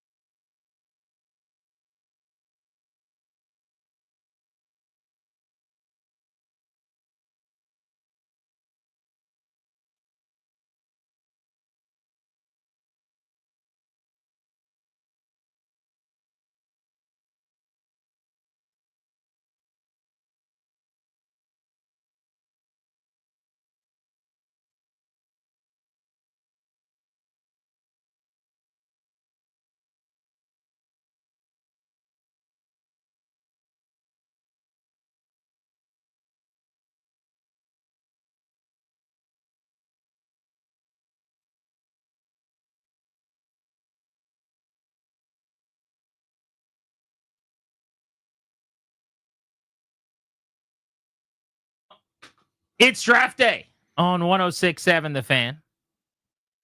Grant and Danny with you, taking you up to 6:30. Nats baseball, Charlie and Dave. First pitch shortly thereafter. And then when the Nats game ends, we'll be joining our draft coverage in progress. Our Toby Altizer with Linnell Willingham will be live on the Team 980 starting at 8 p.m. tonight, and they're going up to 1 a.m. How about that? Love that. Oh, dude, the old school. When I was doing nights back in the day, I would do that all the time. Like post Nats game, it was like, let's work it out. Who's anybody listening? Give me a call. We'll talk about it. Toby, are you psyched? I used to get so fired up to do our draft coverage, anything at night like that, because it's the most energy. Like last year, you and I did a live draft show from bar, and we were on, and some of the reactions, even non-Washington stuff. Obviously, the Daniels pick went bonkers. Do you remember when the Falcons took Michael Penix? It was kind of there was an audible gasp. Yeah, holy GB's moment because they just paid Kirk Cousins $100 million. I love doing shows like that. Those reaction shows are a lot of fun. Yeah, I can't wait for it. It's going to be a blast. The draft is one of my favorite times of the year, so I'm excited about it. It's going to be fun hanging out with Linnell, so it's going to be a lot of fun. You're going to have multi-TVs going if I know you, though, because you got to be watching the Nats. Yeah, I mean, Mackenzie Gore is going to shove while I'm watching early parts of the draft. By the way, C.J. Abrams just taken off the injured list, so winners of 4 or 5, chance to sweep the Baltimore Orioles. Abrams going to be back in the lineup with tonight. Gore on the bump. You can do a lot worse. CJ hit 4 homers in his first 11 games before that injury. He was driving the baseball. So you get him back, Gore going. And by the way, James Wood last night. Stop sleeping, people. We need to have a James Wood update on the show every day, sponsored by Don't Sleep. That's my whole bit on James Wood. That people are sleeping? They're just sleeping. And maybe they're not. And occasionally I'll get stuff from like Nats fans who are like, what do you mean we're sleeping? We know he's good. There's 16,000 people at games, and 8 of them have James Wood jerseys. You guys aren't doing it right. And I'm not being mean. I know I'm fan shamer, and everyone gets sad. And what are you hates doing me over there, guy? For 3 years. Well, everyone should have a James Wood jersey and be at every game. That's what I'm saying. But you don't have a James Wood jersey because he's not an obscure fourth-line winger. I don't do baseball jerseys. Very different. There you go. I do post-game shows and cover the Nationals. That is true. I'm not allowed to wear a James Wood jersey. That is true. But it's very simple for me, Danny. He's a superstar. Act like it. He had a bobblehead night. That was a 2-night bobblehead night. The first night, he had 2 doubles and 3 hits. The second night, he had a 430-foot home run, 116 miles an hour off the bat that hasn't landed yet. Here's the 3-1. Swinging a long drive, right field, way back it goes, and it'll come down in the second deck. Oh, what a blast for James Wood. And the Nationals lead it 1-0. 5 pitches in. Pull side, by the way. That's right center. Here's my impression of James Wood homering, right? He homers. Yep. And then I go, James Wood just homered. I'm so excited. And then a bunch of people go, is he going to play for the Mets or the Phillies in 5 years? Ugh. I want to fight them in a cage until they tap out. Don't fight anyone in a cage until they tap out. Losers. Don't. God, it pisses me off. 6 years from now, something bad might happen. Let's all mope about it for a while. Grant's excited about something. Let's be weird about it. God, I hate that bit. I hate it so much. Every single time I tweet out a James Wood home run, every time. Yankees are cool. Yankees, they're seeing this too. Future Yankee star. And you know what? It's not even your guys' fault. It's the learner's fault. They've never kept anybody. They won't keep him. He's a Boris advised player. But I shouldn't have to deal with it for 5 years. Like, this is the fun part. If you're lucky enough as a baseball fan, if you're lucky enough, your team will draft or trade for or develop a unicorn once every now and then. We happen to have been spoiled because we got Hapa, and then we got Soto, and now we got James Wood. And so I got one. It's like when I used to run around trying to catch a frog in my neighborhood. I would like catch a frog, and I'd run home, and it's peeing on me and everything. I'd be like, I got one. I got one. The frog. Yeah, you got him. And I put it in my aquarium, right? I got one. And you guys are yucking my yum. You're trying to trip me. You're trying to knock it out of my hands. I caught a turtle on Bumpy Oak Road, and you're trying to ruin it. Stop ruining it. But so who are you really mad at? Anyone who, like, I know what you're saying. Like, it's it's a symptom. Are you mad at the symptom or mad at the I'm root mad cause? at the symptom. The reality is the reality. I have terminal cancer. That's the reality. James Wood and every other great player will never sign here because I don't have ownership that spends any money. So that's a fact. The symptom is Yeah. He homered today. He'll be gone in 2032. Ugh. Stop it. Get it? Yes, I do. Yep. Why can't we might not be here in 7 years. I got fat. I'm sick of fatness, whatever it is, right? Right now, I could go to the bowling alley. It would be like showing up when I'm at the bowling alley and be like, aren't you sick? Aren't you not going to be here in a while? You don't do that. Enjoy it while we got it. I'm with you. We're feeding out of the same trough. Yeah. If you can't have any fun, then what's the point of any of it? Right? Like I know it's going to end. I mean, I have a sliver of hope that it won't end, but I'm pretty sure this is not a pitcher that's got a private negotiation with the now deceased Ted Lerner, right? Where Boris and Ted can concoct a deal outside of the baseball operations for Steven Strasburg. So other than that, nobody's going to re-sign here. And it might be some weird cursory effort where they offer a tenth of the market value and then get snippy when anybody's Here's the other thing. People are like, well, James Wood's from here. Maybe he'll want to stay here. I love James Wood. You won't find anyone that loves James Wood more than me. Maybe Kenny Wood. I don't know about that. That's his pops. Probably Paula Wood because moms have a special love for their kids. Mom, son. Yeah. But I wouldn't even guarantee that. I love James Wood. He's my special boy. He's my sweet prince. You don't hire Scott Boras because you want to stay somewhere for 15 years. You know what I'm saying? Yes, I do. If you wanted to do that, there's a lot of agents out there you could do that with. The stay-at-home agent, you could do that. Probably want to get paid a little bit because you know your value. And he will. And I don't have any problem with my nonchalant prince getting the bag, by the way. You should want to do that. That's called good old-fashioned American capitalism. Yeah. Go get paid, young man. But my point is just, if you were represented by someone else, I might think maybe there's a shot. See what I'm saying? I do. Doesn't matter. It's a lot of years away. Yeah, I think it's a 1 in a million moonshot that somehow it happens here. My point is, there are a lot of years between now and the end. If you can't enjoy those times, I will tell those people that are yucking your yum, there's no point to you paying attention at all. Why do anything? There's no joy. If you can't find joy, what are you doing this for? Yes. You know what I mean? By the way, it's not like it's a 1-year contract. He's here for 6 years. Do you know what's going to be happening in 6 years? You and I won't have this job anymore. I don't know. I'll be in a different state, working at a Best Buy somewhere. I don't know what you'll be doing. Who knows what I'll be doing? You'll be doing a stand-up show in Memphis. I don't know. 6 years is so far away. Your baby will be in kindergarten. Yeah. I mean, enough already with the whining about him not staying here. Just enjoy the homeless people. Watch them and enjoy them. Ben Standing of The Athletic covers the Commanders next on Grant and Danny on Draft Day. C.J. Abrams has aura.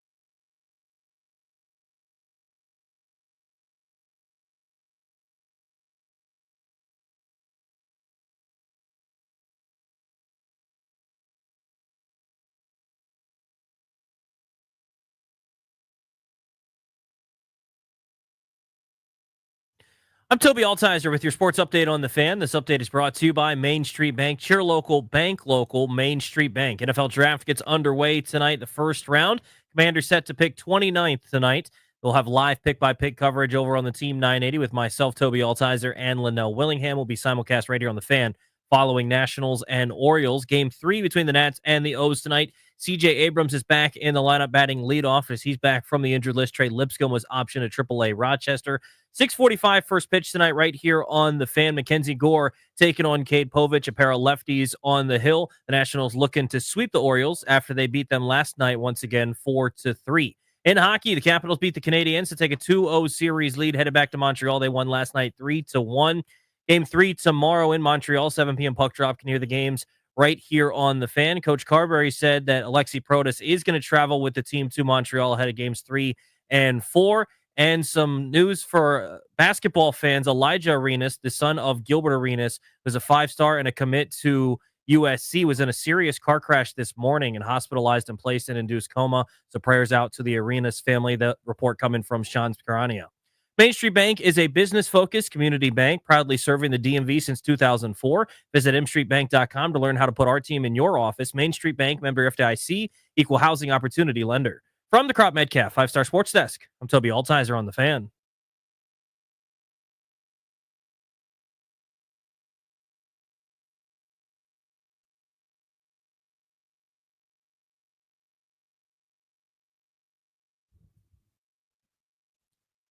Yeah, draft day. Kandori and Murad make the show possible. They sponsor us. They will set up a living trust for you, a last will and testament. They'll put together a medical power of attorney. Schedule a free consultation with their attorneys today. KMLawyers.com. Be sure to tell them we sent you. That's KMLawyers.com. We will be talking to Jay Gruden, former head coach here in D.C. at 6 o'clock. Who's he like? Who doesn't he like in the first round of this draft? And what does he think Washington should do at 29? Our guy Dane Brugler of The Athletic, one of our favorite draft experts, takes us deep into his rankings and mocks the top 5 for us coming up at 5 o'clock, 2 hours from right now. But Ben Standing of The Athletic is with us, covers the Commanders, and is super plugged in this time of year with what's going on around the league. Ben, let's start with the need for an edge. And if that need is greater than basically being able to just find help elsewhere. Like, do you think they need to reach and stick at that position at 29? Or would you rather them get help at corner or somewhere else rather than reaching a bit? Yeah, I mean, I think it's the draft as a whole that they need to figure out ways to get more help at edge. It doesn't necessarily have to be at 29. The good thing is this is considered to be a very deep group. You mentioned my colleague, Dane Brugler. If you look at his top 100 list, he has 17 edge rushers in his top 100, and when I want to say 24 through 4 rounds, whereas compared to cornerback, I think it's 11 and 17 offensive tackles, like between 25 and 75. I think he has 2. So some positions just dry up quicker. So that would be one reason to say, you don't have to do it at 29. You can wait and maximize value. But I do think it's a position they've got to get younger. They've got to get more athletic, not to mention, obviously, help the pass rush, the run defense, et cetera. Is there a spot, I've been asking everybody this, Ben, that covers the draft, and you do both. I mean, obviously, your mock drafts, you score a really high percentage every year, it seems like, and you know the team so well. Is there a position where outside looking in, schlubs like me are going, they need help there? I said that last year a bunch of times. They didn't do anything, and those groups outperformed. Is there a group that they think they're okay at that we don't? I'm sure a lot of it comes down to say things like what they think is going to happen with the guys they drafted last year. Johnny Newton, Ben Sinnott, guys like that, Luke McCaffrey, that we, still a work in progress from our perspective. So we might look at it and say, hey, you could maybe get a young tight end or, hey, you use another receiver. Maybe they may think, hey, these guys are going to be ready to go more than that. But I would just say in general, take out the obvious quarterback. I think every position's up for grabs. I mean, I would rank some higher than others. And, maybe if you take tight end, that would be like a 4th tight end. I don't know if you need to do all that for this year. But honestly, other than that, I think anything's in play. I mean, I really they just got Laramie Tunsil. I would not be upset if they went tackle in the first round to just continue to build up that line around Jaden Daniels, for a right tackle, obviously. So, and you can kind of go down the list. So I don't think, again, they may have their own thoughts and so on, but like in general, I think everything's up for grabs. Ben, I totally agree with you, but I also think if that's true, then so is what I'm about to say, which is to have that many holes or areas where you could stand to upgrade. You're not that great of a team in terms of personnel. So one of two things then must be true if I keep going down this path, which is either to say that there's a real regression possibly coming this year after the NFC Championship game, or Jaden Daniels is just that amazing that you don't need that great of a roster and you're going to win a lot of games every single year. Where do you fall on that?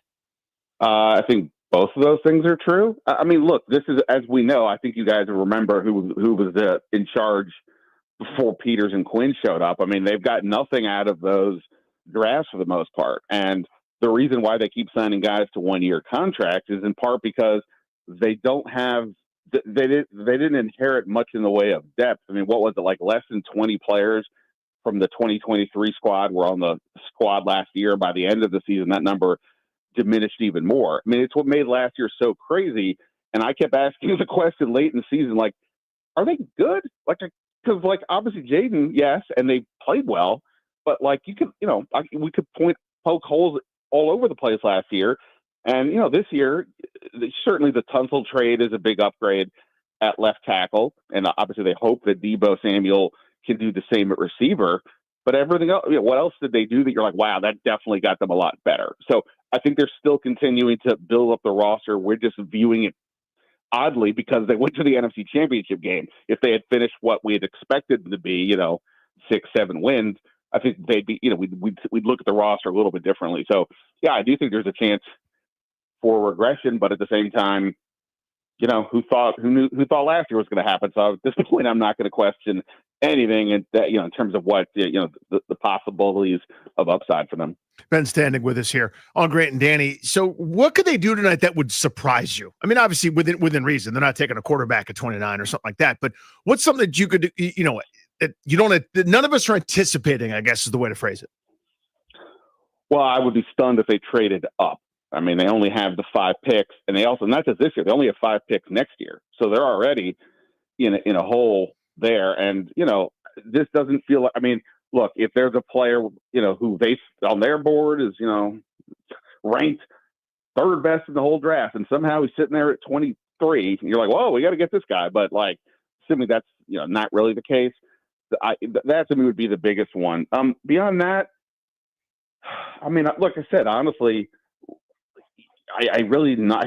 I don't think anything would surprise me, and I'm not saying that flippantly. This is kind of where I've been now for weeks. Once I really sort of dug into this group, the roster, this draft class, I think anything's in play.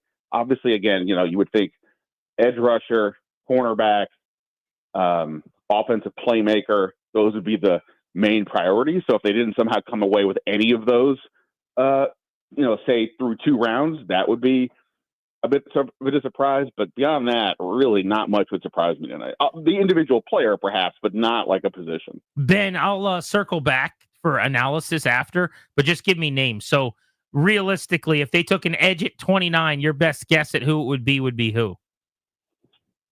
Yeah, best guesses would be you could look at Donovan Ezeraku from Boston College, real bendy pass rusher, 17 sacks last year, a bunch of tackles for loss. The team captain checks that box, really, considered to be a really hard worker. I think he's a guy, if he's there, would make a ton of sense. Nick Scorton from Texas A&M is sort of the opposite of Ezeraku to a degree, also a team captain and seems like a pretty good locker room guy, but he's not the same athlete, but he's got he just relentlessly pursues quarterbacks, ball carriers. He led the Big Ten in sacks at Purdue at 2023 before he transferred to Texas A&M. So I think those are 2 guys I would look at. Could Shamar Stewart, who dominated the combine but doesn't have a ton of production in college, could he be there? Maybe.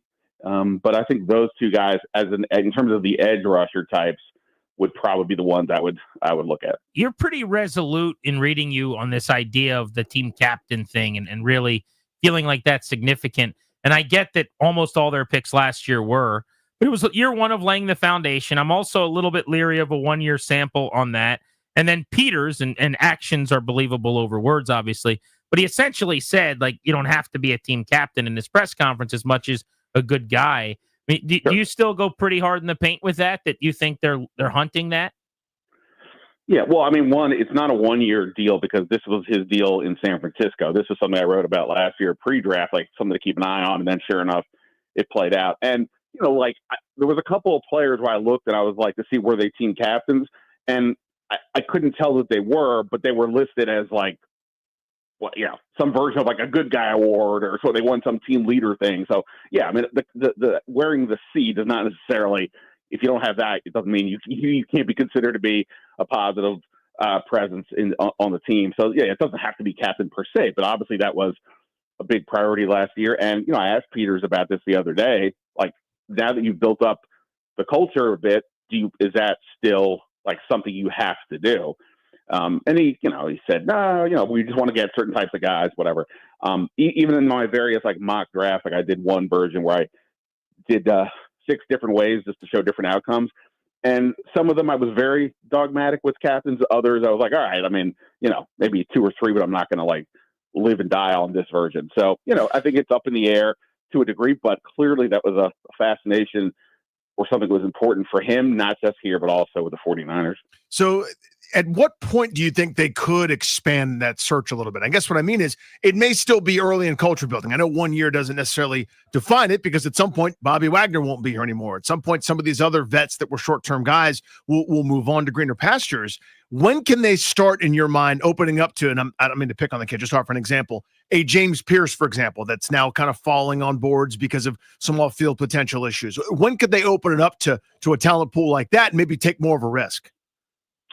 Right. Well, I think they've already done that on the veteran side, right? I mean, not disparaging anybody, but like Lattimore and Tunsil, you wouldn't view them necessarily as like team leader types. Mm-hmm. And, even Deebo Samuel, right? He had some, clashes with people on the 49er side of things. But, those veterans are typically probably some shorter term situations. And obviously the talent already exists, right? That they're really good players when healthy, that type of deal. Whereas with the incoming guys, this is where I think they really are trying to build the long-term culture. These are the guys that are really going to be the spine of the team going forward. So I think for that, it probably stays still. But look, obviously everybody does their homework.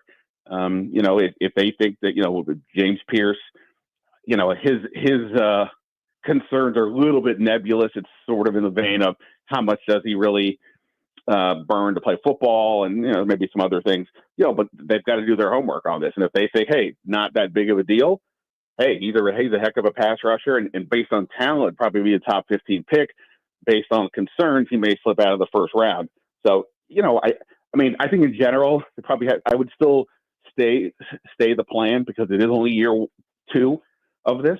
But, again, I think on the veteran side, they've already loosened up based on what they brought in last year. They didn't bring in, last offseason guys who were even remotely questionable. And I'm not saying the guys, the Lattimores and Tunsils and Samuels are, but just they're not necessarily team captain types. Ben Standig of The Athletic on Grant and Danny. Going back to last year's class for a reason here, Luke McCaffrey at wide receiver, Ben Sinnott at tight end are 2 guys that jump out. There are others I could name. But what do we know about their confidence in those guys elevating and really becoming key contributors? Because I feel like the answer to that is significant going into their plan here.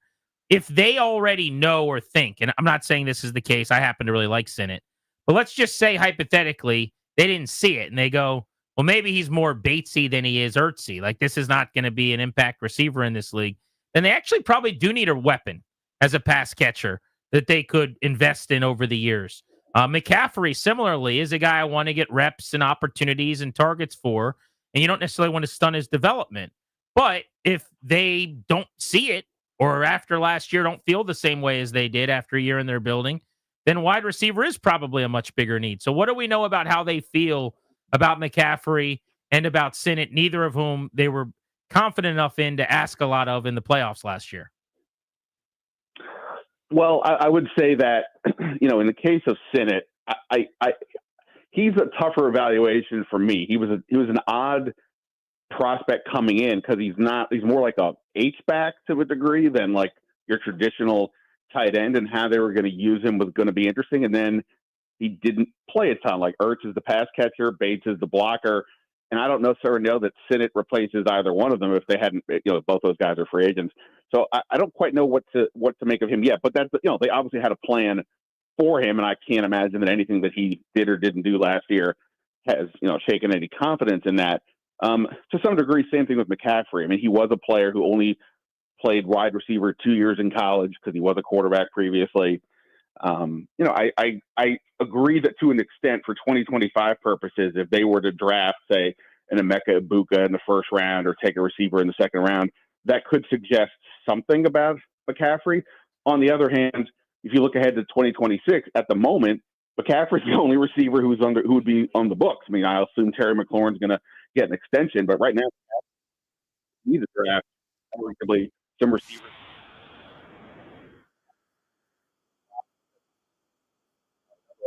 Say drafting a receiver high is automatically a ding on McCaffrey, but at the same time, if they think, hey, we're not worried at all, we saw the growth, he's ready to go, then that should, for them, make receiver a lesser priority, or maybe something even, you don't think about until like late day 3.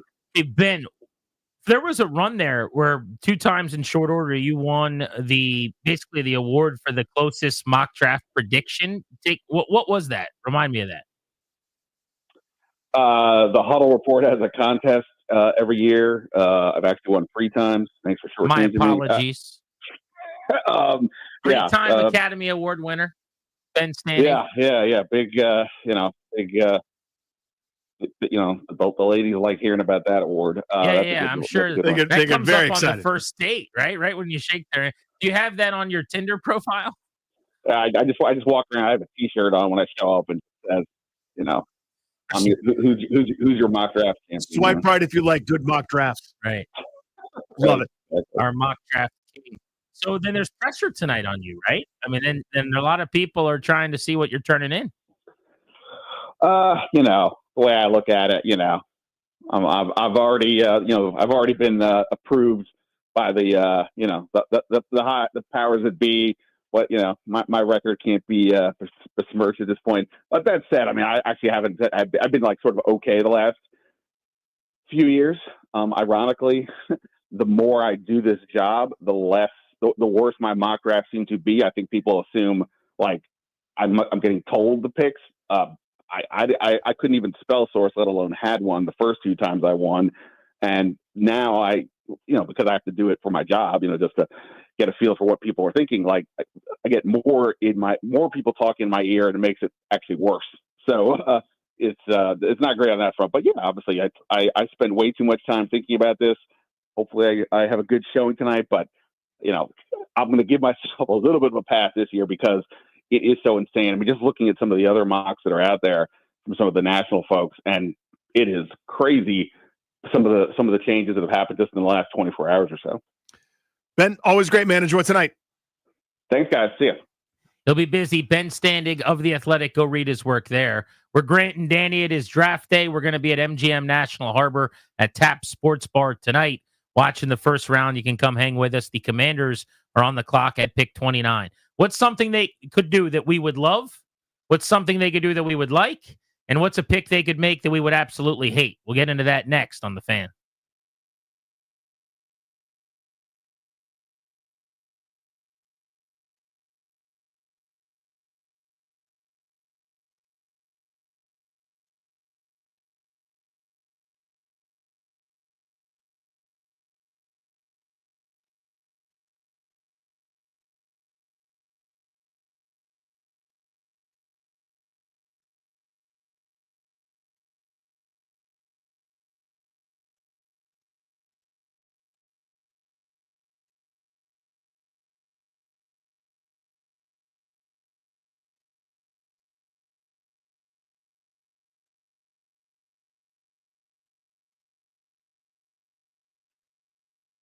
Hey guys, it's GP for my friends at the FanDuel Sportsbook.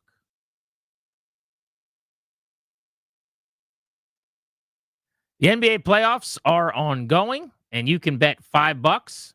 And if you win, you can get $250 in bonus bets. You got to use my promo code GP.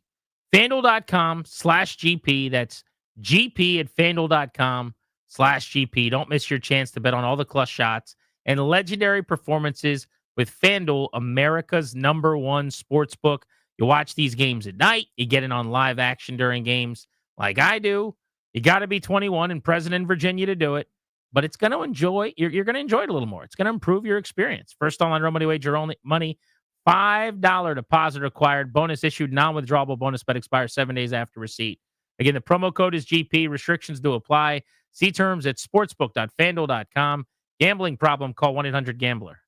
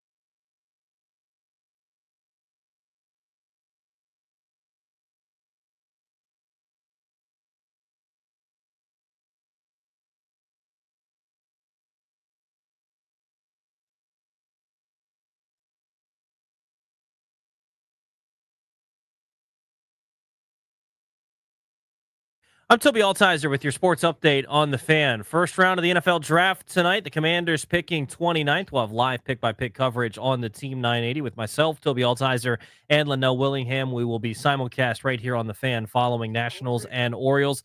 The Nats beat the O's last night 4-3. Home runs by James Wood and Josh Bell in the first inning. The Nats will go for the sweep today. 6:45 first pitch right here on the Fan. Pair of lefties on the hill. Mackenzie Gore for the Nationals. He's 2-2 with a 3.41 ERA. He'll take on Cade Povich, who is 0-2 with a 6.38 ERA. CJ Abrams is returning from the 10-day injured list. He's leading off tonight. Trey Lipscomb was optioned back to AAA Rochester. In hockey, the Capitals beat the Canadiens last night 3-1. Washington leads the series now 2-0, headed to Montreal for Game 3 tomorrow. 7 p.m. puck drop. You can hear all the Capitals playoff games right here on the Fan.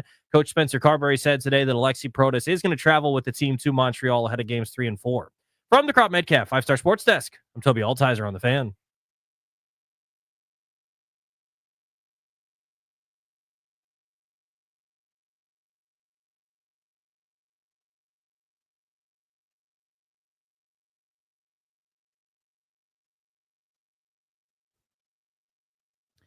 The Caps are up 2-0 on the Canadiens. We'll cover last night's win as part of our Beltway Blitz coming up in a half hour. Game 3 set for tomorrow. Series shifting to Montreal. That is a tough building to go play in north of the border. Caps got to take one of the two. And just give me one. Get back here 3-1 in a really good spot to finish this thing off over the games ahead. More on the Caps coming up in just a few. It is day 1 of the NFL Draft. We're about 5 hours away from the first pick being announced. Without further ado, let's get into pick 29 and what we would love, like, and hate from the Washington Commanders, an annual exercise on draft day. So, Danny, you do the honors first. I want to know, now this has to be realistic, right? Of course, we'd love Travis Hunter or Abdul Carter, but this is of the options that are presumably going to be taken around pick 29. What is something that could actually happen that you would love? This is an obscure thing. Obscure is the wrong word. I don't know how likely this is. I'm hopeful that enough things go Washington's way that this does happen. You want me to throw the little sounder to reveal who I would love in this draft, GP? You want me to do it that way? Let's do it that way. Darius, play who I would love. Matthew Golden, wide receiver, Texas. Quinn in the gun. Ready to take the snap. Has the snap. 4th and 13. Ewers looking. Fires. He's got Golden open. He caught it. Touchdown, Texas. Matthew Golden strikes again. 28 yards on 4th down and 13. A speed burner, Matthew Golden will provide an immediate deep threat in the NFL. Running a 4.3 40-yard dash, his straight-line agility leaves defenders flat-footed. His explosiveness was showcased late in the year as he tallied 162 yards against Georgia in the SEC championship game and went for 149 yards and a touchdown in the college football quarterfinal against Arizona State. His combination of big playability and reliable hands gives him possibly the highest upside at his position in the draft. Did you hear the key words in there? Big playability and speed. Help Jaden Daniels? I would love it if they went Matthew Golden. I get it. It's speed. It's a weapon. You're just not going to get me to disagree with anything that adds weaponry to Jaden Daniels' arsenal. Mm-hmm. So I don't see it happening because A, I don't know that he'll be there. And B, I think if he is, they wouldn't take him. But if they did take him, I'm coming into the studio tomorrow like Vince McMahon, happy about having another piece to add to McLaurin and Debo and that wide receiver. I will eat an entire Pupatella pizza on Friday if they take him. Yeah, we will be at Pupatella Pizza in Chantilly tomorrow. So come on out and celebrate the first round pick and the Caps on a 2-0 series lead with us all day long and eat some za for your lunchtime. For what I would love, I'm going edge. I'm going Donovan Ezeraku from Boston College. I care about production. I know it seems to be something that is fleeting now, that you would draft a player who's actually good in college to go along with some measurables. I want a speed rusher. I want a guy that can get to the quarterback. I would be giddy if Ezeraku falls into their lap and they take the senior defensive end out of the ACC. Donovan Ezeraku, defensive end, Boston College. An all-around athlete in high school competing in discus and the triple jump, Donovan Ezeraku developed into one of college football's elite pass rushers. He's extremely polished for a young player and is more than just a talented athlete. He'll make a difference early on as a pass rusher, but scouts believe he can develop into a good run defender as well, thanks to his work ethic and intelligence. Donovan Ezeraku, 21 tackles for loss, 16 and a half sacks as an All-American who led the conference in both of those categories last year. That's the pick I would love. Danny, the pick you would like. For the record, I would like Ezeraku an awful lot too. I'd be happy with that. I worried he goes a pick or two in front of Washington. This is what I would like. You'll see a theme in my picks. There's some speed going on. Maxwell Hairston, cornerback, Kentucky. Limited to only 7 games last season due to a shoulder injury, Maxwell Hairston still made his presence felt, being named second team All-SEC. He can be a game-changing defender as he tied the Kentucky school record with 3 career pick sixes. He has great footwork, can change direction quickly, and has a keen ability in route recognition. At 183 pounds, scouts believe he'll need to put on some weight, but his natural nose for the football makes him an asset for any defense. To me, I would like that. I'm hoping for a weapon, hoping for an edge. I just worry that the board won't shake that way. And Hairston to me is kind of the next best of that group. Maybe not a pure outside guy just yet, but the speed jumps off the page. The athleticism jumps off the page. I'm excited. That's somebody I can work with for a position I think they're not as good at as they think they are. It feels to me like that's a very real possibility. I think so too. The later we get into the process, and it seems like a lot of the defensive ends could go, the more it seems like corner's going to be of value there at 29, and he could be a guy high on their radar. So you might get what you like. Not what you need, not what you love, but what you like. What you like. Tonight. Time for what I would like. I would like a weapon. I would like Travion Henderson, the running back out of Ohio State. I would like that pick a lot, even if it's a little bit early. That's fine. I would like a wide receiver. You mentioned Golden, who I think will be gone. What about Henderson's teammate, an 80-catch, 1,000-yard, 10-touchdown route runner who could automatically come in here at about 6'1" and 203, play and help right away? Emeka Egbuka, wide receiver, Ohio State. Will Howard, front man in a pistol behind center. Seth McLaughlin gets the snap, takes the handoff, rolls to his right, throws toward the goal line, caught, touchdown, is grabbing the ball and being slung out of bounds after making the grab. Emeka Egbuka. Running the 40-yard dash in 4.3 seconds, Emeka Egbuka has straight-line speed that strikes fear in opposing defenses. A sure-handed pass catcher, he racked up 81 receptions and 10 touchdowns last season, helping lead the Buckeyes to a national title win. His ceiling at the next level will depend on his ability to separate from more physical corners, but Egbuka is an all-around receiving talent. Danny sleeps on Emeka Egbuka. Darius sleeps on Emeka Egbuka. Clary definitely sleeps on Emeka Egbuka. 2 1,000-yard seasons, 1,150 and 10 touchdowns in 2022, and then 80 catches with a 10-touchdown, 1,000-yard season last year for Ohio State. I would really like that pick. Your boy wants offensive skill help.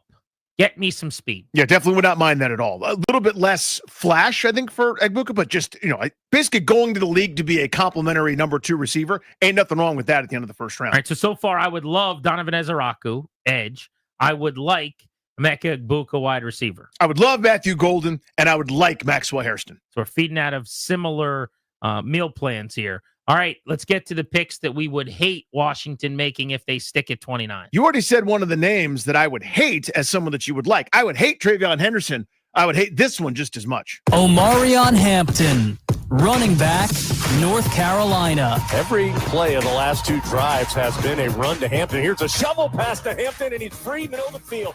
25, angling to the near sideline, and for the 5th time today, Hampton's into the end zone. Touchdown, Carolina.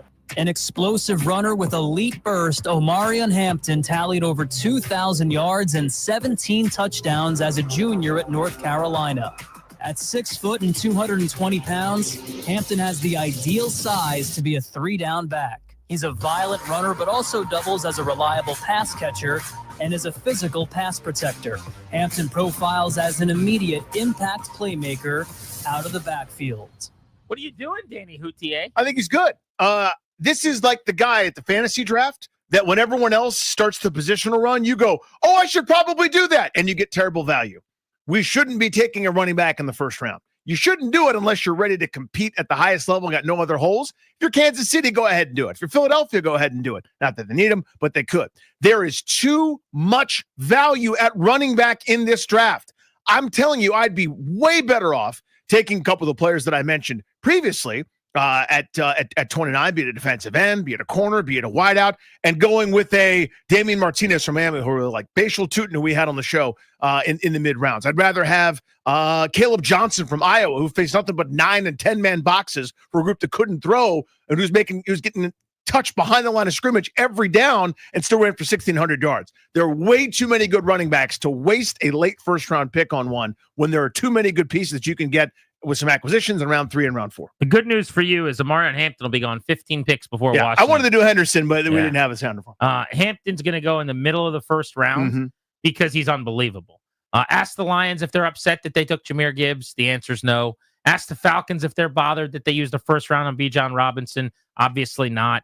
Ask the Eagles how they felt about winning the Super Bowl last year with former top 5 pick Saquon Barkley running for 2K. Absolutely not. You can find really, really good players like Amarian Hampton.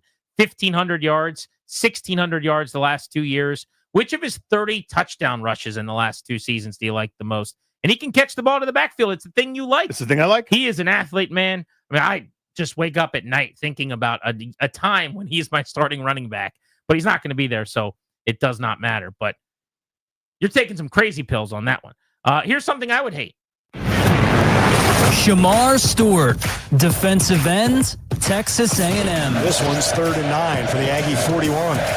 Bazelak, pressure off the middle. They got him. They got him. Shamar Stewart got him at midfield. An outstanding athlete at 6'5" and 267 pounds. He ran a 4.5 40-yard dash with a 40-inch vertical and a 10-foot broad jump. His sack totals don't jump off the page, but he racked up 39 total pressures over 315 defensive snaps in his final season at College Station. He's also drawn comparisons physically to 4-time All-Pro Myles Garrett. He'll need to refine his pass rush technique, but Stewart has tantalizing upside. I can't believe they found a Shamar Stewart highlight. He doesn't finish a whole lot of plays. That's the highlight. I mean, that's the one. So I'm leaving myself open to you telling me I'm crazy here, and I understand that. But I need you to make more football plays. When you have a 3-year track record as an edge with 4.5 total sacks combined, 1.5 in all 3 seasons, and combined in 3 years, 12 TFLs, that's not enough. The measurables are unbelievable. The size is central casting. He looks like an action figure. I get it. The combine, ridiculous. He's a football player, right? Football player. I need you to make some football plays. And the pressure rate and some of that stuff is pretty good. There's a spot for him. Like, I'm not taking him in the late 2nd or the 3rd or something. But I put him here, Danny, because I don't want them reaching for an edge at 29 just to satisfy the requirement. We need one. He's there. Let's take him. I don't even think he will be there. I'll bet you somebody takes him because he's such a tantalizing athlete before that. But I don't want to take a player that didn't put up really quality college production. This is my area of weakness when it comes to evals and players and things like that.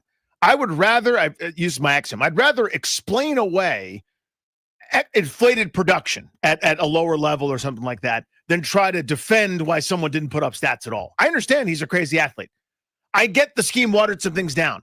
You could do that with 5 sacks. You could do that with like 15 TFLs or something. But the fact that there just was so little in those various columns when you're counting up the stats, I can't do it. I can't.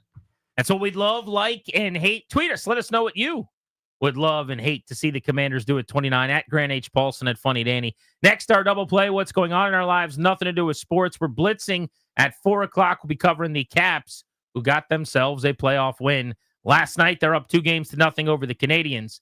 This is the Fan.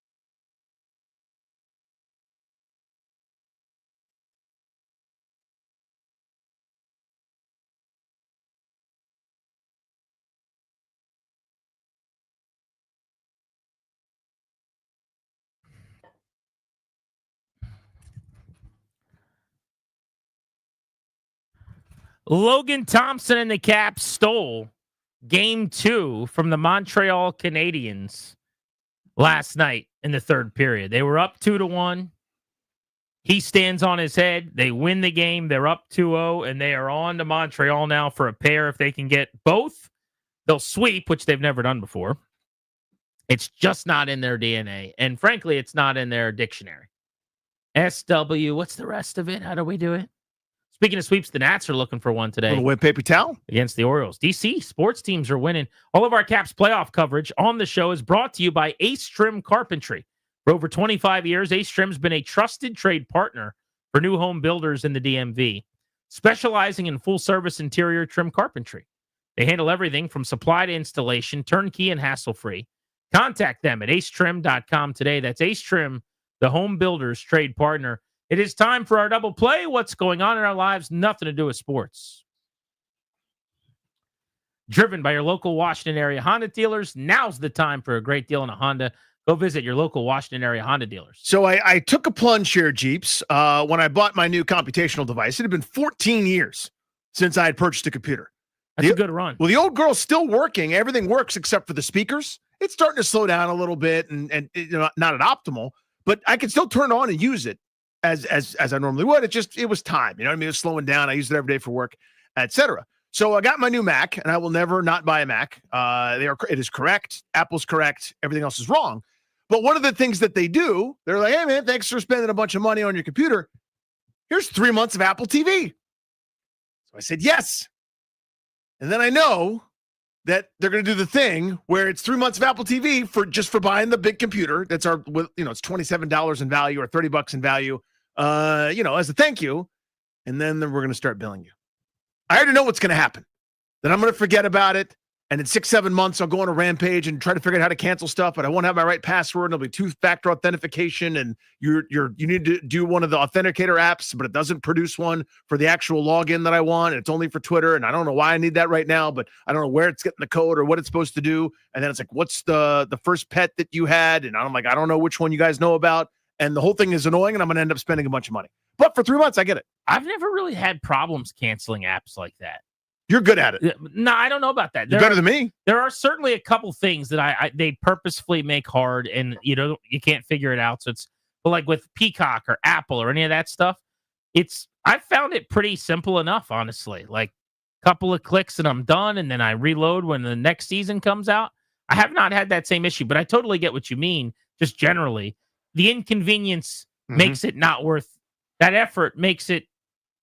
The juice is not worth the squeeze. Because what'll happen is the bill will be paid. I'm sure I'll set up for auto enrollment or whatever. And when I get the thank you that I paid it, I'll go, damn it, and I'll try to cancel it. And I won't be able to, and I'll do it all again the next month. So for example, we still haven't decabled yet, even though I've got Masson app access. There's some MLB TV that I've already flirted with and worked on. I still haven't gotten rid of cable. What do you mean you've MLB TV you've flirted with? Well, I mean, like investigated that to figure out if that's an easier option for us. We'll be able to watch the Nats and every Major League Baseball game. You have the MLB TV app. Yeah. Okay. But why do you have cable? I don't know, because I haven't canceled it yet, because it's hard to cancel stuff. That's my point. It's hard for me to cancel. Because one of those, like you go to the website, it's like, what's your login? It's like none of your business, like I just want to cancel. When you try to cancel cable over the phone, I will say they'll do anything they can to keep you. Mm-hmm. Pretty much.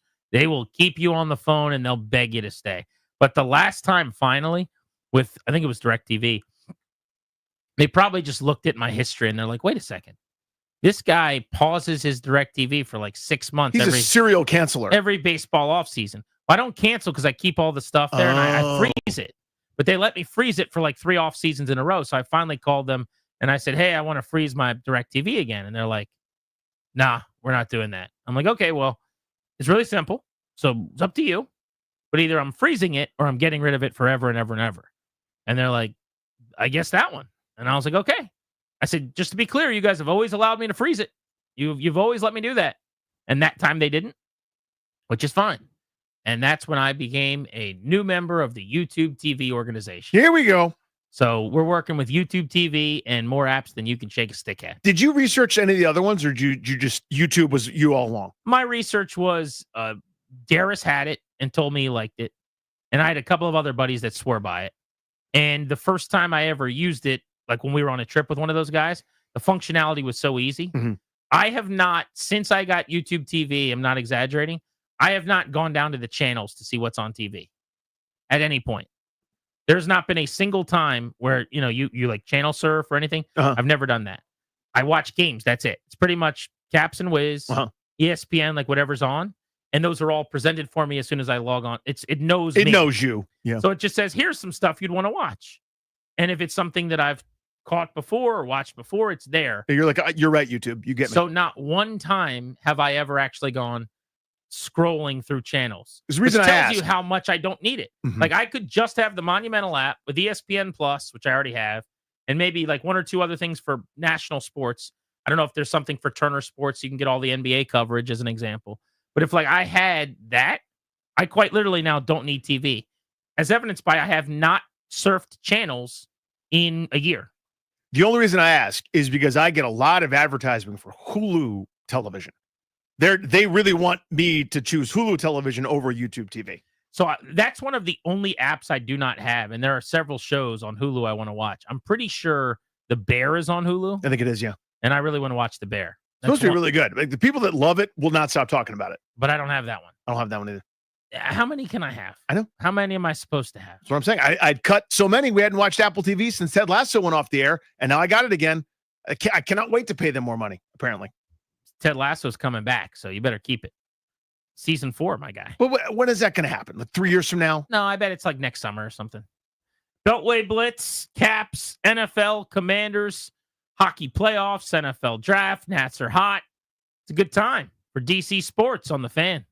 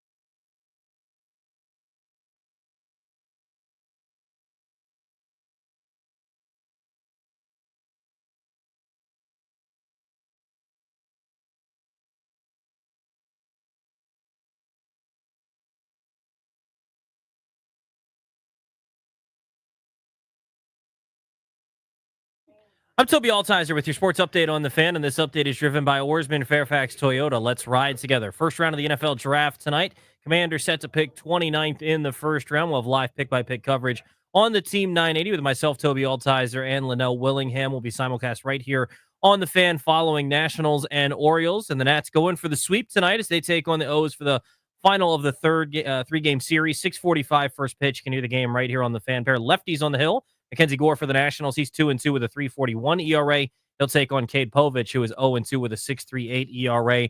CJ Abrams back in the lineup, back from the 10-day injured list. He's batting leadoff tonight. Trey Lipscomb was optioned to AAA Rochester. Again, Nats and O's 6:45 right here on the Fan. In hockey last night, the Capitals beat the Canadiens 3-1. Washington now leads that series 2-0, headed to Montreal tomorrow for Game 3. 7 p.m. puck drop. You can hear all the Capitals playoff games right here on the Fan. Coach Spencer Carberry said today that Alexi Protas is going to travel with the team to Montreal ahead of games 3 and 4. We'll see if he's able to get back out on the ice soon. NBA playoff action tonight. Knicks and Pistons game 3. That series is tied at a game apiece. Thunder and Grizzlies at 9:30. OKC's up 2-0 in that series. And the Nuggets and the Clippers at 10 o'clock. Game 3 of that series with the series tied at 1. Oarsman Fairfax Toyota keeps their customers happy by offering great deals on the area's best selection of new Toyotas, each backed by the Oarsman Lifetime Edge, featuring up to $1,500 in extras. As they say at Oarsman Fairfax Toyota, let's ride together. From the Crop Medcalf 5-Star Sports Desk, I'm Toby Altizer on the Fan.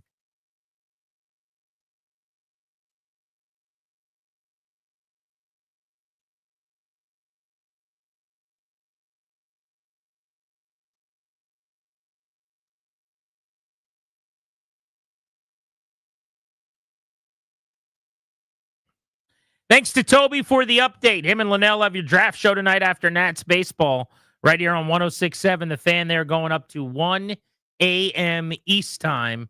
Beltway Blitz is going to cover the NFL with Mike Jones of The Athletic and the Commanders with our guy Johnny Cakes Allville of the Sports Junkies. But let's kick things off right now on the ice to get the Beltway Blitz going.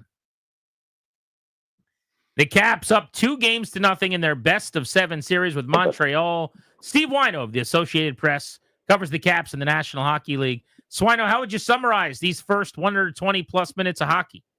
Well, the Capitals are a better team than the Montreal Canadiens. I think that's clear so far, that Montreal in stretches the Canadiens have found ways, specifically in the third period, to sort of turn the tide on the Capitals. They were able to win Game 1 thanks to Alex Ovechkin's overtime goal, win Game 2 thanks to a handful of ridiculous saves from Logan Thompson. But you see sort of in the moments of this series that there's a reason why the Capitals are the top team in the East and the Canadiens are the 8th seed and the last team to get into the playoffs. That's sort of my takeaway so far, but also recognizing that given the Capitals have blew a lead in Game 1 and fell behind and struggled and needed Logan Thompson to make big saves in Game 2, that it's a closer series than maybe a lot of people figured.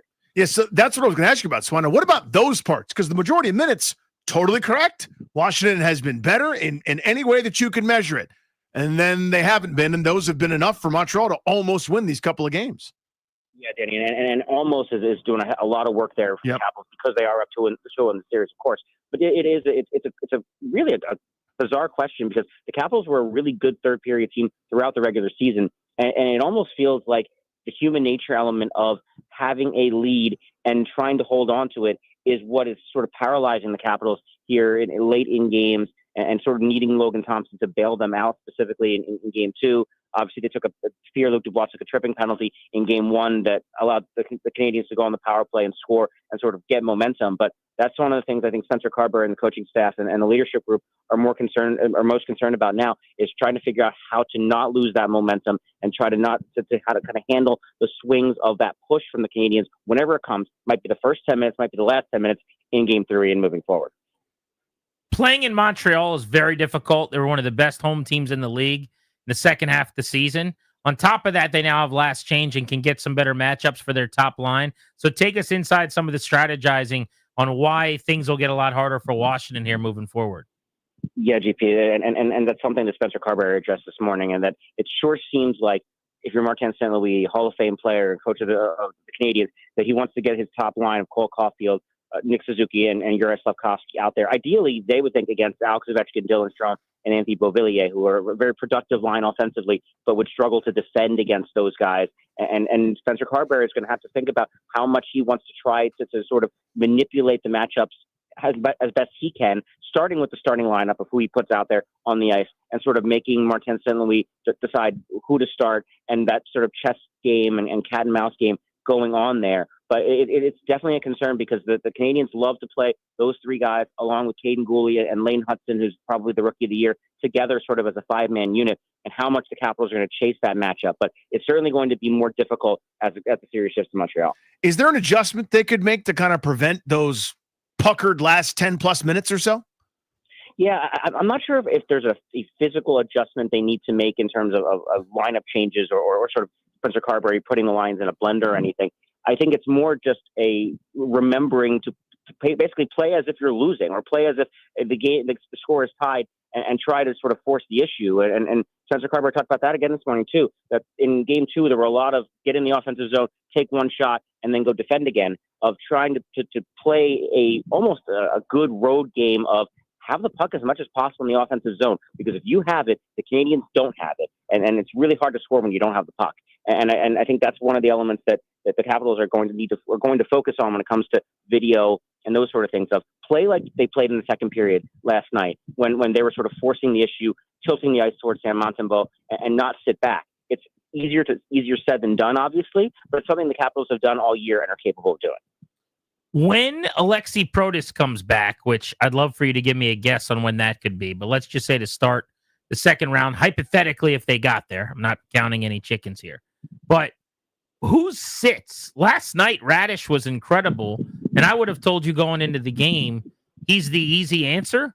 But man, was he good last night. Who's the odd man out?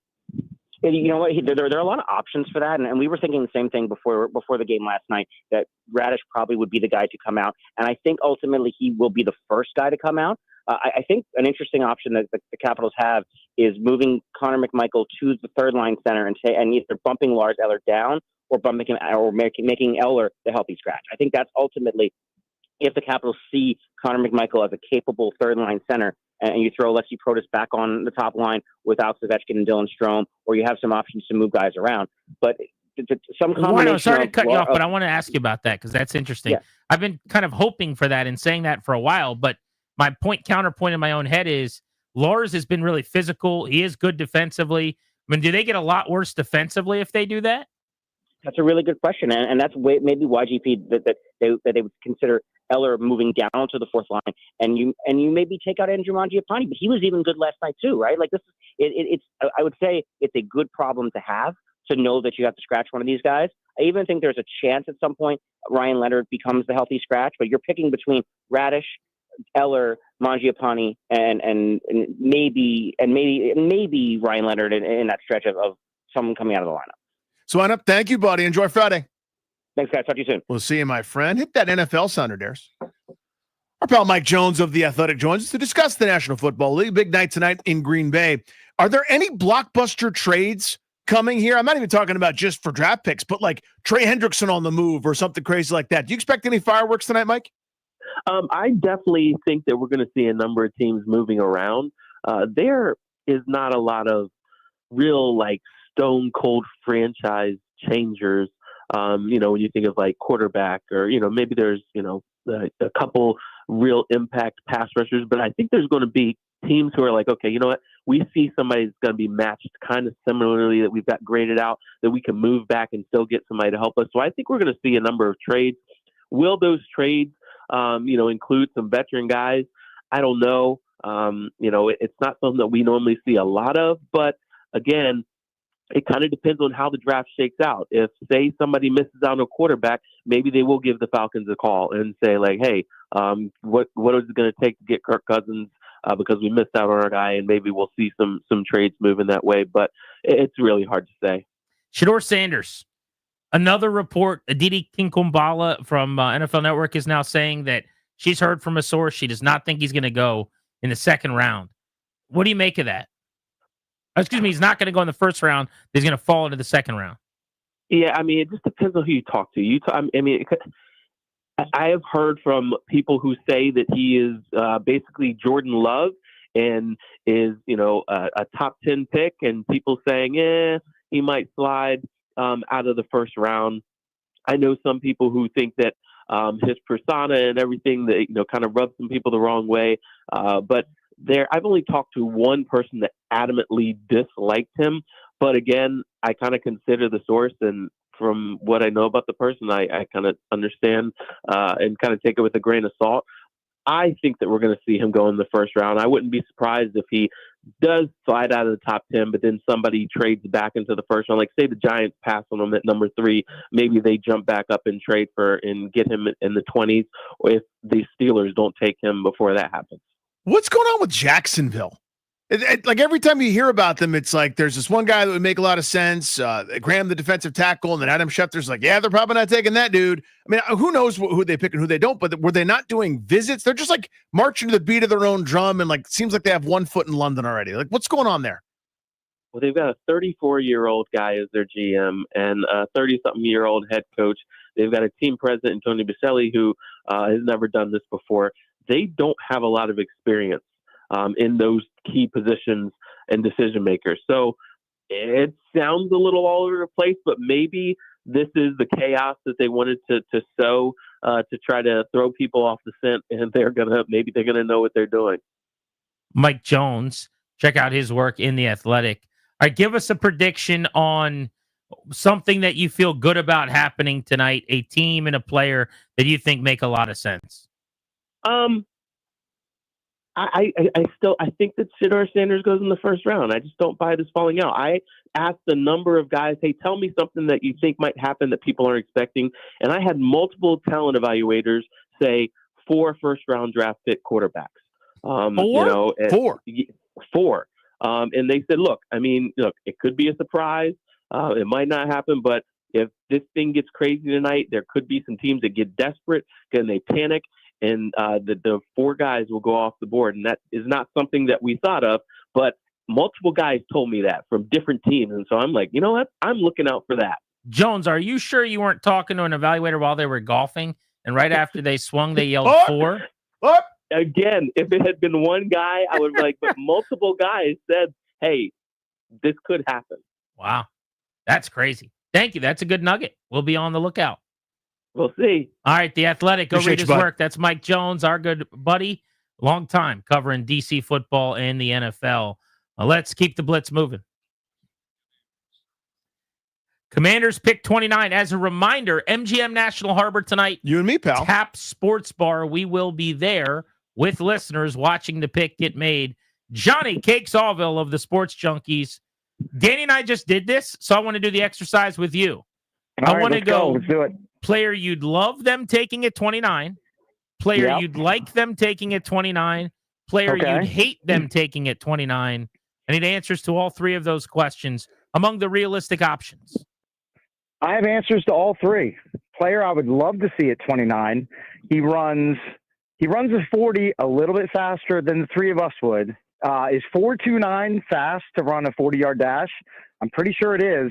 His name is Matthew Golden, and he would line up outside of Terry McLaurin on the other side as the number 2 wide receiver, and he would catch 60-yard touchdowns from Jaden Daniels.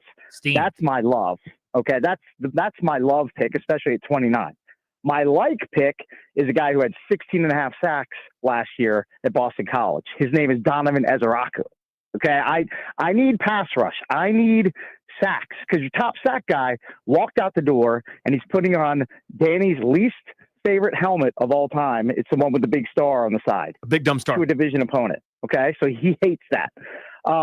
Player I would least like to see picked, the pick I would hate, I'm sorry, I hate to discriminate, any sort of big fat interior offensive lineman. Look, I know it's a necessary evil. You need to protect your stud quarterback in Jaden Daniels. But I'm sorry, that pick just doesn't work me into a lather over here. So there's my love, like, hate.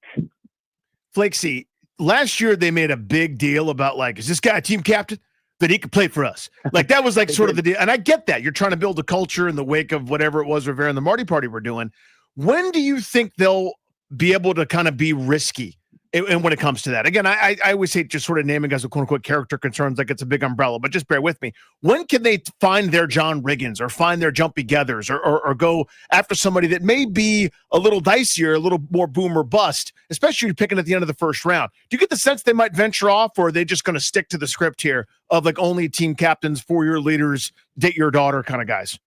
I mean, we might know that by 11:30 tonight. Like if they turn in the card as James Pierce Jr. Out of Tennessee, who's, like one of his high school teammates said he's the craziest person he's ever been around. Like that's kind of a red flag to me. And he's had some off the field issues, but like if that's the pick, then you know that Adam Peters has kind of turned the corner on finding, the choir boys and the guys who are straight A students. Like it's good to have some of those guys, but like if you look around the NFL, you got to also have some guys who have a little bit of an edge to them as far as, the way they approach football, especially. So maybe it happens as soon as tonight, because I think they've got enough leaders and vets in that room where if there is a questionable guy that they really love his football profile, like if they get him in a room with Bobby Wagner and Ertz and Eckler and guys like that they feel like those guys can kind of police him and kind of help him navigate through at least the first couple years of his time in the NFL. Cakesy, were you in the barn for the Caps and the Canadians last night? I was in the barn for game one. And how fun was it? It was great. It was so great. And Grant, I have to laud you for all of the up close and personal shots of Jaden Daniels and Sam Hartman chugging beers, because you're a guy that just sits down near the glass all the time. And I know those things. Not all the time. All the time. A blind squirrel occasionally finds a nut. Do not fall for their propaganda. Danny, every time I see hockey hipster jersey Jeeps, the guy is like can reach out and just touch the glass. Don't run a DNA test on that glass. It'll come back pulsing. Yeah. And by the way, I have to mention this. There's definitely a black Caps Beck Malenstein jersey draped over one of the chairs in the studio. We're looking at it now, that has to be Grant Paulson's jersey, right? You're right. That is my Beck Malenstein. I left it in the studio. I love Beck Malenstein, but like, do you? The only person that has that jersey is Beck Malenstein's mom and dad, and Grant Paulson, who's the ultimate sweater hipster. That's what I like to do. Yeah, 5 sold all time. Hey, what jersey did I buy last night, Cakesy? Ooh, hold on. Did you buy it? You bought it on the premises? I bought it on site last night. Get your bell ready. Dad, get a buzzer ready. I bet within three guesses. This was supposed to be the Beltway Blitz. This is going to take a little while. Okay, three guesses. I think he gets it. It's radio. We got nothing but time. Here we go. Is it a current? Can I ask a few questions here? Sure. Guy on the current roster? It is. Huh. I will say member of the 2024-2025 Washington Capitals. All right. Is he You can do it, Cakesy. Canadian? No. Is he Russian? No. Not Russian. Okay. I think it's time for some guesses. Okay. A couple of, like last year, I would have said Protus, but he's too silly to be like hipster. Like his numbers are too good. So I'm going to eliminate him. It can't be Mikey. He's had too much of a breakout campaign. Let's see. Who's a real hipster that you would get? Not Chucky Lindgren. You probably already have that one. Let's see here. Who's a guy down the roster? Not Ryan Leonard. Too much of a ballyhooed prospect. Cakes is right. I mean, he's eliminated, but he's not guessing. You notice that? But he is on point right now. He's going down the line. Cakes. Everything he's saying is literally my thought process when I bought a sweater last night. Let's see. Fairvari, I'm going to say no, especially because he's out for the rest of the playoffs. Like, it just would be weird if you bought his jersey now. So I'm going to strike him from the record. Man, you guys have got me in the blender here. Do you want a hint? Yeah, I'd love a hint. Think fourth line. Yeah, I mean, you knew that going in, though. Fourth line Jeeps. Okay, not Doubter. You would have had Doubters already. Or you might already have it in your closet. I mean, let's see. Did you? Oh, I have a guess. What do you got, Cakesy? You got a Lars Eller sweater. Oh, I didn't. I'm looking for a doggy Duhame. Oh, Doggy, that's a great guy. That's why we're doing dog noises there. Who doesn't love Doggy eating the lineup card after getting the boys fired up in the locker room? I always wanted a Doggy Duhame, but when I saw him eat the lineup card, I got in line. You got to you fork over the. It just had to happen. Yeah. Now, I mean, I have to ask, like, did you have the special print Doggy instead of Duhame? I thought about it, actually. That actually did cross my mind, but no, I already had to get them to print it, so it was a little extra because they didn't have it listed on their roster of available jerseys, which is unacceptable. But I digress. Supply and demand there, my friend. Yeah, so Duhame 22 is now the sweater. Very good. I shudder to think of how much coin you've dropped on hipster hockey sweaters over the years. But hey, everybody's got to have their own thing. So I generally do one per year, so it's not too bad. But what's funny is my mom called me last night leaving the game. She's like, "How fun was that?" I said, "I just got a new sweater." She said, "Please tell me you got an Ovechkin." And I'm like, "You don't even know me." Oh my God. And she's like, "Well, you always get these stupid jerseys and the players leave right away and then you don't wear them anymore." And she's like, "I have a guy named Stevenson in my closet right now." Silly Chandler Stevenson sweater. Did he score against the Penguins? Yeah. He was a part of the 18 Cup run. So I got the Beck Mallenstein in studio. I need to see this whole collection of hipster hockey sweaters at some point. My best sweater, Steve Alexi. Silly. I mean, I barely recognize that name. Well, you could you could change the name on the back to Healthy Scratch. He was that's a deep cut. DNP. This should be the name on the Coach's back. decision. The deeper the cut, the better. It's like someone who gives stitches. Cakesy, we appreciate you, and let's get a win in Game 3, huh? All right, boys. Let's get Matthew Golden on the roster. Let's go. Let's make this thing happen. Big night. Will you be awake for the pick? Do you think? 11:30 p.m. Yeah. I could still be awake at that point. But you're going to be possibility. so mad if they trade back and you stood up all night. Oh, if they trade back and don't pick tonight, I'm going to call out Adam Peters tomorrow. I'm just going to say I have Adam Peters-itis and I can't make it into the show at 4:45 in the morning. Cakes goes full, and then I took that personally. All right, brother. Good catching up. See you, dude. All right, boys. Later. Beltway Blitz, Cakes Allville, Sports Junkies. Listen to them from 6 to 10. Here on The Fan, all of our Caps playoff coverage brought to you by Ace Trim Carpentry. For over 25 years, Ace Trim's been a trusted trade partner for new home builders in the DMV. They specialize in full-service interior trim carpentry, handling everything from supply to installation, turnkey and hassle-free. Contact acetrim.com today. That's Ace Trim, the home builders trade partner. We are at MGM National Harbor tonight. Tonight, my friend. We're going to be watching the draft, so come on out and watch the 29th overall pick with us at TAP Sports Bar. Really, really cool spot with a bunch of huge TVs. And then tomorrow we're at Pupatella Pizza in Chantilly. Your boys are busy. We've been out and about all the live long week, and it continues tonight and then into tomorrow. Love me, Pupatella. That's the Neapolitan pizza. So good. Oh, tomorrow's lunch can't come soon enough. Seriously. I'll just say that. I've actually been thinking about it for a couple of days. Grant and Danny on The Fan. You were a GM earlier. You made your pick at 29. I get to play general manager next. Yeah. I will make my pick at 29. The pick's not in yet because I got to see if the phone rings. That's next on The Fan.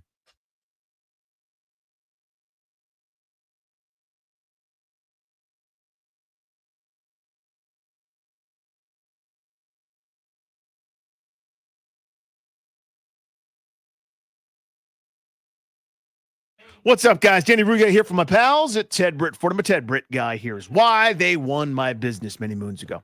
I've had several vehicles over the years from Ted Britt Ford. The buying experience is the best I've ever had, right? You can buy a car a lot of different places, to be honest with you. They don't do that high-pressure sales stuff. What they want to do is get you in, get you out with a great deal on an awesome car. And they've been treating people well for more than 60 years. That's kind of how they're still alive and kicking, still crushing it. They got something cool going on this month.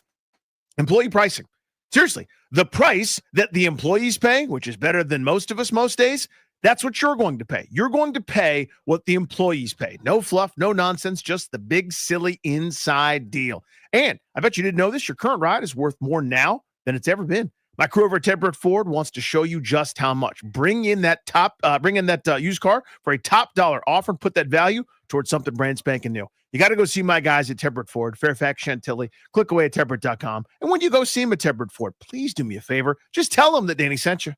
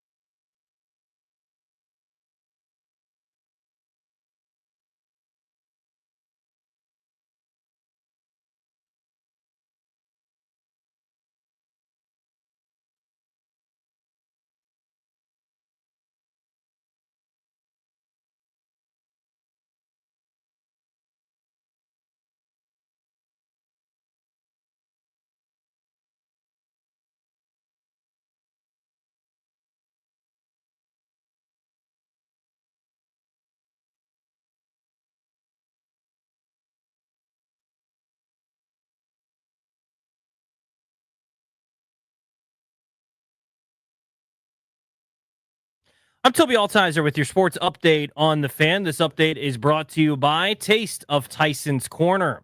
NFL Draft gets underway tonight. First round, the Commanders set to pick 29th. We'll have live pick-by-pick coverage over on the Team 980 with myself, Toby Altizer, and Lano Willingham. Will be simulcast right here on the Fan following Nationals and Orioles. And the Nats going for a sweep tonight against the O's. 6:45 first pitch at Nationals Park. Into the game right here on the Fan. Mackenzie Gore taking on Cade Povich. C.J. Abrams back from the injured list. He's batting leadoff tonight for the Nats. Also an update on Paul DeJong. He saw an eye specialist who found no issues. He's going to undergo surgery on his broken nose. No timetable on his potential return. That from Mark Zuckerman of MASNsports.com. He last played on April 15th when he was hitting the face by pitch from Mitch Keller. In hockey, the Caps up 2-0 in the series after they beat the Canadiens last night 3-1. They'll take on the Canadiens in Montreal for Game 3 tomorrow at 7 o'clock. And hear all the Caps playoff games right here on the Fan. Coach Carb said that Alexi Protas is going to travel with the team to Montreal. Taste of Tyson's is Saturday, May 3rd from 1 to 4 p.m. Experience their wide array of food and beverage offerings with food sampling, cooking demos, chef appearances, live entertainment raffles, and more. Visit TysonsCornerCenter.com/events for details. From the Crop Metcalf 5-Star Sports Desk, I'm Toby Altizer on the Fan.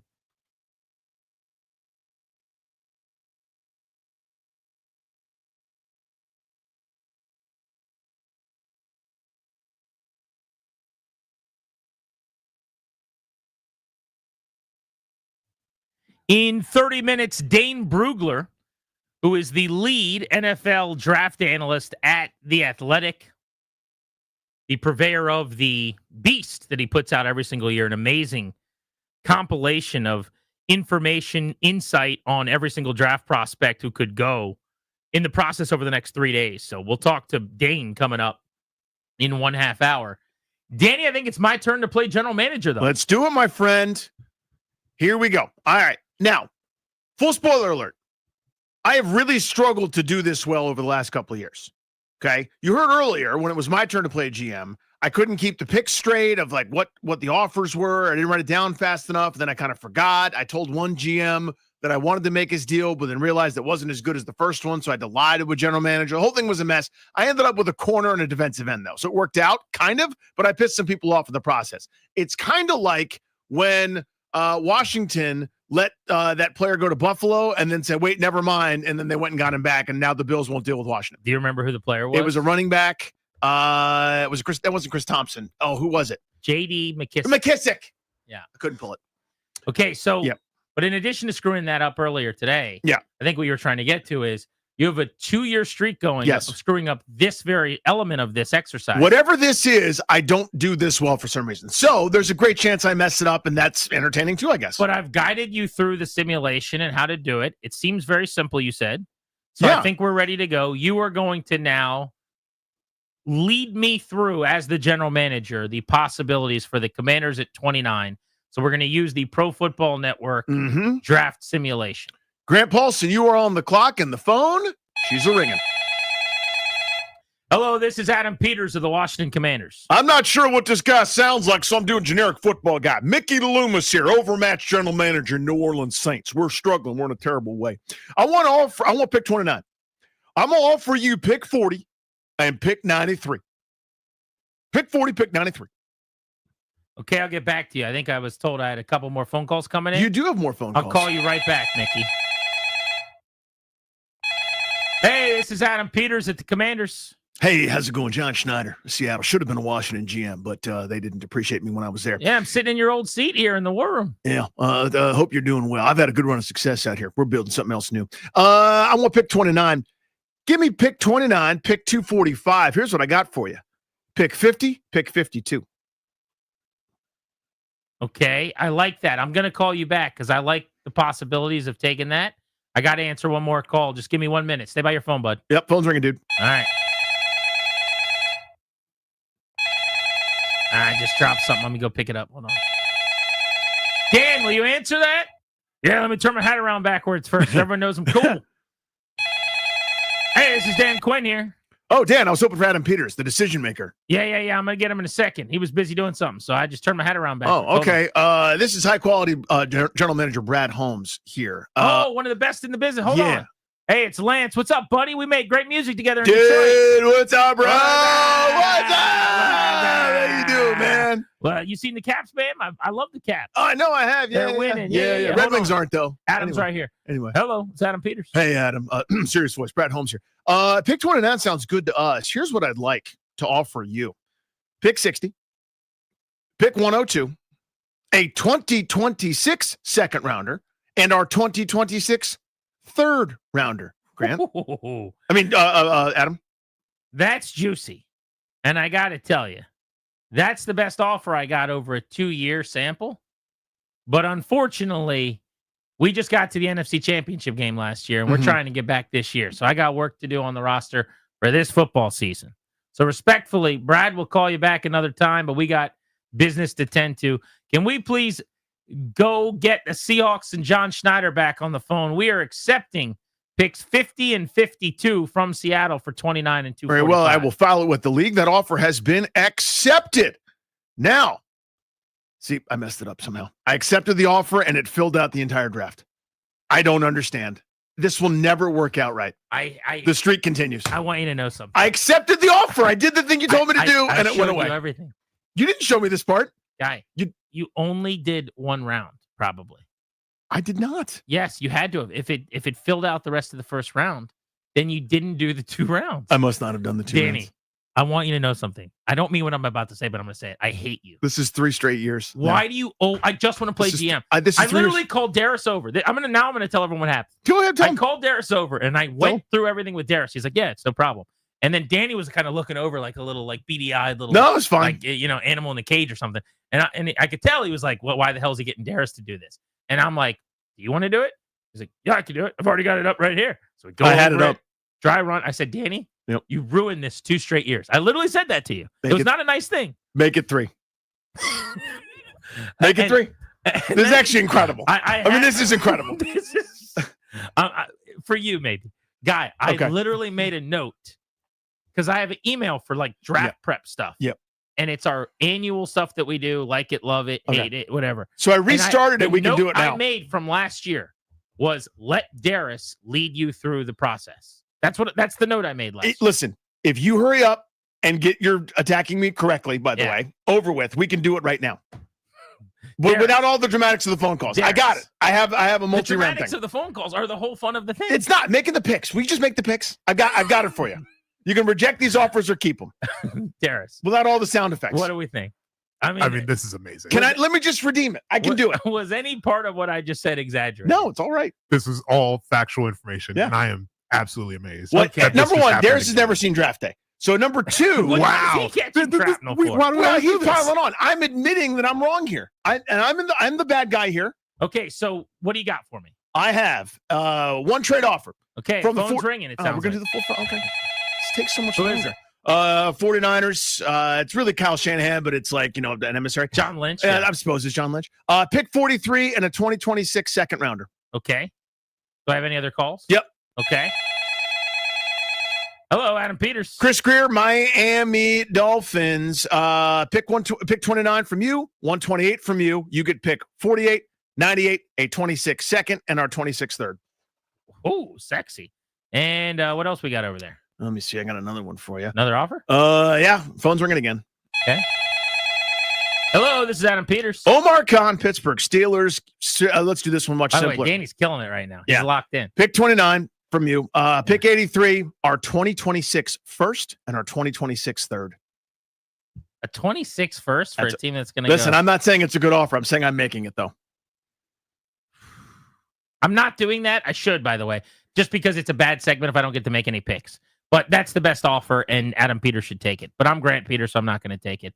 I will accept the offer from the Miami Dolphins, where I'll get the 48th pick, the 98th pick, and then next year's 2 and 3. I just added 2 draft picks for next year. Okay, so I did a 2-round mock here. I Yeah. pushed the right button. So if I hit accept, it's not going to skip through to the end? Correct. Okay, so I'm going to hit accept. You're fine. Are you sure? Positive. Here we go. I accepted. The draft isn't over. You're on the clock at 48, and wouldn't you know, the dumb phone's ringing again. Good. I just want you to make a selection. This is Adam Peters. Cincinnati Bengals, Duke Tobin, figurehead GM. Yeah. How you doing? Fine. Not great, to be honest with you. I got no budget. 48, 205 from you. I'm giving you pick 49, moving up one spot, and a 2026 third. Of course, yeah, 100%. You're going to do that? Yeah, absolutely. Do you not want to hear the other offer? Nah, yeah, let's do the other offer. Hey, it's Adam Peters. Jacksonville Jaguars. I'm James Gladstone. I don't know what it sounds like. James Gladstone. It sounds like a nerdy 30. Well, I'm bloviating a little bit because I don't really belong in the seat that I'm in. 48 and 245. What 30-year-old sounds like this? A guy who interviews well and wows you with his enthusiasm. 48 245 from you.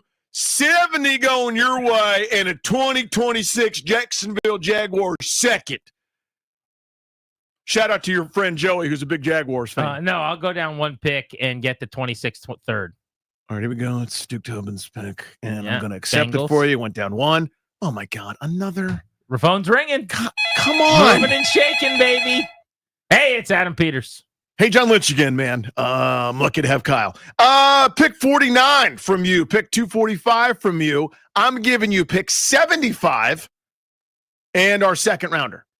No, next year. Next year. That's going to take you out of the second round, so the draft will be over, by the way. Can't do it. Thank you. All right. Phone again. Phone's ringing. Phone's ringing. Look alive, Danny. Phone's ringing. Hey, it's Adam Peters. How's it going, Joe Ortiz, LA Chargers? Hey, what's up? It's cool, bro. 49 from you, 245 from you. We're going to give you pick 55 and pick 86, bro. Yeah, definitely taking that. All right, you're accepting. Absolutely. Let's call in the league and accept it. I'm stockpiling picks right now. Oh my God. Steam. The trades. Hey, it's We're Adam out of Peters. time. We gotta go to Pupatella in 2 minutes. Hey, it's Adam Peters. Oh, hey, Les Snead, Rams. Hey, Les, what's up? Pick 55. Yeah. Your next year's 7th for this year's pick 90 and a 2026 second. Yeah, we'll do that. Okay, so you're out of the second round then. So you're not making any picks. How many spots am I moving back? 35. Oh, no, I thought it was to pick 90. Then no, I'm not doing that. Sorry. All right, so let's reject that one. And this is an enticing phone call. Here we go. Okay, here we go. Hello, it's Adam Peters. Andrew Berry from Cleveland. Yeah. I'm a little shell shocked because everything sucks over here right now, bro. You give us 55. We'll give you 67 and next year's third. No, I got to make a pick, I think. Thank God. Yeah. Will you just make your selection? All right. Here's who's available. BPA. Jackson Dart, still on the board. Don't want him. Oh, you're going to be so steamed. I'm annoyed about this. Yeah. Travion Henderson. Boom. That's the pick. Let's go. Oh, yuck. Grant Peters. The worst thing ever. The pick is in. I got my running back. I wouldn't have mind taking it 29. And I just picked up ammunition. And you're getting him at 55? That is how you put on a clinic, kids. That's how you run a draft room. You're still on the clock, bro. Pick 61. Good. You got to make another one. Who's the best available? Giants are calling with an offer. It's actually a pretty good one. Hey, what's up? Hey, soon to be fired, Joe Shane. How are you? Pick 61, that's right now. Pick 65 and pick 99. That's what we'll give take you. it. All right, you're out of the second round then. That's the end, right? That's fine. Okay, so we're accepting that. And that's it. You got Travion Henderson, 2026 Miami second. Yeah. A 2026 Cincinnati third. Let's go. And a 2026 Miami third. I'm loaded next year. I'm about to make 6 picks in round 3. That's how you draft. This is my least favorite possible outcome. That's how you draft. No picks on Thursday, while running back on Friday, and next year's picks. That was a bleep you, Danny Rouillet. Oh, throw up in my mouth. That is how you draft. You know what? I deserve it for fouling up the thing beforehand. I added Brugler 5 minutes. Of The Athletic joins us in 15 minutes.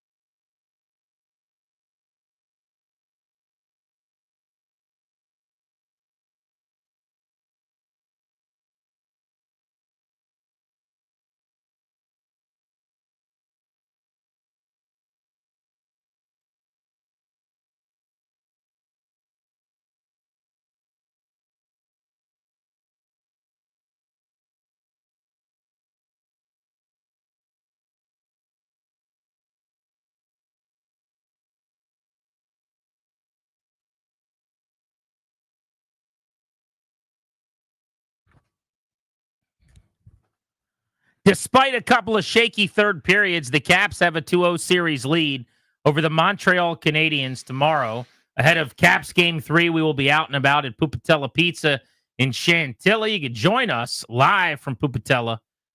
They're going to have happy hour specials running all show long. Pupatella Pizza serving the real MVP of flavor with authentic, delicious, hat-trick worthy Neapolitan pizzas. We'll see you in Chantilly from 2 to 6:30 tomorrow. Ahead of Dane Brugler of The Athletic, their lead NFL draft analyst, on this, the day of the first round of the NFL draft. He joins us at 5. Jay Gruden stopping by at 6, so the draft convo will continue. Let's do a little Caps stock report. 2 games over 120 minutes of hockey down at this point in this series. The locals have the 2-0 series lead as we shift now to Montreal for a pair of games. So stock up, stock down, Danny. Your Caps stock report. Give me a stock up, please. Connor McMichael, pots 2 last night, had a couple great scoring chances in game 1 as well. I thought defensively he was actually really, really good. In addition, so playing that full 200-foot game, forechecking pretty well. I thought he was good on the penalty kill at certain points. Helpful in the defensive zone, too. Logan Thompson came back from injury and immediately picked up where he was for the majority of the first half of the season when he was the number 2 goaltender in hockey behind Connor Hellebuck. 147 goals against average, 951 save percentage. He has made 58 stops on 61 shots at this point. Logan Thompson absolutely saved their bacon in the third period last night. 3 or 4 acrobatic saves, 2 10-bellers, just unbelievable in the final several minutes. Anthony Beauvillier, a guy that was probably a third liner on a pretty good team, a couple different places. He's been sort of stuck, maybe miscast, but wouldn't look like it on the top line. He has been a pest in the best possible way. He has been active, getting below the net on a couple offensive chances to whether it's dig pucks out, create scoring opportunities, has put shots on goal himself, has 3 points in the series. He's been excellent. Little kid Leno, Ryan Leonard at 20 years old, the youngest Capitals player to record a postseason point since Andre Burakovsky as a 20-year-old back in 2015. Little kid Leno's got 1 point in the 2 games, a +1, but I don't think that tells the story. I think maybe his 2 best games in the NHL have come in these playoffs. He's been active. He's been fast. The skating and the physicality is on display. The comps were always Oshie, right? And I don't know if that's good or fair or whatever, but I saw it last night, like in terms of for a little guy, and he's really not small, but he's certainly not a thumper in terms of size. He's not 6'3", 6'4". He's listed 6 foot and about 192. He throws his body around. He made some huge hits in this series already. I love the way Leonard's playing. Dylan Strome leads the team in points. Scored 1 last night. Has 3 assists over the course of the series. Has been a plus player over the course of these couple of games. Has been very solid, if unspectacular. Honestly, at this point, there's a lot of Nick Backstrom to his game. Maybe not as good defensively as Backy was in his heyday, but again, that calm, looking for others, head always up, always in the right place, always making a good, sound decision with the puck. Dylan Strome has been a nice anchor. I'll go with the guy who is right now number 3 on the team in shots, and that's Alex Ovechkin. He had 2 goals, including the game winner in game 1, as part of a 3-point first 2 games here in this series for Ovi. He's got 6 shots. Only Anthony Beauvillier and Connor McMichael, 2 guys you've already given stock up to, are ahead of him on that list. Ovi, remember, did not have a point in 4 games against the Rangers in a sweep at the hands of New York in the postseason last year. Already 2 more goals, 3 more points, already more shots on net in this series. He's been outstanding.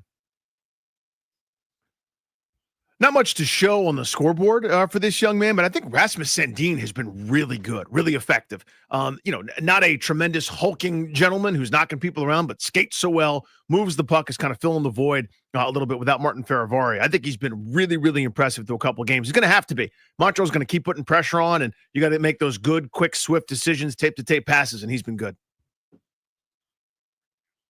I don't know that anybody's played badly, but I'm going to go with Lars Eller down in that it's only 2 shots on goal. He just doesn't seem to be able to finish offensively right now. You look at the regular season and some of the opportunities that he couldn't pot that weren't goals. He has been physical, had a couple of really good shifts in game one, but by and large, I just think you could get a little bit more, certainly offensively. I wonder if his play on the defensive end of the ice keeps him in the lineup here when Protas comes back rather than moving McMichael over. But he's 35 years old. He was a Cup hero in 18, but Lars Eller, they need more out of him. Again, not a huge impact in terms of time on ice or statistically, but you're worried. Without Martin Faravari, how is Alex Alexiev going to handle everything? The answer is just fine. Again, he's going to get third defensive pairing minutes and averaging just under 15 minutes per game on ice. But the point is, do you get exposed when he's out there? The answer has been no. You get away with having him out there, and he's been just fine and dandy. There you go. Your Caps stock report as they took a 2-0 series lead last night. They are idle, resting today after traveling to Montreal, and they will be back in action tomorrow night, puck drop in the 7 o'clock hour from the Bell Center. All of our Caps playoff coverage is brought to you by Ace Trim Carpentry. For 25 years, Ace Trim has been a trusted trade partner for new home builders in the DMV. They specialize in full-service interior trim carpentry and handle everything from supply to installation. It's turnkey and hassle-free. Contact acetrim.com today. That's Ace Trim, the home builders trade partner. Draft night tonight. Dane Brugler of The Athletic has some answers on what could go down next on G&D.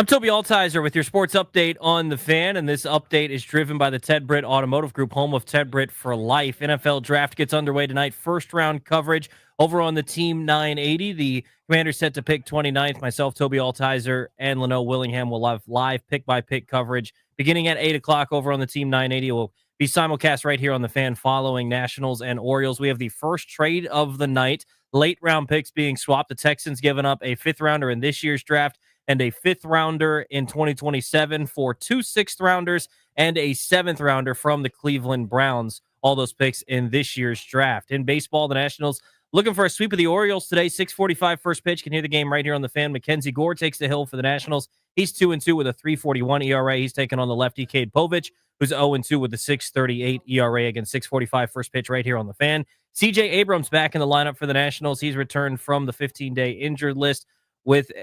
He's back in the lineup batting leadoff today. Trey Lipscomb option to AAA Rochester.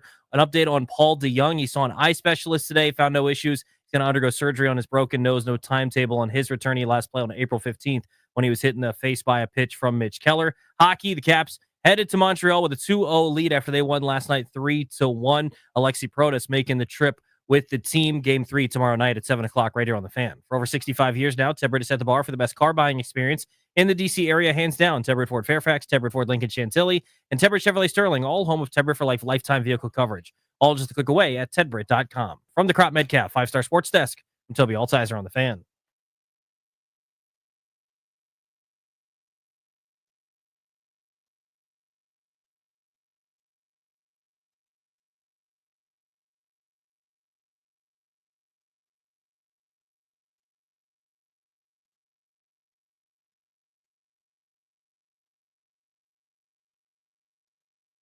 About 3 hours away from the start of the NFL Draft's first round.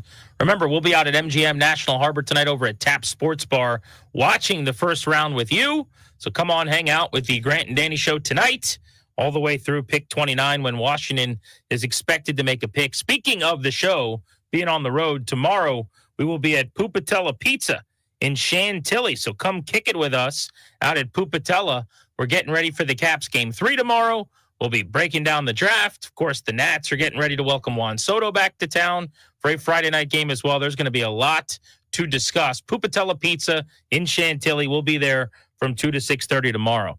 The show is brought to you today and every day by the law firm Condori and Murad. They're going to help you draft your last will and testament, set up a trust, or put together a medical power of attorney. Schedule a consultation for free with their attorneys today at kmlawyers.com.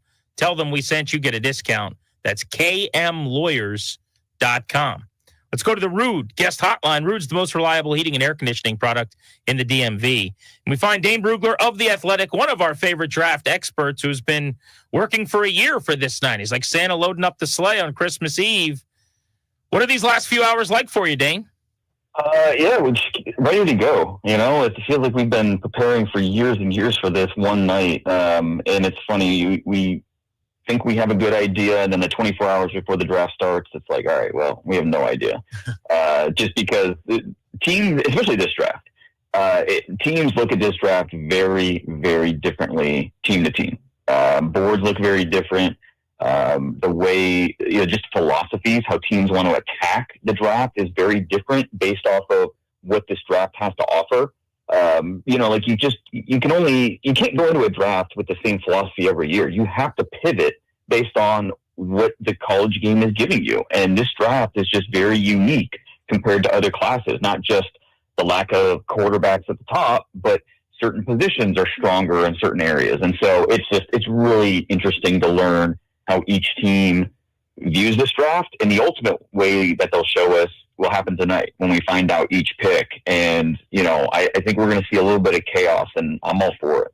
Dan, give me a couple of guys that have yo-yoed here for you, whether it's team interest or your view on them or, kind of a consensus. Thinking of someone that at one point was a surefire top 5, top 6, top 10, now may not go in the first round at all and maybe is back in. It feels like there's been a lot of fluctuation here this year. Yeah, and, my grades are my grades, and that's pretty much set in stone. It's in the beast. It's how I feel about all these guys. But how teams feel about them is obviously very different. And a scout, like I could talk to a scout all year about how they feel about a player, but when they get to draft meetings and if the GM doesn't like a player, then boom, that's it. He's not an option for that player. And so this year you look at it and the number one wild card is obviously Shedeur Sanders. Will we hear Shedeur Sanders' name called tonight in the first round? He didn't make my final first round mock. But if he went 21 to the Steelers or a team traded into the late first round to get him, it wouldn't be a big surprise. But it will be interesting to see which quarterback is quarterback 2 and then how many end up going in the first round. I think we will see 5 quarterbacks in the top 50, but the order and where exactly they'll go is really up in the air at this point. And you guys have to feel great about, your current quarterback situation because there's a lot of teams just kind of struggling to figure these guys out and wondering, all right, will we take them here? Or we, Jackson Dart, Jalen Milroe, like it's just all up in the air. Some of the non-quarterbacks, Mason Graham from Michigan, a defensive tackle, you could argue he's one of the top 5 players in this draft, but if he fell out of the top 10, I don't think it'd be a huge shock. Just because he looks a little bit like when you think of a top 5 defensive tackle, you think of Quinn Williams, where Mason Graham's just a little bit different than that. And then are we really going to see 2 tight ends in the top, 14 picks? Like that's one that a lot of teams are split on. It's just, I think we're going to see chalk at the top. It's going to be Cam Ward. It's going to be Travis Hunter. It's going to be Abdul Carter. And then the chaos could really start because, again, these teams view all these players a little bit differently. Dane Brugler of The Athletic. By the way, Mason Graham in his last mock 9 to the New Orleans Saints. Yeah. Take us through your top 5. Yeah, I do think it's going to be chalk at the top 3. Like I said, Cam Ward, we at the combine, it became clear he was going to be the number 1 overall pick. It was just more of, are the Titans going to stick and pick, or are they going to entertain offers and potentially get out of there? They love Ward. He'll be a Titan. The Browns, I think, are taking the best player in the draft at number 2 in Travis Hunter, which, the Browns need a quarterback, but the next best thing is to create a spark on offense, and that's what Travis Hunter will do as a receiver. They'll figure out how to use him as corner as well. But he's the best player in the draft. I think it's the right move. And then the Giants, I think they're also going to make the right move with Abdul Carter. Instead of reaching on a quarterback, you go and get a pass rush option like this, and you build up that. You had to really like what the Giants have done on defense here the last 2 years. What they did through the draft and then free agency, adding Paulson Adebo, adding Javon Holland. And then, Brian Burns last year, you add Abdul Carter in that mix. You probably pick up a defensive tackle in the 3rd round. And all of a sudden, you're looking at this Giants defense and saying, all right, this is something that we can get behind, even if the quarterback option is a stopgap with Russell Wilson. At 4, that we know the Patriots need a left tackle. I'll say it's going to be Will Campbell from LSU, despite the length concerns. The tape says he can play left tackle, and I think the Patriots feel that way as well. The chaos could start at 5, where 5, 6, 7. The common denominator between the Jaguars, the Raiders, the Jets is first-year general managers. So a lot of intrigue about which direction those guys can go. I still think Ashton Genty at 5 makes the most sense for Jacksonville because when you're drafting top 5, you're drafting impact potential. And to me, Genty will give the Jaguars a bigger impact, a greater impact than anybody else they could take there. And you figure, okay, Trevor Lawrence, what's going to help our young quarterback? Well, a consistent run game. And not only a consistent run game, but a dynamic run game. And then you have Brian Thomas at receiver, and you're looking at this quarterback, running back, receiver trio in Jacksonville, and all of a sudden with Liam Cohen running the offense, this might be something that can really propel them in that division. So I'm still leaning towards Ashton Genty at number 5.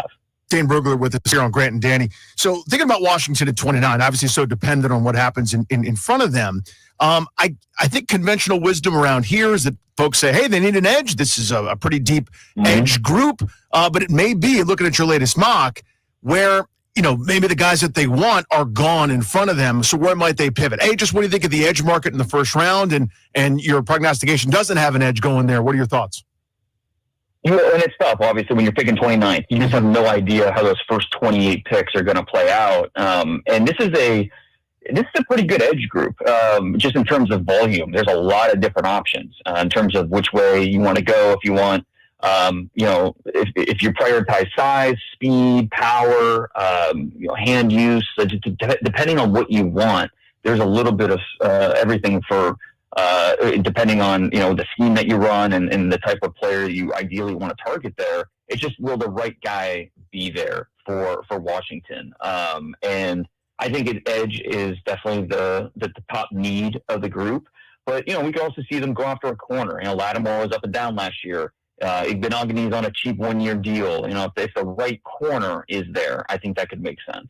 And I still, in my 7-round mock, I had the Commanders going to Emeka Egbuka, and I still really like that fit, even if defense is probably the more likely route they'll go.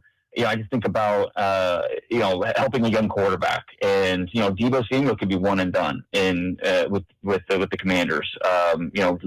Luke McCaffrey's a good young player, but it's not going to stop me from trying to upgrade at receiver. De'Ami Brown's gone. Zacchaeus left in free agency. So adding another playmaker, you lock up Terry McLaurin long-term, adding Egbuka, and, you feel good about what you've done for your quarterback and his development here the next 3-4 years.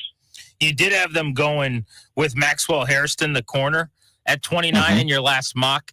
Can you give us a breakdown on him and the corners that might be available there? Because that is probably their number 2 need. Yep, and I think that is a very realistic option for them in the first round. And, Harrison's a guy that was in that mix as a late 1, early 2, going back to January. But when he ran the 4.2s at the Combine, that kind of really propelled him. And we could see him go as early as 23 to the Packers.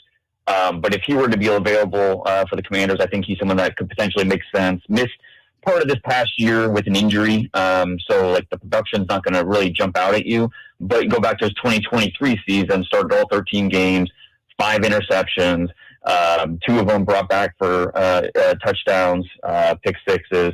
Not going to wow you with size, but speed. He can play man to man. I think he's a smart, aggressive player. The way he can recognize route breaks. He's very patient up and down the field, so he can attach himself to different types of route runners. And he's wired the way you want a corner to be wired in terms of the confidence, just the bravado, the short memory, and so doesn't have a body to be an impact run defender, but at least the want to is there.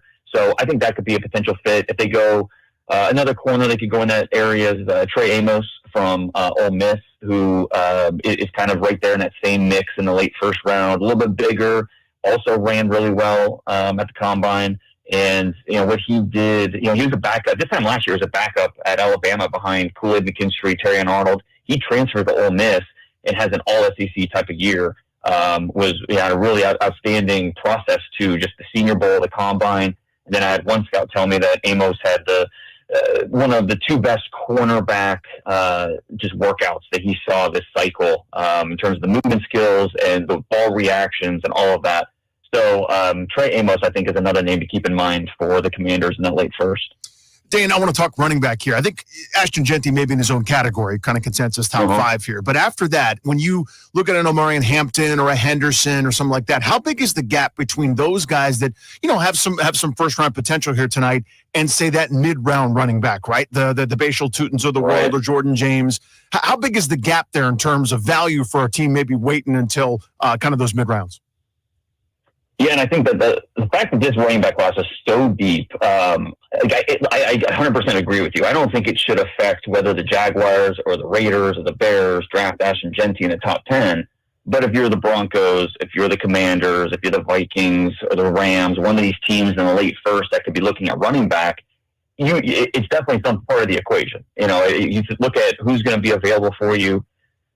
3rd round, 4th round. The Commanders, they don't have a 3rd round pick, so that could factor into their decision making. Just who's going to be there in the 2nd, who's going to be there in the 4th, and only having 5 picks this year. That's you have to maximize each one, and so just getting a sense for the running backs that'll be available later on, and me personally, I think it comes down to if you have a similar grade on a running back, edge, and a corner. I'm definitely going edge or corner, and because I feel really good about who's going to be available for me at the running back position later on. If I can get RJ Harvey in the 3rd round, awesome. From UCF, that fits. That's exactly the type of running back I want to get. Tootin from Virginia Tech, I can get him in the 4th round. Okay, perfect. Devin Neal, 4th round from Kansas. All right. I mean, we can go on and on about how many running backs are going to go outside of the top 100 that will have a chance to come in, contribute, and help make an offense better. So I would lean towards waiting myself, but I could understand if a team looks at Omarion Hampton or Travion Henderson and says, "Hey, this is the best player on our board. Let's add an impact offensive player here." Dane Brugler of The Athletic. 2 on the quarterback position. If Shedeur Sanders falls out of the 1st round, why did it happen? Is it football specific, or is it maybe dealing with him or Dion or whatever comes with that? And then second, which teams are most likely to trade back up into the end of the 1st round with Washington or somebody else to get a quarterback? Yeah, I think to answer the second question first, it's you're looking at the Browns at 33. The Giants, I don't know if they would make that interdivision type of trade with the Commanders, but that's definitely one of the teams eyeing a move back up in the late 1st. And then you have to factor in, too, I think the Saints, who have never been afraid to move up in the draft. They'll be talked about in that mix, and then the Seahawks as well. So there will be multiple teams kind of just putting their toe in the water and figuring out, okay, what would it cost for us to move up? Who's going to be interested? What are those landing spots? And then just trying to figure out, do we have to do that, or could we stick and pick where we are at 33, 34, 39, and just still get Jalen Milroe or Jackson Dart, the guy that we want. If Shedeur falls out of the 1st round, it'll be really interesting what the Browns then do at 33. Could they get Travis Hunter and Shedeur Sanders in the same draft and not have to make a single trade? It's certainly possible. But we know quarterback is very much an intangible position, and you have to, as a head coach, as a general manager, as an organization, you have to believe that the quarterback not only has the physical traits and the skills on the field, but what it takes to lead an organization, lead a locker room. And that's just, we don't have enough information about how each team views Shedeur Sanders in that light. But I think just talking about what the tape says, he is a good player, but there are areas of his game that give you concern, especially when you look at him against the better defenses that he faced this year, BYU, Kansas State, Nebraska. He struggled in a lot of those games. And yeah, he played behind a bad offensive line, but some of those sacks are on the quarterback. And so when you go to the NFL and everybody's just bigger, faster, stronger, it's not going to get any easier, even if he does have a better offensive line, even if he has better talent around him. It's not going to be very easy. So, like I said, if Shedeur could go 21 to the Steelers, I wouldn't be surprised. He could fall out of the 1st round. I wouldn't be surprised. He is certainly the wild card to watch here on day 1 of the draft. If Tyler Shuck was 2 years younger, what would we be talking about for his draft possibilities? Quarterback too. I mean, and I think it's not even the age; it's more just the medicals and the fact that he only played last year at Louisville was the only time in his 7 years in college that he played more than 8 games in a year. That is more the concern necessarily than just the number of how old he is just trusting that he's going to be able to stay on the field and be available. But yeah, if he were 23 years old, played 4 years in college, or was a 3-year starter, whatever, he'd be quarterback too, and he'd be off the board somewhere in the top 20 picks. And the way NFL teams feel about him, I feel confident in saying that. But that's not the case. He's going to be a 26-year-old rookie. He does have the medical stuff. So it makes it a little bit of a tougher evaluation that I'll say this. NFL teams like Tyler Shuck a whole lot more than I think NFL fans do. Dan, who are some guys, not necessarily reflected in your grades? I know you're calling balls and strikes here, but who are some guys that you just like, that every time you turn on the tape or start to study, it just makes you happy? Who are some of your favorite players in this draft? Yeah, Carson Schlesinger, the linebacker from UCLA. It's a thing of beauty with his speed and his instincts, just watching him go attack the football. If he were a little bit bigger and was better taking on blocks, he'd be a first-round slam dunk. But he's a little soft at the point of attack. And so that he can still be a big-time player because, again, the speed and instincts are special. But that's the only thing keeping him out of the first round. Carson Schlesinger is a lot of fun to watch. Derek Harmon, the defensive tackle at Oregon, is one of those guys. Jacob Parrish, the corner at Kansas State. He reminds me of those Washington corners that, the last few years of Byron Murphy and Trent McDuffie and all those guys. Parrish is a little bit undersized, but he's fast. He plays fast, and he sees the field really well. Terrence Ferguson, the tight end at Oregon, is another one. So this class has a lot of guys that you project as starters, even though we're missing the star power at the top. I mean, Washington did a really nice job being bad when they were last year to get Jaden Daniels, and then being good this year, where they're picking in the middle of a tier where there's just a lot of NFL starters. And going into the second round at 61, I think there's a very good chance they're going to get a long-term starter at that point, because the late day one and then into day two, rounds 2, 3, and 4, that's where we're flush with guys that you project as being starters in this league. I don't think there's a more thorough draft packet of analysis, and packet doesn't do it justice, than the Beast. If you're an Athletic subscriber, should have it with you during the draft. And if you're not, you can subscribe and get it for tonight. Dane Brugler, I worked hard on that for months. Before we let you go, my last one for you. If there is a splash trade, someone comes up the board in the top half the first round, call your shot on a team, and maybe the earliest we could see something like that happen. Yeah, I mean, it's not that unique, but I'll say that the Giants go up to get Jackson Dart. I think the Vikings at 24, the Rams at 26. I think those are the two teams to look for. They could even go earlier if they feel like they have to get in front of the Steelers to make that move. But I think that if you're Joe Shane, do you really care about 2026 draft picks at this point? You have to really hit a home run in this draft. You get Abdul Carter at 3. You go back and get whoever the quarterback is that Brian Dable and your staff believe in. Then go and do a trade. Use a second rounder next year to go make that move, and let the chips fall where they may. Dame, great with us. Great content as always, my friend. Thanks, and enjoy the draft tonight.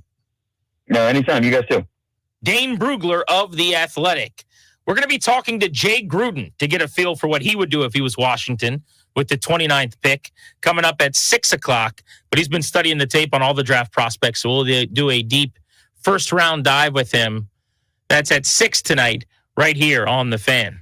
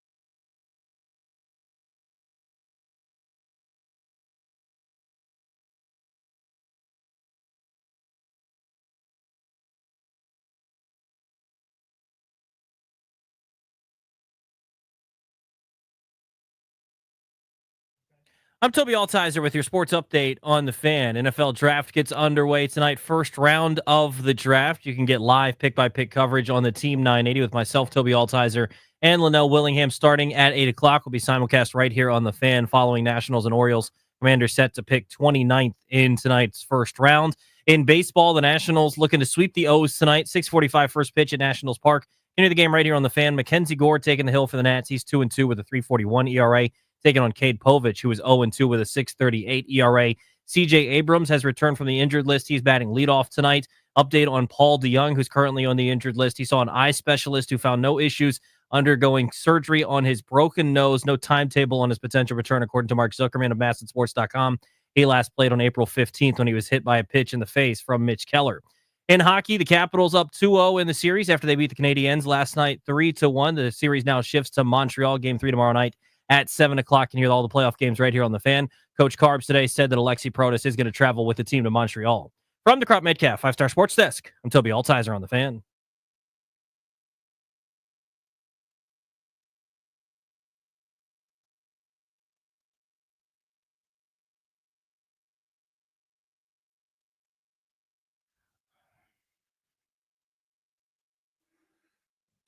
G&D on the Fan, welcome back. Coming up at 5:45, you'll hear what the members of this radio station and members of the Commanders beat are predicting happens tonight in the NFL Draft, our annual compilation of prognostications.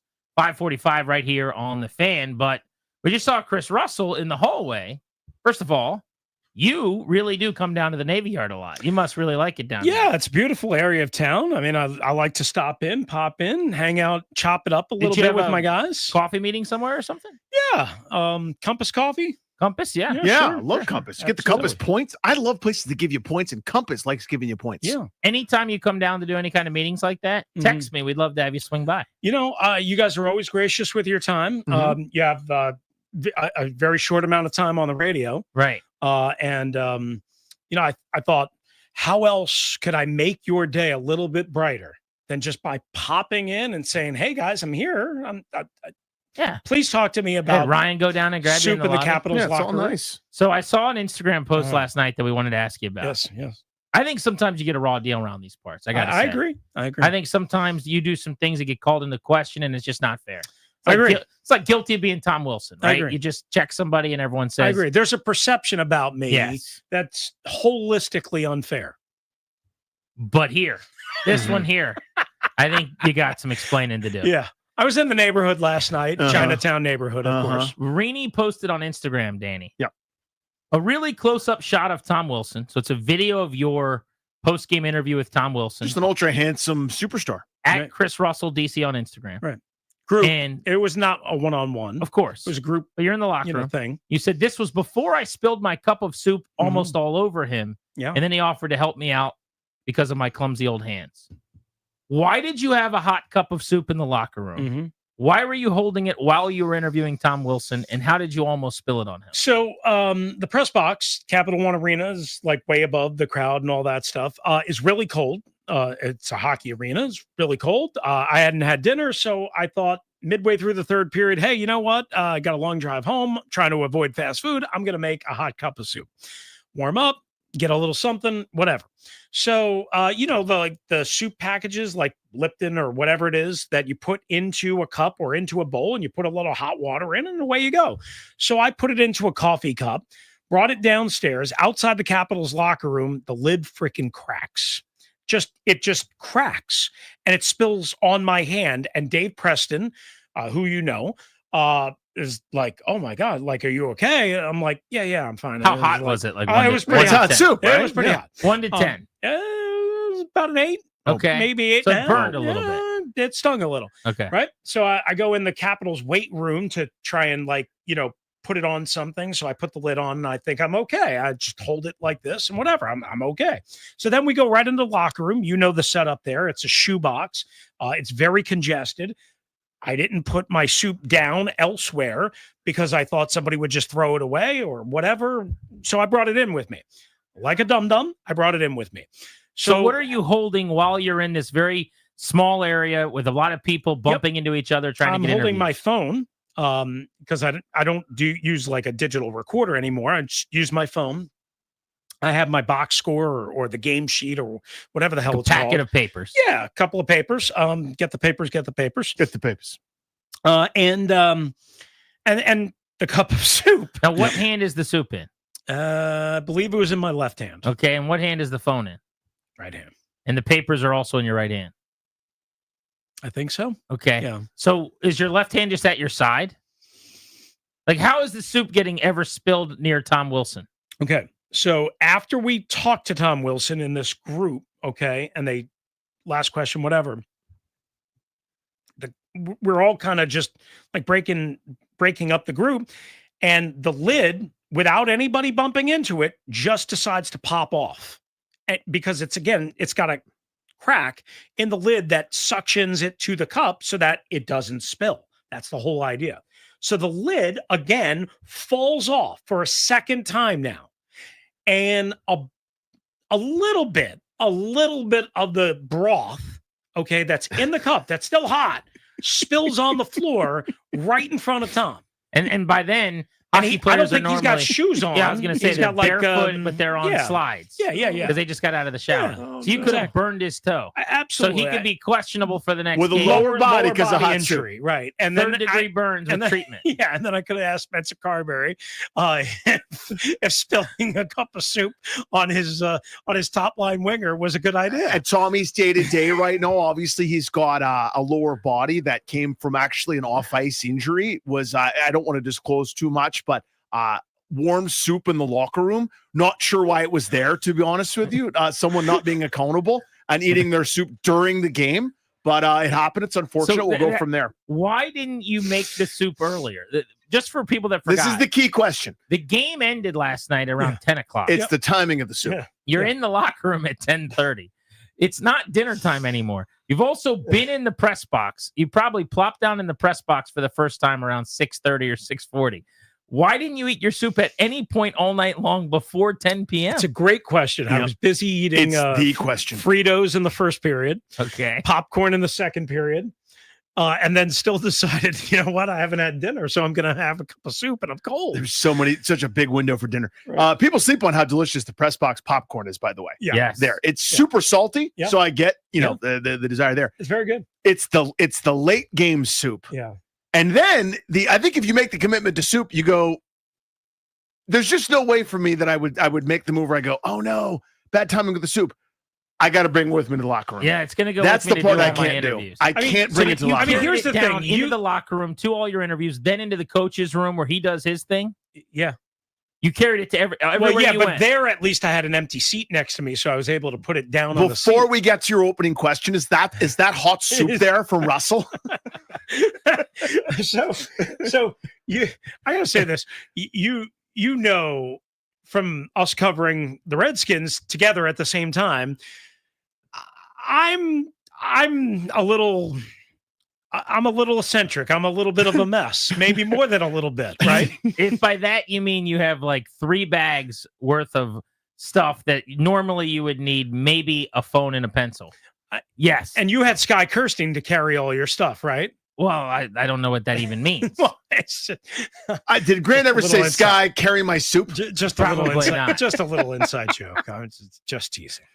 Just teasing. So, Rainey, you didn't spill on Tom Wilson, to be clear. Thank goodness. Correct. He is going to play in game 3. He is. He does not have a lower body injury that I caused. Do you acknowledge? He did ask if I needed help, and I said, "No, Tom. Well, I'm after just." you spilled? Yeah, I said I'm just a giant f up, and what did he say? What was he laughed, and then he was like, "It's great to see you." He's a nice guy. He is a nice man. He's a really So nice guy. he was saying, like, do you want me to hold your papers? Yeah, he wanted me to help. Wanted to help me. Tommy Wilson just playing in a hockey game. Right? What did he have, an assist last night? Right? An apple, I think. Yeah. Right. I mean, just getting cross-checked by Josh Anderson. Getting an unsportsmanlike conduct penalty that robbed the Capitals a little bit.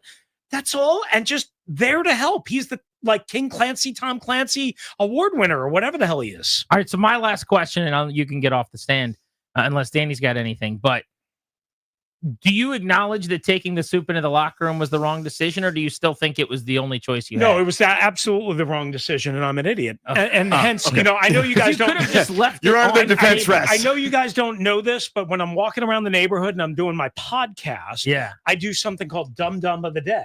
Love it. Guess who the Dum Dum of the Day was? Rini, old buddy, old pal. Our guy, Chris? Me! Yeah! Congrats, man.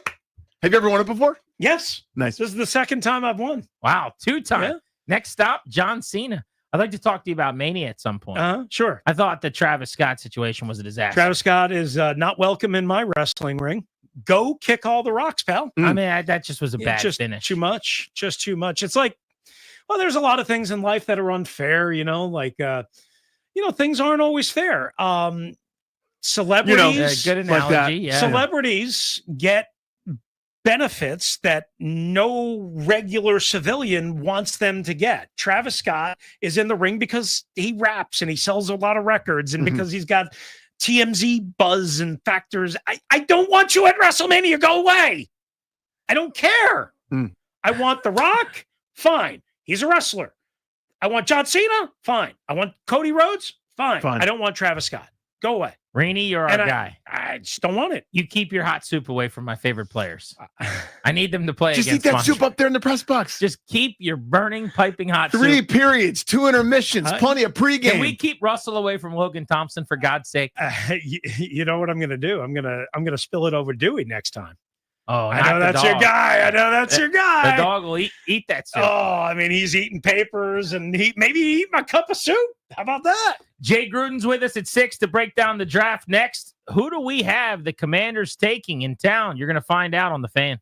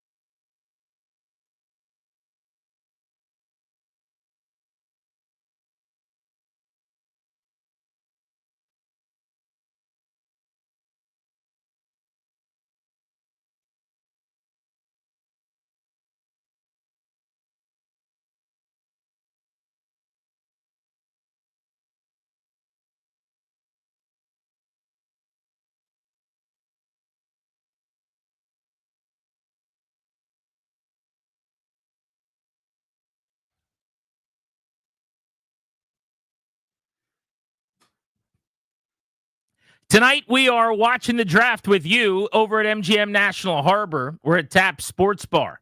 Welcome back to Grant and Danny on the Fan. Tomorrow, if you want to hang out with us ahead of the Caps and the Canadians hitting the road for the first time ahead of Game 3, we got ourselves a little Caps party brewing. We're going to be at Pupatella Pizza in Chantilly. That's tomorrow, Friday, April 25th. We'll be there from 2 to 6:30. They've got the happy hour specials running all show long for us. Pupatella Pizza, serving the real MVP of flavor with authentic, delicious, hat-trick-worthy Neapolitan pizzas. Jay Gruden's on the show, coming up right at 6 o'clock on the Fan. But it is time to hear from many of the voices you're familiar with from this radio station all day long, as well as some of the members of the Commanders beat, to see who they predict Washington will take at 29.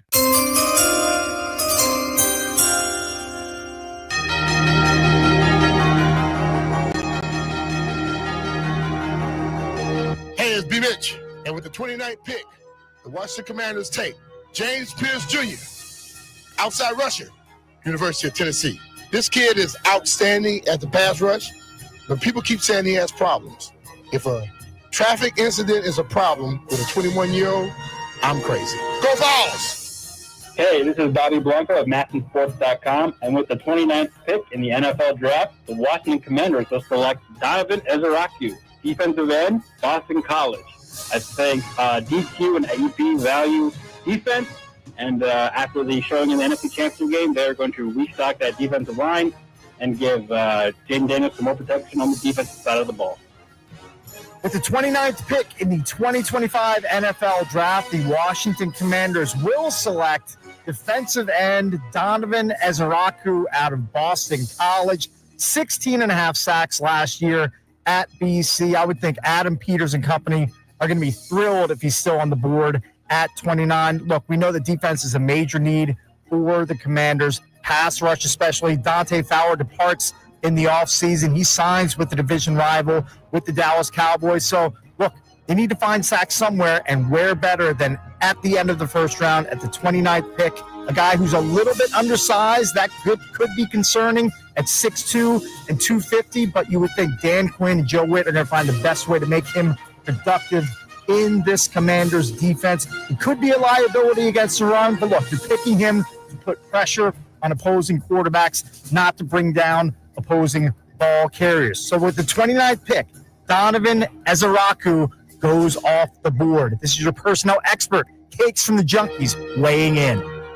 Hey, this is Chick Hernandez from WSA9 Sports. The Washington Commanders, with the 29th pick in the first round, select nobody. Adam Peters will trade that pick back and get a second and third round pick because someone in that first round is in desperate need of a quarterback. And Adam Peters, as sly as he's been, will accrue another pick and start to build the pieces to another fantastic puzzle for the Washington Commanders. Hey, this is Darius Dameron, producer for the Grant and Danny Show. And with the 29th pick in tonight's NFL Draft, I believe the Washington Commanders will select an offensive weapon and go with Ohio State wide receiver Emeka Egbuka. I think the team's definitely going to look to prioritize getting Jaden Daniels weapons. And while running back could be one of those options, I think they'll wait until later on in the draft to address that. I know defense is a big priority. I think that'll be the priority round 2 and beyond. I think early in the draft, they're going to get a wide receiver 2 for their guy, Jaden Daniels. I've got Emeka Egbuka coming to the Commanders. What up? It's JP Finley from B. Mitch and Finley with the number 29 pick in the 2025 NFL Draft. I'm really exaggerating my 20s for Danny. The Washington Commanders will select Travion Henderson, running back out of Ohio State. I think the biggest priority for Washington is to trade back. If they can't do it, I think it means there's been a run on the pass rushers and corners they like. Maybe they take the cornerback out of ECU, but I could see Henderson happening. With the 29th pick in the 2025 NFL Draft, Washington selects Jahdae Barron, cornerback, Texas. Love this guy, the versatility. He's played outside, he's played inside, he's played safety at times. He's a playmaker. He's come up big for Texas in some of their biggest games, both Georgia games last year. The one thing about him, he's a bit undersized. He's got shorter arms, but I think his high football IQ, which people rave about, more than makes up for it. I think he'll be the best player on the board. If he's on the board, that's a big if, but that's my prediction. Jahdae Barron, Texas cornerback. Hey, this is Liam Griffin with the Washington Times, and with the 29th pick, the Commanders will make a trade. They're going to trade back into the second round. Cleveland Browns are going to come up, draft Shedeur Sanders. All right, guys, with the 29th pick in the 2025 NFL Draft, the Washington Commanders select Donovan Ezericu, edge rusher from Boston College. 6'2.5", 247 pounds. Some say a little undersized, but how about this? Big enough to be a first-team All-American, ACC Defensive Player of the Year, second in all of the FBS with 16.5 sacks, 20 tackles for losses, 3 forced fumbles, over 60 pressures. Give me all of that. Let's make that Commanders defense great again. I'm racing to the podium to select Ezericu with the 29th pick if he's there. Hey, this is Mitch Tischler with Monumental Sports, and with the 29th pick, the Washington Commanders will select Shamar Stewart, edge rusher from Texas A&M University. Hey, this is Nick Ackridge of PFF, and with the 29th pick, the Commanders will select Maxwell Hairston, cornerback from Kentucky. This is Ryan Clary of the Grant and Danny program, and with the 29th overall pick, the Washington Commanders will select running back Travion Henderson. They need a home run hitter, and I think they're going to get one tonight at number 29 overall. Hey, this is Sam Fortier with the Washington Post, and with the 29th pick, the Commanders will select Ohio State receiver Emeka Egbuka. Hello, everybody. This is Scott Abraham from ABC7 with the 29th overall pick in the 2025 NFL Draft. The Washington Commanders select Donovan Ezericu, edge rusher, Boston College. Listen, the Commanders desperately need somebody that can rush the quarterback. No more Dante Fowler Jr.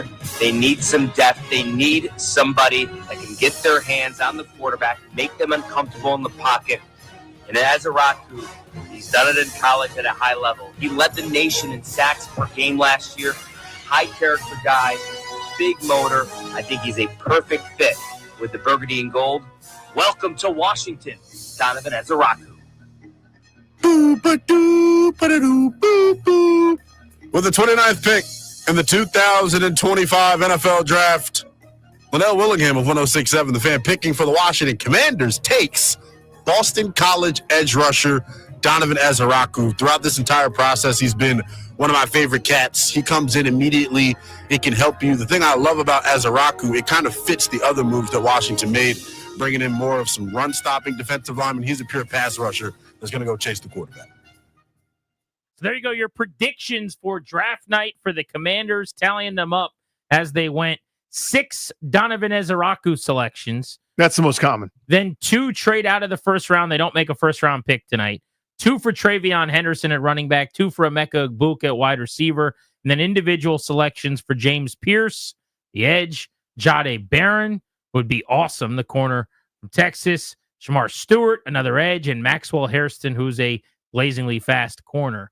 So overall, we got 8 different choices made, and many of them doubled up. Yeah, edge an awful lot. You could see the common theme there. I just think Ezericu is going to be gone. If he's there at 29, I think that's a natural fit.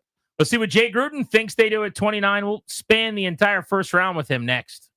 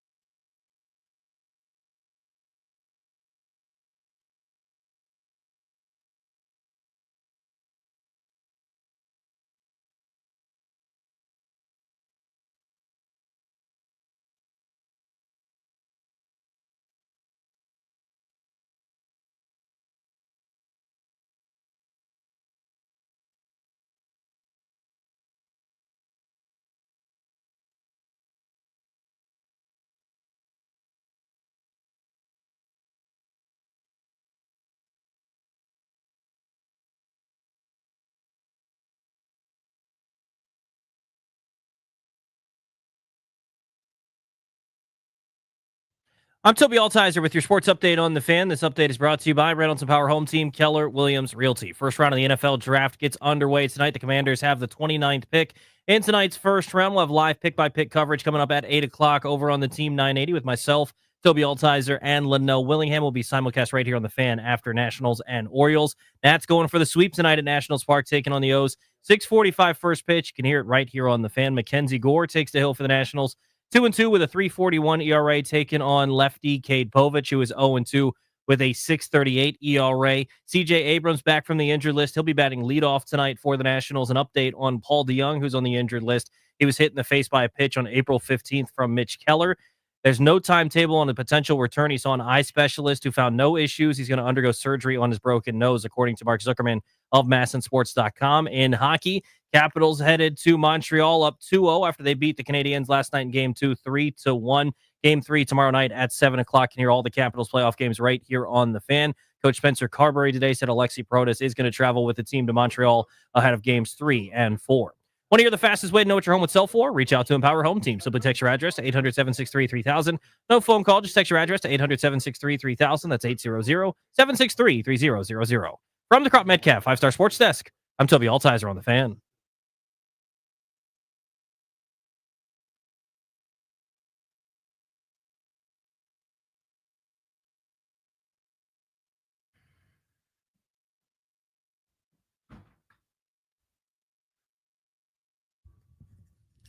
We're taking you up to 6:15 on Grant and Danny, brought to you by the law firm Condori and Murad. They will square you away with drafting a last will and testament or a living trust. They'll get you medical power of attorney. Set up a consultation with their lawyers at kmlawyers.com. Their team, kmlawyers.com, will give you a discount if you mention the show. We wanted to squeeze in Jay Gruden before the draft, though, because he's been working hard, analyzing a bunch of the players in the first round, and we just wanted to get his insights on what Washington might have left at their disposal when they're on the clock tonight. He's on the Rude Guest Hotline. Rude, the most reliable heating and air conditioning products in the DMV. So, Jay, we appreciate you making a few minutes for us before the draft this evening. Let's just start with the quarterbacks, though, non-Washington division. Do you like Shedeur Sanders as a first-round pick? It sounds like he could be falling into round 2. What's your thoughts on that? Yeah, Shedeur is a good player. Obviously, he's handled it very well at Jackson State and did a good job at Colorado, put them back on the map, and, handled the pressure extremely well, being Deion's kid and all that stuff, and performed at a pretty high level. He took a lot of sacks. He doesn't have a powerful arm, doesn't have the great mobility that you're looking for. However, being a late first, early second, maybe even early third is not the end of the world, because we know a lot of quarterbacks have come out of that the group of picks right there. So it's just about the opportunity for him. But I personally don't like him as a first round pick, but I would not mind to have him if I didn't have a quarterback. Jay, how many quarterbacks do you think are first round worthy this year? One, personally, just one. Yeah, I think Cam for sure, and then the rest of them. Teams are desperate though. Danny, their teams are desperate, and you got to find a guy that can come in there and try to compete and get the ball to the right people. But it's very hard. See what Jaden Daniels did and C.J. Stroud did in their first year. The standard is pretty damn high. I just don't think anybody can reach that type of standard. And these guys, I think, can be good eventually. I think they need to sit behind a veteran-type quarterback for a couple of years, and then maybe they'll grow into one. But I don't think any of those guys are ready to start day one right away. If you were the Browns, would you take Travis Hunter or Abdul Carter at number 2? I'd probably take Travis. He can help two rooms. He can go along. Denzel Ward, be pretty good corner combination. They need another receiver go along with Jerry Jeudy and Tillman, so I think he's going to help out. I'd put him at offense early on, let him learn the playbook, the formations, the splits, get him with a receiver coach early in training camp and OTAs, and then start to put him at one-on-ones on defense and see how much he can handle on defense and try to get him out there on both sides of the ball. He's a dynamic player with unbelievable ball skills. Jay, let's go to Washington here. It's so hard to predict, obviously, at the end of the first round. It's a problem you'd love to have every year playing in the NFC title game, et cetera, but so much so dependent on what teams do in front of them. Who are some guys that might be there at 29 that you'd be excited about or that you'd be kind of whelmed about? Yeah, I think there's 6 or 7 edge guys that I think will probably go 5 or 6 tops, and then you got to try to look at the next group, the Landon Jacksons from Arkansas, the Tui Mola guy from Ohio State, who I've liked a lot. I think he can be a guy that can sneak into the first round, or they can trade back. I wouldn't mind him trading back into early second round. And I think some of those guys you can take early in the second round. There's a top tier, then there's a middle tier, and I think you get one of those middle tier players in the second round and get more picks. So I think, like I said, I love the Tumola kid from Ohio State. But yeah, and there might be somebody that drops. Pierce might drop, Green might drop, Williams might drop, Rocco might drop, Scourton might drop. So I think they're going to get one of those 4 or 5 guys. They got to take an edge guy, I think, in the first round. I agree with you, but if the right guy's not there, I'm afraid they'll reach, and I'd rather them address a need, with a BPA type, like, even if it's a running back, Travion Henderson, or a receiver, Emeka Egbuka, or a corner, Maxwell Hairston. I'd rather do that than I'm just going to say Nick Scorton or somebody that's like a second round talent and they just take an edge. Yeah, that's why I mentioned maybe they can trade back and get one of those guys later on. But yeah, you're right. Henderson would be a great pick. I think he might go early too. And there's, what's your philosophy on taking running backs in round 1? We could have 3 tonight. Yeah, I think there'll be 3 for sure.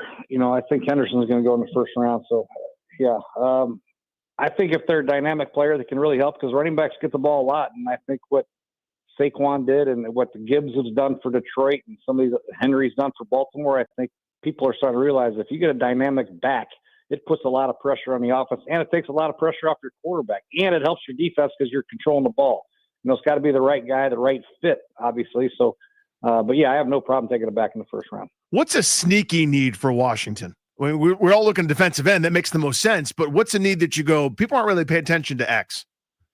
Probably linebacker. I think, somebody that can be a backup linebacker, run, play special teams, kick cover, be on kickoff return. And I just think the kickoff cover rule is going to be pretty important. And you got to have linebackers, big bodies that can run, a safety linebacker, a big corner, a big receiver. But yeah, I think obviously Bobby Wagner's close to retirement. I don't know how good they feel about the guys they've drafted in the past that are backing up right now, but if you get another good linebacker, Luvu's going to have to do a lot. He's going to have to play more edge right now. If they don't get a good edge player, he's going to have to come off the edge a lot more. So another linebacker, I think, will help.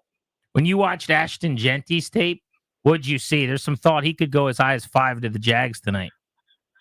Yeah, no, he's deserved of that pick right there. If I was the Jags, I'd take him, or I'd take Warren, the tight end. I would not take a 3-technique run stopper, to be honest with you. I need somebody to help Trevor Lawrence. Now there's rumors Trevor might get traded. Who knows what's going to happen tonight? But I want a guy that can put points on the board. And if I'm going to give the ball 18 to 20 times a game to a guy like Ashton Gentry, who's got great contact balance and obviously has good vision, powerful guy, I don't think that's a bad pick at all. You mentioned the Ohio State DN that you like. Are there some other players that just, jump off the board to you that you're just fans of? That's the whole thing is that there's not a lot of board jumpers. It seems like you got a lot of guys that have had pretty good production in college. Like you take Mike Green from Marshall, they had one good year at Marshall, then 2 or 3 years at Virginia. He didn't really do anything. And you got these kids from Texas A&M. They look the part, but they really have no production whatsoever. I mean, they lost to Auburn 41-40, and neither one of them had a tackle. I mean, it's like unbelievable. Some of the kid from Boston College got a hell of a lot of production, but is he a run stopping? Can he play 3 downs? Or is he just a third down pass rusher? So you got to take everything into consideration. I think Coach Quinn and obviously Adam will do a good job of how it fits their scheme. I think they'll get a good guy in the first round and then figure out their needs in the second, fourth, and sixth rounds. They'll try to fill out the roster. Jay, who's the guy you would stand on the table for if you were in a draft room that maybe you like more than a lot of people in this class? I like this kid from Ohio State. I mentioned a couple times. I really do. JTT? Even if you overdraft him, I think he's an ex-basketball player. I think he had 10.5, 11 sacks at Ohio State, but he plays the run extremely well. I think he's the best combination of pass rusher / run defender, maybe as a defensive end in this draft. And he has great ball skills. And I say ball skills, he's intercepted bubble screen, all these bubble screens and flats and all this bull crap people are running nowadays. This guy has great instinctual awareness to get his hands up and make plays, kind of like Van Ginkel does for the Vikings. He can do it. He reminds me a little bit of Kyle Van Noy, Van Ginkel. He's got great awareness and great football common sense, but he also has a great ability to rush the passer, counter moves and spin moves. And I think he's going to get better and better. He's a young kid. He's going to get better. Jay, thank you as always, man. Enjoy the draft tonight and this weekend.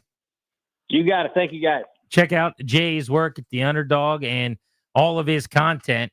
He is on social media at Jay Gruden is where you can find him. It's Coach_Jay Gruden. All right, before we get out of here, do some housekeeping. So we are out and about tonight. If you want to come hang out and watch the draft with us, MGM National Harbor Tap Sports Bar. Tomorrow, we're going to be celebrating the Caps up 2-0, getting ready for Game 3. We'll be doing the show live at Pupatella Pizza. That is in Chantilly. So if you are near or around that area, you want to come out to Pupatella Pizza, they'll have great happy hour specials running all show long. They have delicious Neapolitan pizza. We'll be there tomorrow. Let's get you the leadoff ahead of Nats baseball as they look to sweep the Baltimore Orioles today, looking for a 5th win in 6 games. The leadoff's brought to you by the Window Man. Since 1989, the Window Man's been the educational window company. Get your free in-home estimate or visit thewindowman.com on their all-new Fairfax showroom. Hi, Mackenzie Gore. Welcome back. Shortstop seat. Jake Abrams batting second now to typo. Alex Call in right field batting third. James Wood in left field. Caber Ruiz doing the catching batting fourth. Nathaniel Lowe batting fifth, playing first base. Ahmad Rosario at third base batting sixth. Josh Bell, your DH, hitting seventh. Dylan Cruz again in the 8th spot, and Luis Garcia Jr. batting 9th. These are things. I'm just glad that they could hit Dylan Cruz 8th and Alex Call 2nd, right? Let's all have a good night together. The NFL draft is tonight. Toby and Linnell have coverage after Nats baseball on the Fan.